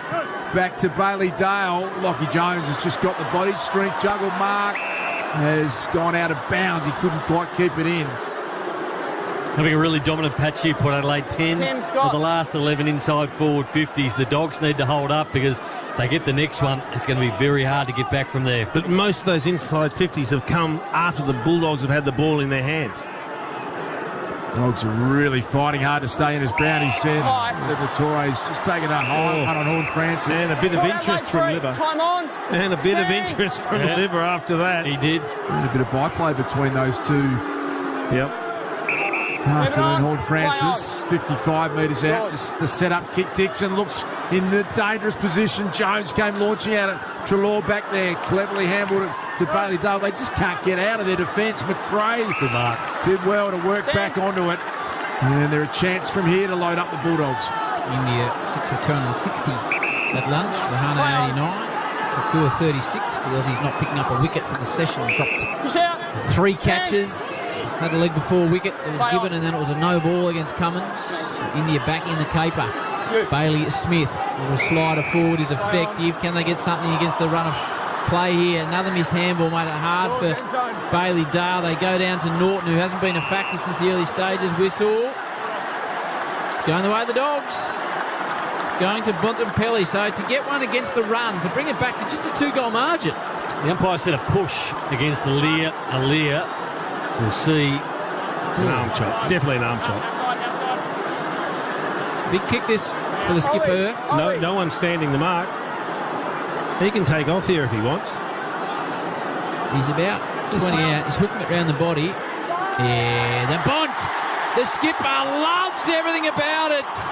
The Dogs work their way back into it. Somehow they're only 2 goals down. Could be 5. Port 11-6. The Dogs 9-6. 2:44 to go before the final break on the Triple M Titanium Caravan scoreboard, and tightens up again. He's a man that knows how to lead from the front. Marcus Bontempelli. He would have taken the mark if he didn't have the arm chopped, and then he kicks the goal. But you'd have to convince me of the logic in not standing anyone on the mark. They came back there 5 metres, and he's 20 metres out on an angle. So he went closer to where the mark was and actually took the shot from closer than he would have on his opposite foot. Interesting, I was just watching Bont walk back to the centre, and he was speaking to Bailey Smith, and he was almost demanding him or telling him to switch on. It was very pointed at Bailey Smith. They were the centre half back, and it was very, very intense, and it was almost like, mate, we need you to come with us. You'd know exactly how massive this game is for the Bulldogs. They're down by 12 points. English miscommunicated with a handball. Can Rosie make them play? Slapped it forward. Bailey Dale in the way. Burne-Jones got rid of him, and they have found a way through Port Adelaide to Jed McEntee, who is a very capable goal kicker. And Jed McEntee, mid-season pick-up back in 2020. But this is what he's paid to do. It's the fumble from Bailey Dale. He had 2 opportunities at it. I'd love to then champion Data Ash to keep the stat of fumbles, because you'd find the side that fumbles more will lose every game. Nate Brown, Jason Dunstall with Triple M C-Bus Super Special comments. McEntee directly in front. 45-metre kick. I reckon it's going to shape back okay, and that's an important goal for Port Adelaide and young Jed McEntee. I like the way he goes about it, this young small forward. And an important reply. They get it back out to 18 points. Port Adelaide 12-6 to 9-6. Hasn't had a lot of the ball, Jason Horne-Francis, tonight, but what he did show then was just a good footy brain. He had a quick look, and it was just fashioned a little chip over the top because he saw a player in space. And it was McEntee. Temptation in traffic like that is just to throw it on the boot and drive it forward, but he identifies a target off one step and just hits it, and they get a set shot, and they're able to convert. Triple M Red Z. Bulldogs are ranked first defensively from conceding scores from centre bounce. Well, tonight, at only 9 points per match, they've conceded 4-1-25 from centre bounce. Two-man going deep in the system, dominating as always in season 21, the Guru. Maccas for Friday night feed them at Feast is back. You can't keep a legend out of the lineup like our man the Chief. A legend. Back in the middle we go. Out to a 3-goal margin. Horn Francis getting busy. Boak shrugs a tackle. Back to the Horn, and he's going to take on a couple again. Wines, big bodies. Rosie or the big guns lining up. Little instep ball. Burn-Jones. Back to Boak. Side steps. They got runners. Rosie's already kicked a couple to the square. Pau Pepper couldn't finish it off with a mark. He might still go Pau Pepper. Hurry kick forward. Burn-Jones dropped it. He would have had to snap a goal and probably kicked it somehow. The Dogs get out of it. I don't know how, Chiefy. They're behind. 19-point lead. The pressure is on. It's probably the first time they've not made the most of it. Port Adelaide, I mean, they had a couple of players fumble then under pressure when it should have been a goal. 19-point lead to the Power. Minute and 10 until three-quarter time. Riley West has it at half-back. In a dominant third term. This for Port Adelaide. Cray has it.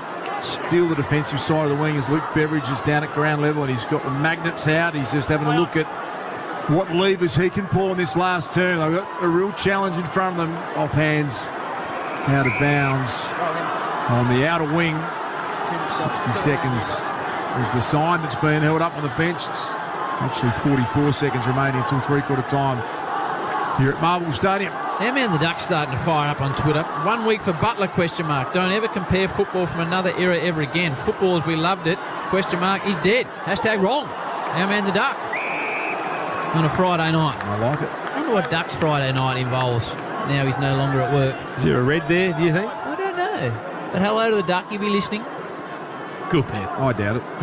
Well, yeah. You're probably right. Boak. Dan Butler getting a week, Damo told us earlier on. Houston sits over it. A lot of players around the footy outer wing. We've got 16 seconds to go. Riley West run down from behind by Rosie. This Rosie-Butters combination, it is worth turning up the football to watch, Chiefy. I'll tell you right now, Butters is single-handedly carrying their midfield for Port. They'd be 5 goals down if Butters wasn't playing. Down towards Dixon. And it's a big turn. Port Adelaide kick. 5 to the Dogs, 2, in fact 4 to 2 for the term. And three-quarter time, a lot of work to be done by the Western Bulldogs. Port Adelaide lead it 12-7-79. The Bulldogs 9-6-60 at the final stanza. It is Port Adelaide at three-quarter time by 19 points. McDonald's Marine Hot Water, Triple M Rocks Football. That quarter for Titanium Caravans. Titanium Caravans are built to tackle Australia's toughest conditions. Visit titaniumcaravans.com.au. For McDonald's, Triple M rocks footy. the McFeast is back. You can't keep a legend out of the lineup. Shut up! The footy's on Triple M! When all the serious footy talk gets a bit tiresome, you can always rely on Triple M's Saturday Rub. Of course, a member of our family, even though he's back as a senior coach, we still consider him to be a family member. Ross Lyon, have you got us? Oh, I'd love that. We were waiting for you, had other media commitments. You know, other radio mobs boring the crap out of you, Roscoe. I was exhausting. Join the Temper Mattress call team tomorrow from noon for Hawthorn and Brisbane. For Ream Hot Water and McDonald's, Triple M rocks footy. Surely I'm all right to drive. Yeah. Only had, what, a few? Not enough to put me over. Oh, what? Evening, driver. One long breath, please. If you've been drinking, don't drive. Chances are you will be caught. A message from the TAC. Drive safely for everyone. Ram Truck's Red Hot DS 1500 run out with a red hot 3.99% finance rate ends June 30. Stock is limited, so see your Ram dealer today. T's and C's apply. Approved ABN applicants of Ram Trucks finance only. Hello. Frank Walker from National Tiles. Professional tilers, upgrade your tile machines and tools at National Tiles before June 30 and get an instant 100% tax deduction. That's right. Professional tilers, upgrade your tile machines and tools at National Tiles before June 30 and get an instant 100% tax deduction. So start the new financial year with your all-new tools from National Tiles with a 100% tax deduction before June 30. So rush into National Tiles now and save. Conditions apply.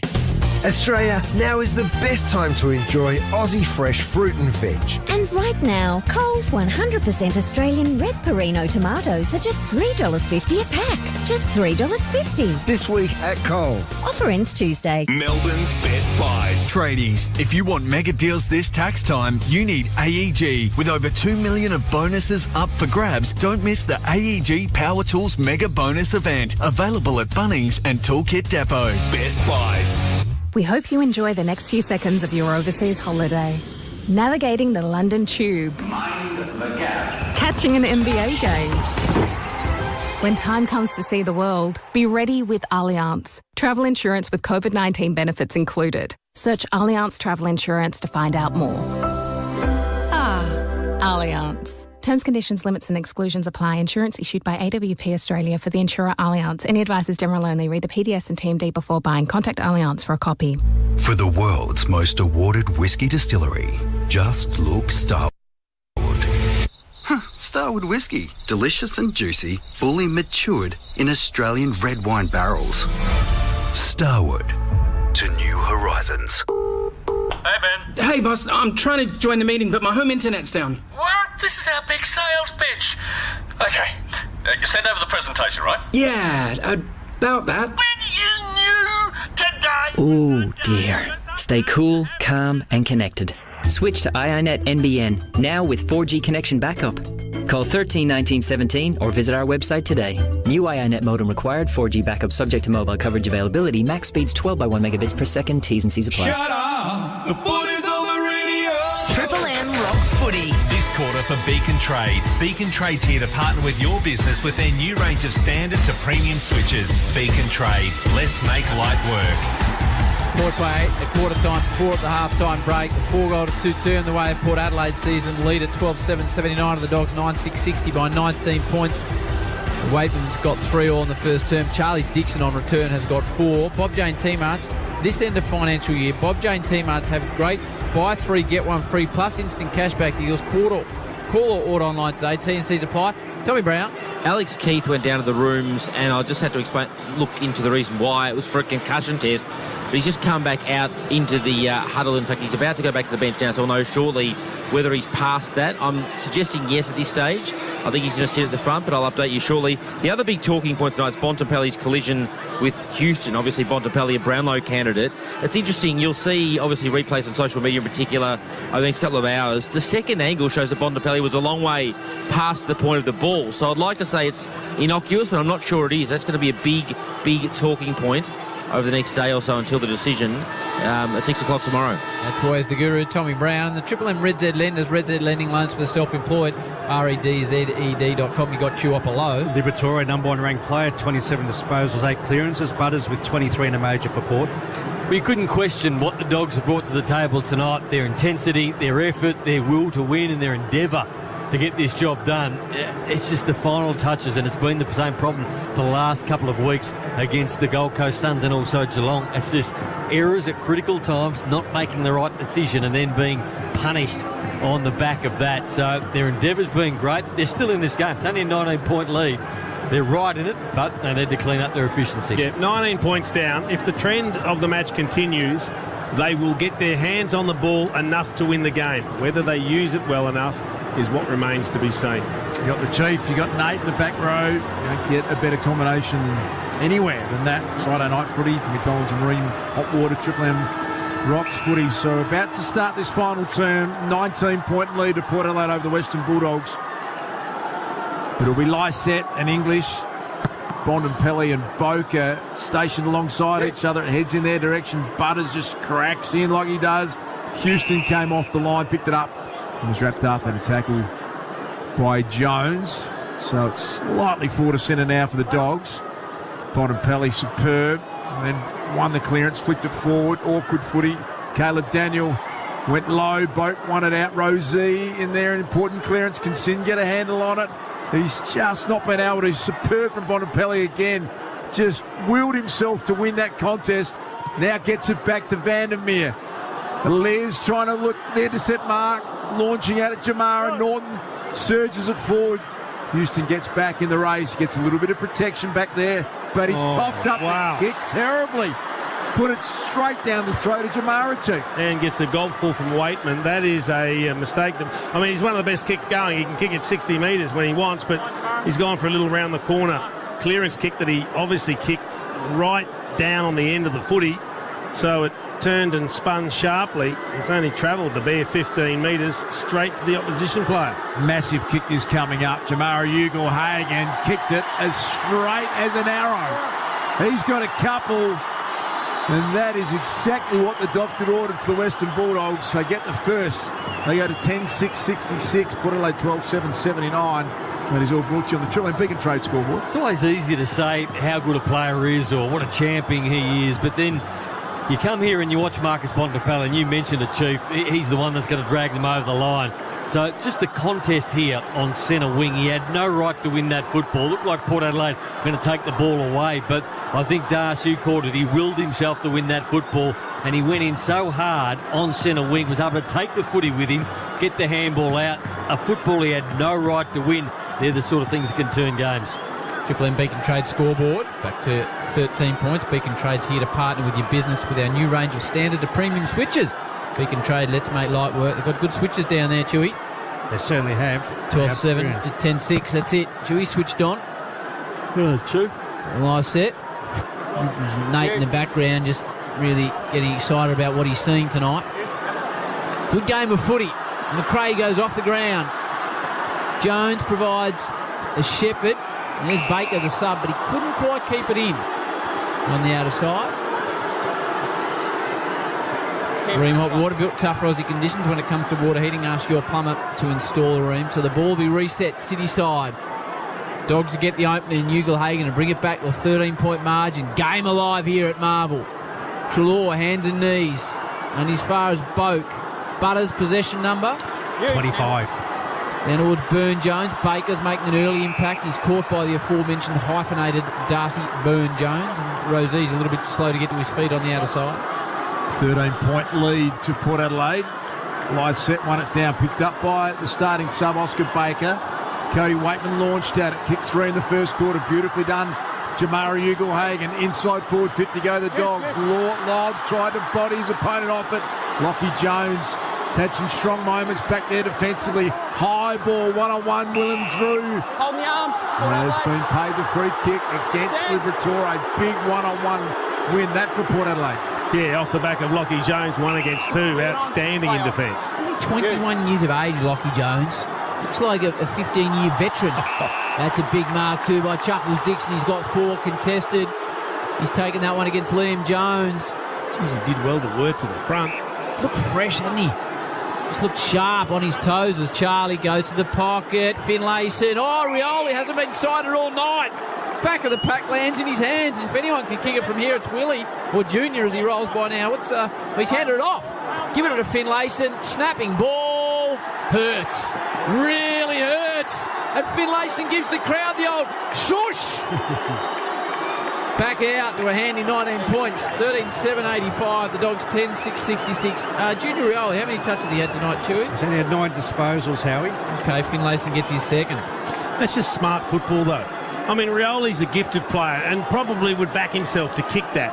But you've got a left footer standing right next to you in space who gets a better angle on his natural foot, who's a proven goal kicker. So he just gives it to him. It's just an easy decision to make. It's smart football.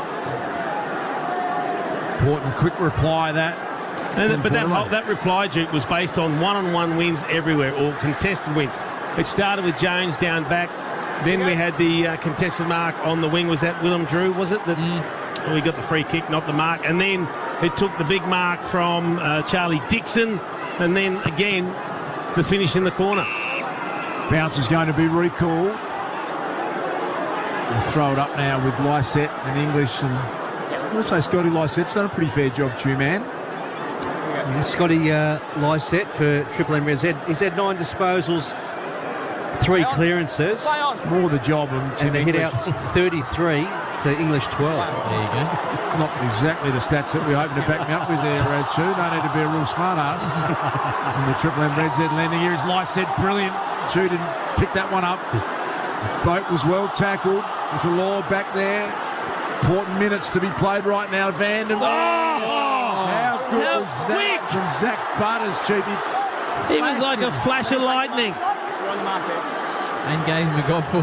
That's one of the best rundown chases that never looked like he was going to get there. Hands it off to Houston, who unloads a big bomb to the square, getting back and ushering it through was Liam Jones. 20-point lead now to Port Adelaide.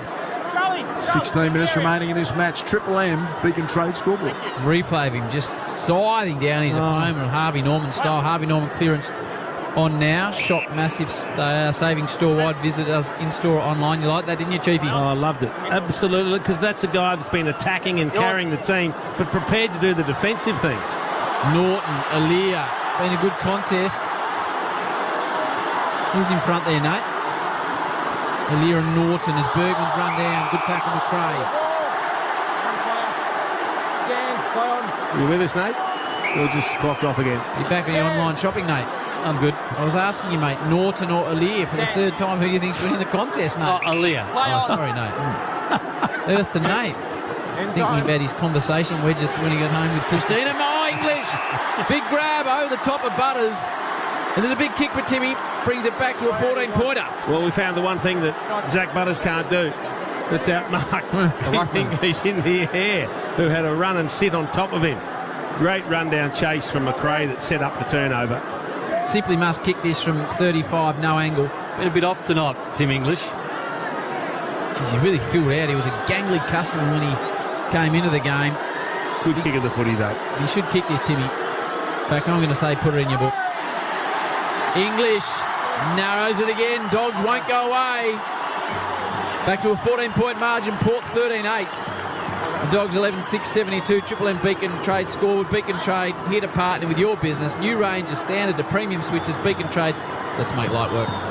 They're close enough if they're good enough. They'd love a lift out of Aaron Norton. Hardly touched the ball so far tonight. And in answer to your question, Howie, yes, Aaliyah has comfortably beat him. He kicked the first goal of the night for the Western Bulldogs, but since then hasn't really been sighted. Jamara's been okay. Rory Lobb hasn't really touched the football either. So you've got two forwards down there who haven't given a lot. So you've got 15 minutes of playing time to go. Aaron Norton's the type of guy we need to lift and to rip this game apart. Tommy, let's get to Tommy. Bob Jane, Team Arts. Yeah, Port are activating their sub, so Bonner will come on for Sin. I just saw the paperwork get submitted to us. Outstanding work from you, Tommy. Always ahead of the game. Here come the Bulldogs out in front of the stoppage. Caleb Daniel, intelligent knock on. Riley West got it going forward to Bailey Smith. Good tackle. Bergman almost could have been rewarded. It spilled out of the hands of Smith. Gets it back to Caleb Daniel. McRae trying to connect with Riley West. Here comes Bonampelli. He ran into Finlayson. Back to Ugle-Hagan. Dale tries to step through. It's got back to set up for a clever kick. Jamara found Jack McRae, who will be right in his range from there. About a 44-metre kick. Geez, they had to work hard for that, the Western Bulldogs. Time and time again, it looked like Port Adelaide were going to get on the end of an easy ball and clear it, but it was just tough from the Dogs. Bonampelli picked it up clean, but then Jamara, he's got a cool head, Jamara. I like the fact that when he has the ball outside 50, he normally finds a target. Hardly anyone's got back on the line. I reckon Jack McRae's got to just give it everything from there. He's going to just massage it home.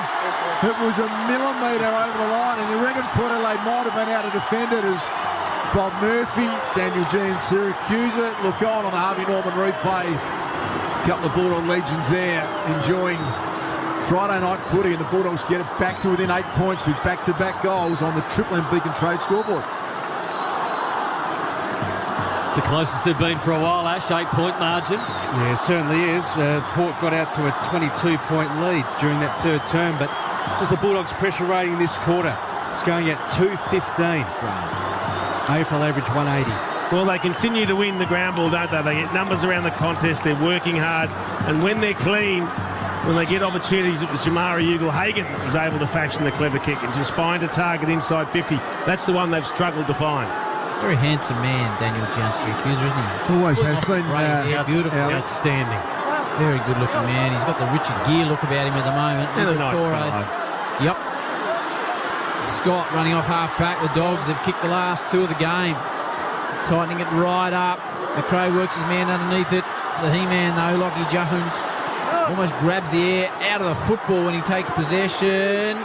Keith. Good to see him back out there. Boak finds a little way through. Marshall, clever tap, nearly worked out. To McEntee, important ball to be won here. It's won by the Dogs. Caleb Daniel, little side step. Hand pass back in. And Giray's happy to see it across the line. India 260 for 6 at the lunch break. Australia not picking up a wicket in the session. On the knife edge, this game here. Friday night footy. Got one with the second ball, Howie. Oh, yes, that was the one. You're right, mate. They were. Round 13 for McDonald's and Ream Hotwater. Triple M Rocks footy. Port Adelaide still holding on to an 8-point lead. Bergman. Good tackle. McRae. Bontempelli. Just demanding effort from his team. Strong around the contest again, Marcus Bontempelli. Thrown up quickly by the umpire. Slightly attacking half of the wing out of side. Caleb Daniel. Marcus Bontempelli's afternoon, please, you man. Racked up 26 disposals, 6 clearances and kicked a major. 8-point margin. How many's Port looking for in a row, Chew? Port are looking for their 10th in a row and possibly their 9th in a row here at Marvel Stadium. Club record last week with 9 in a row for the football club. Looking to extend it into the double figures. They lead by 8 points, but it did get out. What did it get out to this term, Chewy? It was up sort of 20 points, wasn't it? Yeah, they led by 22 in the third quarter, Port Adelaide. Okay. Lysette taps it down. Farrell goes off the ground. Bailey Williams started like proverbial house. To Bailey Dale, too much for Ugle-Hagan. Aaliyah leads Norton, who's doing a job and a half. Shanks it. But he's just landed inside you can't pay that. Well, you can't pay that.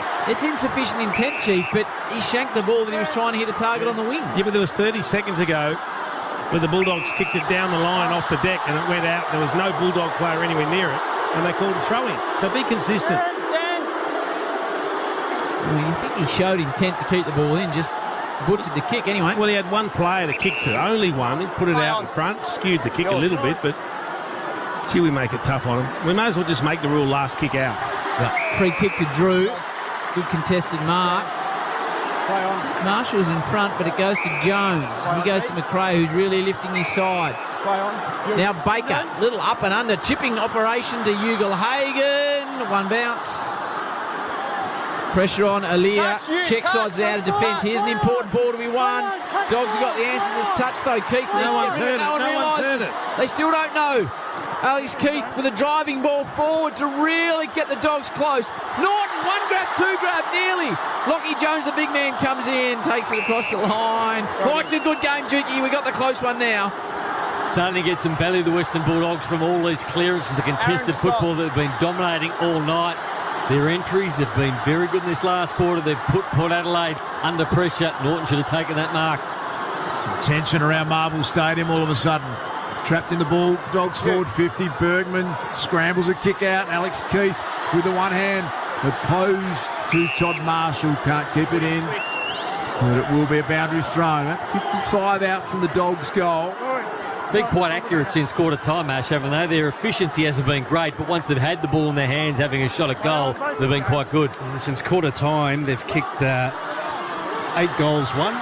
Port 7-7. Oscar Baker drives him inside forward 50. Awkward ball for Jamara. Did really well. Took on a tackler and was dispossessed by Lockie Jones, who's been impressive back there. Might have popped the finger to Jamara. It's quite a beauty, Lockie Jones, deep in defence. He's bailed them out a number of times. Play on. He's going to bite off a bit with the kick. Goes right up the middle of the ground.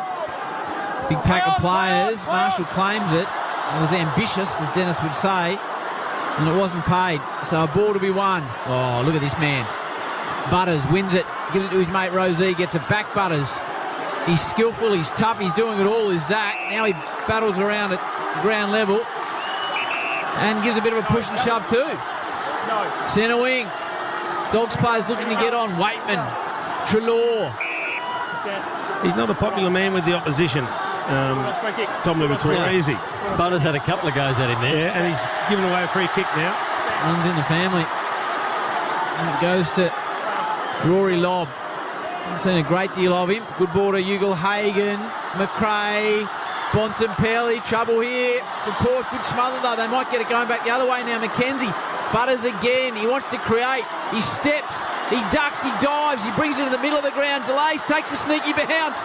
What a player he is. Goes to Drew. One-on-one Rioli. Rioli goes to ground. Dixon arrives on the scene. Massive ball to be won here. Marshall comes at it. Horne-Francis. Brilliant pickup. Horne-Francis breaks a gap. Horne-Francis for the goal of the night. Jason Horne-Francis with a top shelf sausage. Unbelievable finish. Port 14-8, Dogs 12-6, and there's a bit of emotion in the box. Wow, we see some special things happen out on the footy field at times, but you have to watch this pickup from Jason Horne-Francis to believe it. The ball's whacked out. He's got players on his hammer. He gets down, picks it up, running at full pace. He keeps the pace up to run away from the pressure, and then straightens and converts. The one-hand pickup was elite. And then the composure off the back of it, that's massive. Massive individual effort. You have to remember the last quarter he played against the Dogs in gather round. He didn't touch the ball all night over there, and then had an enormous last quarter, had about 7 clearances in that last quarter. Along with 11 touches and a major brownie. Superb individual effort, Jason Horne-Francis. Too good. And Zach Butters again at halfback. Simply outstanding. Lyset, Liberatore fighting hard. Willem Drew might have the answers. Here they go again. Rosie fell over. Flicked it out wide. Chased down on Ollie Wines. The kick goes inside for Horne-Francis again. Another mark, and it might have been all over. Bruce gets back. He's immediately wrapped up. And it will be thrown up 25 metres out from the Port Adelaide goal. Butters again that created something off half back to set up the goal. He's playing out of the square at the moment, Horne-Francis. Play on. You. Liberatore with another possession, Chew. He's been magnificent. 32. His PB's 36, Howie. Gets it only as far as Houston. So now it's the Dogs under pressure. They trail by 14 points, 9 on the clock. So still plenty of time, but Port are going to attack. Horne-Francis looks confident. Big fly. Treloar backs himself. Sweeping hand pass. Vandermeer needs to be a good exit kick. It's off the instep. Could go anywhere. Falls into a vacant area. Waitman didn't really get a hand on the foot. He kicked it straight in the guts of Farrell. Rioli marks. And Junior's dangerous here. It's a snapping ball. Most would call it tough, but a man of this skill from 40 could really put a knife through the heart of the Dogs. He was cruelling himself. He was leaning against the fence, and the umpire's giving him a few more metres of space. Junior Rioli, West Coast Premiership player, doesn't get enough. A bit skinny, so the Dogs hang in. 93 Port, 78 the Dogs, 8:21 on the clock. That's all on the Triple M Beacon Trade scoreboard from Macca's Marine Hot Water. Triple M Rocks Footy, here's Darth. They will go short to Josh Bruce. We've got to be all out attack. That won't get it done. He's put it out of bounds on the outer wing. Port Adelaide fans searching for an insufficient attempt. 23,110. It's the record between these sides here at Marvel Stadium. And 8 minutes, 12 seconds remaining in this match. Port Adelaide by 15 points. Houston over the top to Trav Boak. Got through a tackle. Rosie, Ollie Wines, arches the back, gives it back to Trav Boak. High up and under ball. Rioli's going to have a launch. Trying to do something spectacular. Free kick to the Bulldogs. There's going to be a goal out the back, but a free kick going the way of Alex Keith. He caught one high. Try him back on. This is a weird effort from Rioli. Describe it, Chiefy. Well, he went running to the pack as though he was going to take mark of the last 2 centuries and didn't get anywhere near it and just jumped into the pack. Well, Keith brings it back out on the left foot. Pack of players just falling the way of Port at the moment. Boat caught in the tackle, really well done. Now's a chance for the Dogs. Off half back, Scott is dumped. You get a free kick. They want to play on as quickly as they can. Bailey Smith does that. Treloar knew what he was doing. Got it from Smith. Back to Scott. Something for the Dogs here. They send the ball deep forward. Ugle-Hagen's been good in the air tonight. Comes to ground. Drew had no time to get rid of it. Liberatore applies the tackle. Port 14-9. The Dogs 12-6. 15-point margin the way of Port. 7:07 on the clock. Time becoming a factor. Have to get the next goal. Guess who's got it? Bontempelli Can he get the right bounce? It goes past the goal line and trickles out of bounds. And Port fans haven't forgotten the deliberate out-of-bounds call. They're calling for it on every occasion. They have to get the next goal with the Western Bulldogs. Trail by 15 points, just under 7 minutes remaining. Thrown in deep in attack. Slapped forward by Lysette, who just happy to hammer it back, and it'll be another boundary thrown deep in attack for the Dogs. Pressing the Western Bulldogs. Players resumed at the Oval. India 6 for 260. Rahane 89. Takua 36. Scotty Boland picking up the only wicket today. That was a Barrett the wicket. Clean bowl. We Adam Treloar on his own here at the stoppage. English grabs it and Lysette grabs him. Jones again, he's been massive. There is Treloar, the free man. As Brownie pointed out, Vandermeer hurried snap. Oh, misses to the near side. 14 points, 12-7 to 14-9. Port Adelaide lead at 6:36 on the clock, looking for a 10th straight win. Triple M Seabar Supers, you've got Brownie and the Chief. Seabar Super making hard work pay off. Houston pounds a long kick down the line. They made a couple of interchanges here, Port Adelaide. One of them, Zach Butters. They get out the back. Dogs are in all sorts of trouble. Butters just fell into his lap on the ground. Libber got in and won it. Dixon wrapped him up. Handball in the direction of Jones. Powell-Pepper came charging in. Well played, Sam Powell-Pepper. It's going to be thrown up slightly attacking half of the wing for Port Adelaide. 6:12 on the clock. They need to kick 3. Here the Dogs to pinch it. Bonner, sub. Didn't get a handball to it. Wines kicks it after the decision made. Crowd wants 50. There's a question worth asking, but would have been a tough call.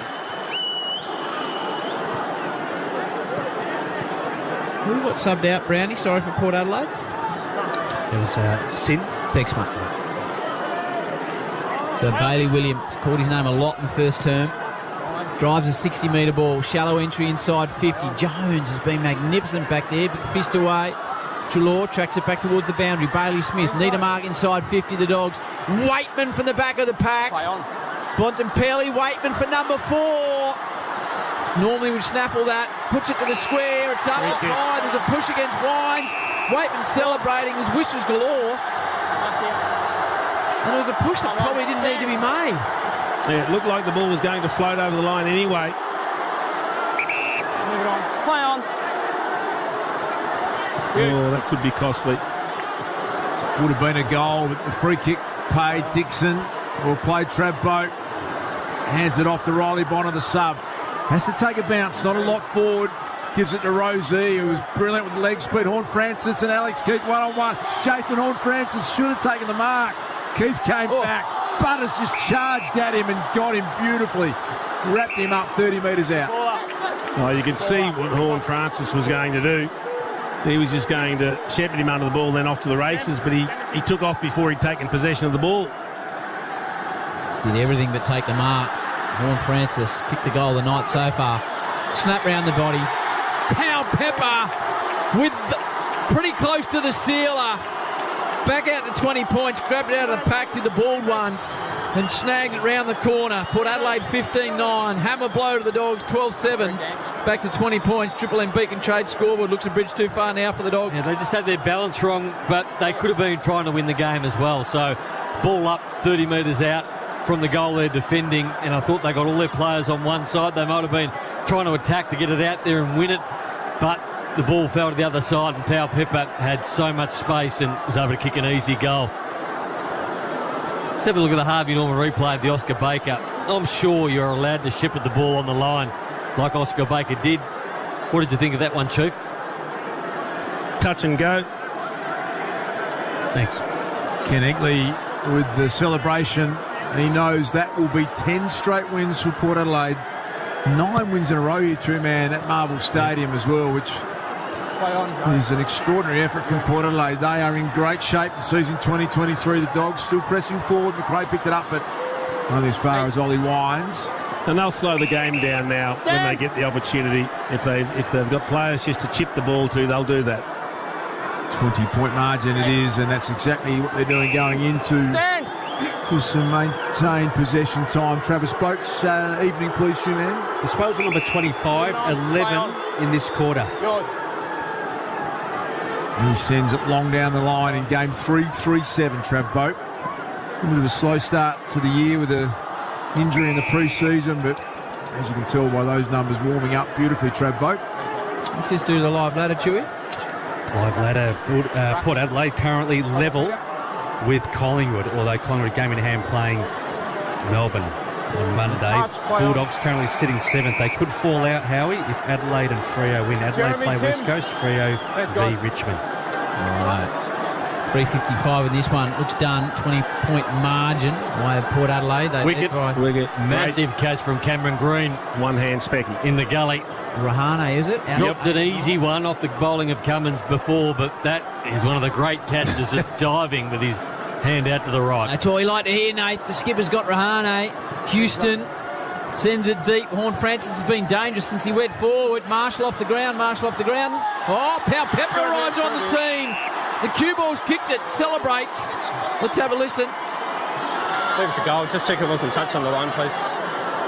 So Pau Pepper looks like he could have kicked the last two. And going upstairs. There's replays of wickets. There's the third ump. They're all happening. And the footy as well. Looks like a goal. Yep.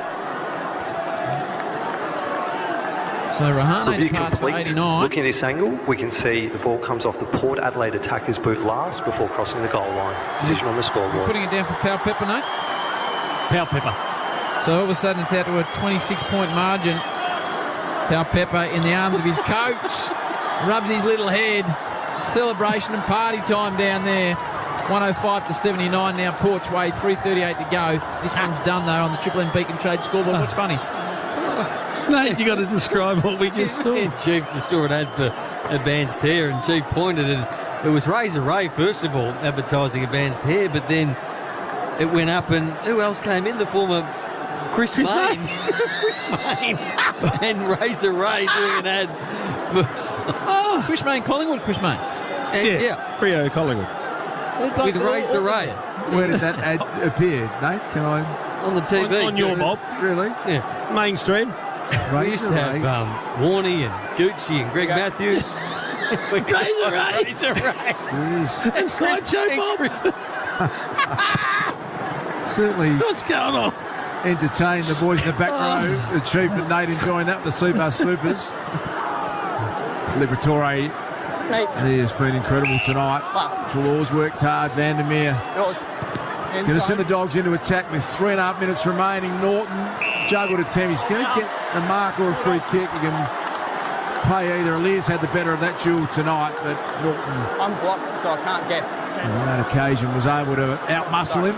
Margin is 26 points to drag it back with a consolation goal here, Aaron Norton. He's been brilliant tonight, Aaliyah. I think we spoke to Kenny a couple of weeks ago, and he said he loved the fact that he does win his one-on-one contests. Aaron Norton slides that one home. He kicked the Dogs first in the first quarter. He's been pretty quiet since then. Gets the margin back to 20 points, 16-9-105. Port Adelaide 13-7-85, the Bulldogs. That's on the Triple M Beacon Trade scoreboard. Beacon Trade's here to partner with your business with our new range of standard to premium switches. Beacon Trade. Let's make light work. We speak a lot about Aaliyah's third man in, and he's such a good player, such a good reader of the football, and he'd love to play that role all the time, but he can quite easily play that one-on-one role as he has tonight against a very dangerous opponent in Aaron Norton, and has beaten him. Norton got the better of him on that occasion, but too little too late. I don't think you overstated Green's catch because he nailed it. Yeah. Rahane. It wasn't an outside edge. Just smacked it through the point. And then the big Green Dog snaffled it. Nearly passed him when he pulled it in. Yeah. 20-point margin after Norton's goal. It's done, though, this one. Big win for Power, 10 in a row. Horne-Francis done some good gear. Rosie and Butters have been outstanding. Marshall marks it behind him. Who's got the votes tonight? Chief. Chiefy has he? What's the numbers for Rosie? Jimmy? Connor Rosie, 23 disposals, but throwing 7 tackles, and he's kicked a major. Butters? Umpire said no, but that should have been 50. Yeah, Butters, 30 disposals, 6 clearances and a goal. We'll get back to that, Chief, as Marshall drives it deep forward.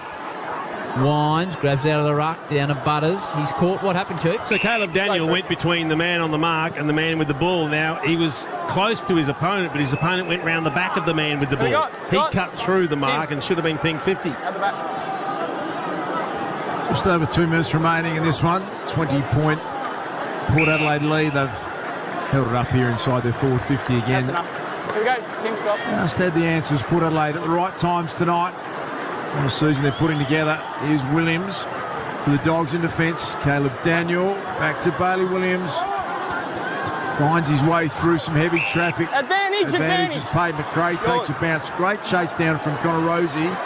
Centering kick had Waitman as its intended target. Burn-Jones back there to Williams, who now connects with McEntee.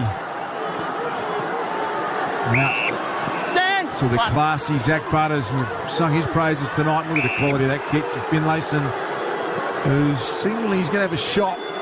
You're mad not to. Take 30 seconds off the clock. Just keep winding it down. Stand. Port Adelaide's next 4 matches, they play Geelong, they go to the bye, Essendon, Gold Coast and Carlton. And Geelong's at the Adelaide Oval, so it's a pretty good month ahead, Duke. When you win 10 straight, Chief, it sets up your year pretty nicely. Finlayson nearly got it there, off hands, through for a minor score. 21-point lead to Port Adelaide. That's all on the Triple M Beacon Trade scoreboard. Minute 04 left in this one. The Dogs take on North, and they got the bye. Fremantle, Collingwood and the Swans. Port Adelaide looking for a bit of icing here. Nice step too. Long range kick by Dylan Williams. Hooks it. Port Adelaide 16-11, 107. The Dogs 13-7, 85. 22-point margin. In the hands of Bailey Dale. Bontempelli sees something he likes in the middle. Well done, Treloar. Tried hard all day. Alex Keith. Long ball forward. Ugle Hagen's done some good stuff. Fisted away from him. Yeah, Marshall gone back behind the footy. Wines. Somehow gets it out. Now comes back to Treloar. What's his numbers? 2. Tried hard. 34 touches and a goal. He's a gun. Back to Keith. Centering ball. All Port Adelaide, though. All Port Adelaide. Cody Waitman looking back, thought that one should have come in his direction, but it is going to be the 9th win in a row for Port Adelaide at Marvel Stadium, their 10th win in a row for season 2023, and Ken Hinkley's team can celebrate here. They have defeated the Western Bulldogs by 22 points on a Friday night at Marvel Stadium. Superb performance from the boys from Alberton. We got the power to win, power to roll, come on. Port Adelaide aggression, we are the power from Port. It's more than a sport, it's a true Port Adelaide tradition. We'll never stop, stop, stop, till we're top, top, top. There's history here in the making. We got the power to win, we'll never give in, till the flag is ours for the taking. Port Bay at quarter time, 4 at half time. They snuck it out to a 19-pointer at 3/4 time. The Dogs came with 3 of the first 4 to get it back within 8 points in the final. But in the end, Pal Pepper with a couple late. Horn Francis with a goal of the night sees Port 22-point winners 16-11, 107. The Dogs 13-7, 85. Charlie Dixon on return kicked 4. And the man that kicked 3 was Cody Waitman. All in the first term. India are 7 for 263. Davis joined Shadul Takua out the middle. And the first time that Port Adelaide have won 10 AFL games in a row. Not too far away from an interview in the middle, but chew a couple of numbers before we get to that. Some big numbers for the Bulldogs. Tom Liberatore had 34 disposals. His PB was 36. Adam Treloar, he also racked up 34. Marcus Bontempelli had 31. And Butters, he led the way for Port Adelaide with 32 and a goal. Abby Holmes is down there courtesy of 7 with the twin stars, Butters and Rosie. Absolutely flying. You must be super pumped with that result. Yeah, we seem to be in a fair few close games this year, and again tonight the Bulldogs they've been a great side for a few years now, and that's 2 tough contests we've had against them. How good is that though? In close games, you've been able to close them out this year. The start of last year, you were 4 wins, 11 losses in that, I guess, measure. So it must be nice to see this group really being able to finish strong. Yeah, like you said, last year, so just so proud of the group and how we've been able to turn that around and not dwell on too much over the pre-season and everything. Really got to work on it and put a lot of time into it. So it's good to see the rewards this year. And yeah, you don't want to be in 2 close games, but we find a way to keep winning them. So very proud of the group. your journey, both of you together. You were the top 2 picks for Port Adelaide in the 2018 draft. One was forward, one was back, and now you're 2 of the most exciting young midfielders in the competition. It must be pretty nice to be on this journey together and see each other excel so well. Yeah, it's a pretty cool experience, to be honest. You know, when you get drafted, you just sort of want to play one AFL game, but to be able to have, you know, my best mates and especially Zach along for the ride is just makes it that little bit sweeter. And yeah, I can't wait for the rest of my career, hopefully with the big fella. Nice to play alongside this guy. Yeah, he's so talented, and yeah, I get to see it every day at training, so I'm pretty lucky, and I hate training against him because I can't really catch him too much. So he gives me good practice for the weekend. But yeah, like I said, I remember our first game 5 years ago now, and we were so stoked to be debuting on the MCG against Melbourne. And yeah, just the way we've progressed and worked together, and we push each other and challenge each other. So yeah, very proud of him. I want to ask you quickly about your coach as well. G. Kenny's up and about. We haven't seen this much emotion from him his entire career, but he's on the bench and he's loving every minute, isn't he? Yeah, it seems to be working him down on the bench. He's taken the shackles off a little bit in terms of how we've been playing, and our offence has been really fun. And even at the club during the week, it's been a little bit more laid back and a bit more fun, which makes coming into the club every day really enjoyable. We'll let you go and enjoy, but congratulations, boys, and we'll see you next Thursday against the Cats. Thanks. To Connor, Zach, and Abby, the players. They love being interviewed by Abby. She does a fantastic job, very engaging, and they all respond to her beautifully. So well done, Port Adelaide. They win it by 22 points. Don't go anywhere because the Triple M Amy review is coming next. Who covers clangers on and off the field? Amy does. It's Port by 22 points over the Dogs. McDonald's Marine Hot Water, Triple M Locks Footy. That quarter for Beacon Trade. Beacon Trade's here to partner with your business with Australia's biggest range of downlights. Beacon Trade. Let's make light work. For Ream Hot Water. Triple M rocks footy. Built tough for Aussie conditions. When it comes to water heating, ask your plumber to install a Ream. Hi, it's Marty Sheargold from Triple M's Marty Sheargold Show, and right now, Triple M rocks football. What do you think the name of the Tassie team will be? The Tassie Trout. The Tassie Trout. Like that. Oh, yeah. The Matt Solve. Yeah. The Matt Solve. We've had a lot of fun. Yeah, I got that on the log line as well. The new Tassie team. It's my son's idea, but the Tassie Cousins. Oh. Triple M's Marty Sheargold Show. Weekdays from 6 on Triple M. Get the podcast now from the Listener app. You don't have to exhaust yourself at the gym to put your health first. You could ditch the work emails after hours. Put more good stuff in your mouth. Even just drink more water. Whatever health first means to you, NIB is here to help you live it. Enjoy discounts on popular health and wellbeing brands. Have helpful tools and services at the ready. Even earn rewards for healthy living. So what are you waiting for? Start living health first and join NIB today at nib.com.au. T's and C's apply. Hi, Rodney Jane here. Not to point out the obvious, but it's end of financial year. At Bob Jane T-Marts, get up to $150 instant cashback on brands like Pirelli, Dunlop, BF Goodrich, Continental, Bridgestone, Moto Sport X and more. Alloy wheels from $125 and quality tyres from only $69. That's right, just $69. And we won't be beaten with our best tyre price guarantee. Call or shop online today at Bob Jane T-Marts. We'll look after you. T's and C's apply. The David Jones clearance event is now on. Take 50% off the SRRP of mattresses by Sealy Posturepedic and Sleepmaker, plus receive complimentary delivery. Available in-store and online. T's and C's apply. David Jones. What key is tonight going to be played in? Well, that's entirely up to you and your spirit. Over here at Wild Turkey, we're opting for something that rings true and can reverberate for ages. A little 101. Wild Turkey 101 has been pleasing crowds for decades with its iconic, rich flavor. Crafted with generations of know-how and the finest ingredients. Over 18s only. Drink responsibly. Wild Turkey. Trust your spirit. Do you know an awesome father or father figure? Say thank you by nominating them for an Australian Fathering Award. Run by the Fathering Project, these awards celebrate those special role models that make the world a better place for kids.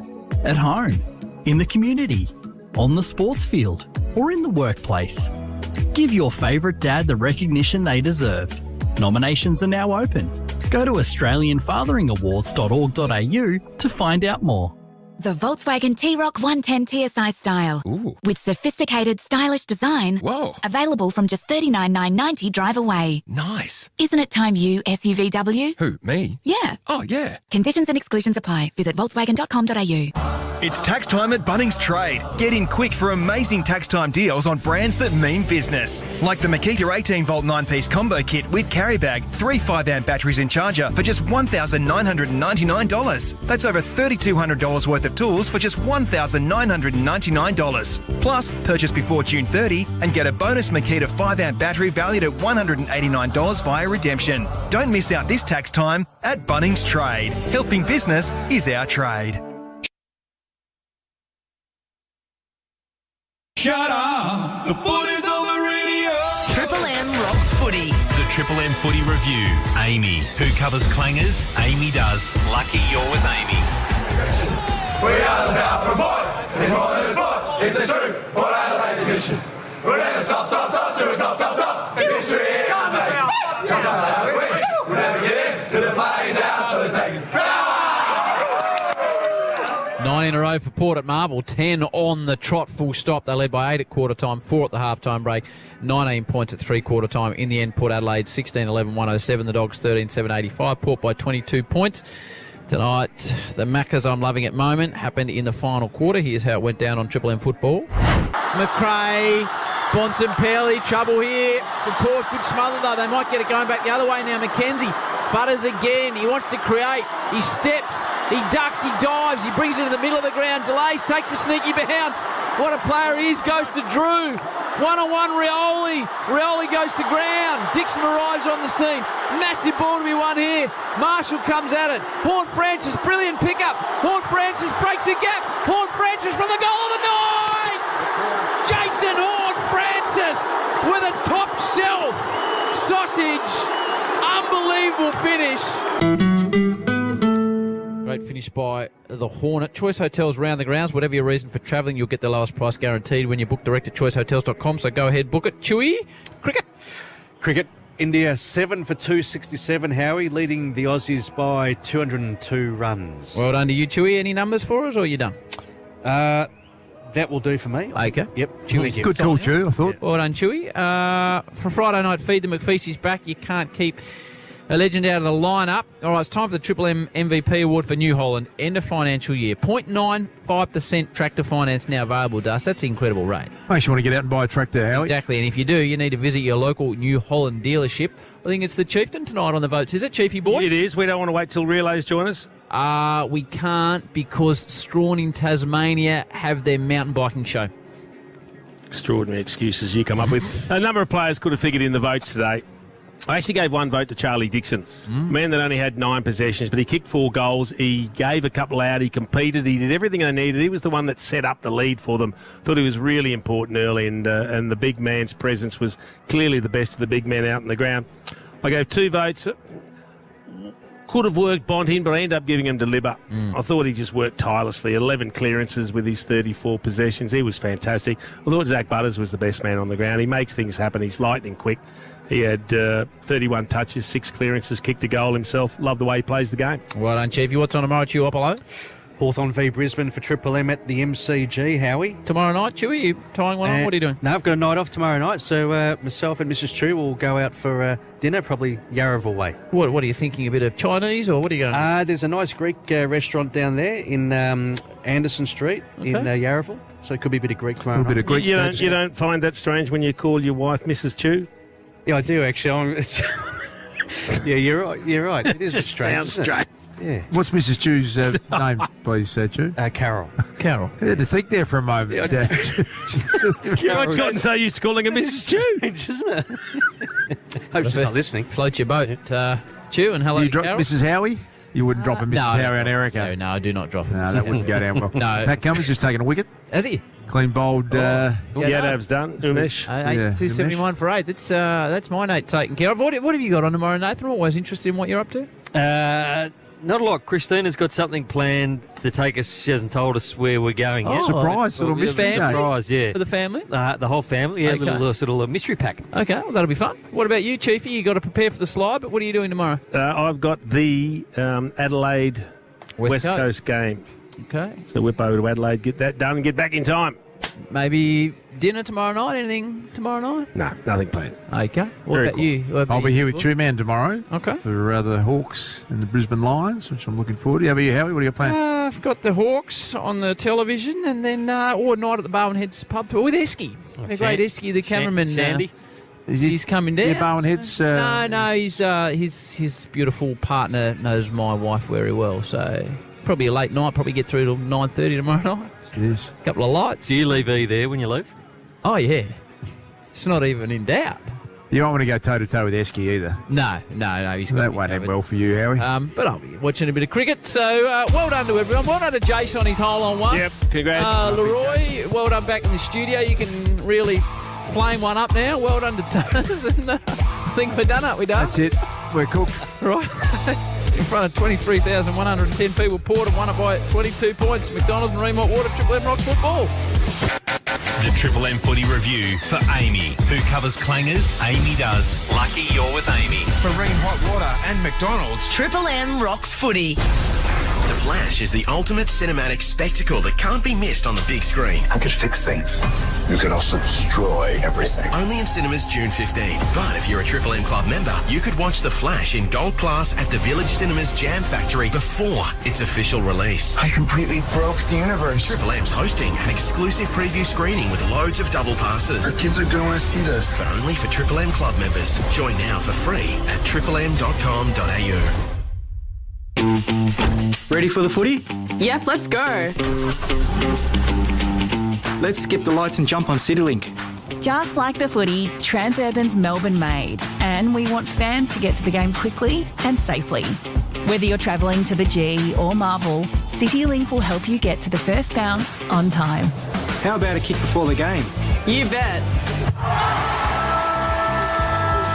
Transurban, operator of Linked.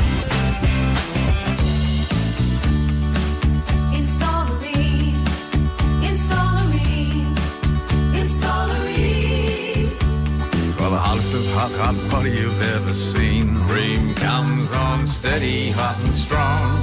It just keeps on and on. Ask your plumber about Ream's advanced stainless steel water heaters with 12-year cylinder warranties. Install a Ream. Install a Ream.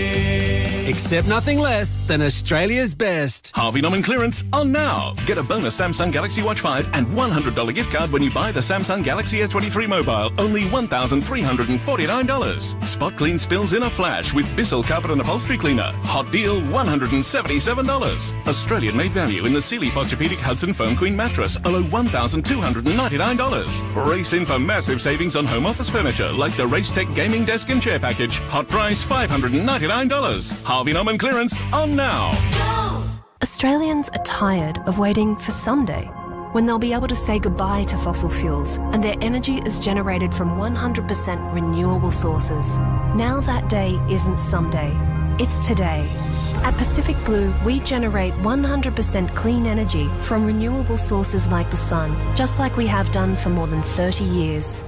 Welcome to Pacific Blue, generating 100% clean energy now. Discover more at pacificblue.com.au. We all know about the cost of living crisis, but what's the cost of loving crisis? It's mums and dads telling the kids they'll have dinner when you've gone to bed, but there is no dinner for them. It's Nan not visiting her grandkids because she doesn't have any biscuits to share, because that's all she has to eat. At Food Bank, we hear these stories every day, and we're feeding over 100,000 Victorians every 2 days. How can you help our winter appeal?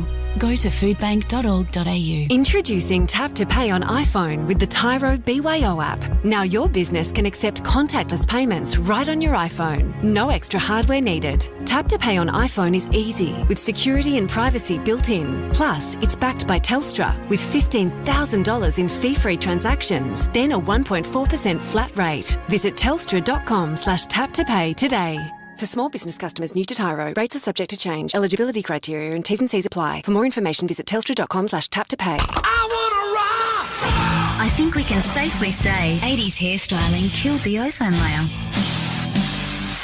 Triple M's Awesome 80s Friday.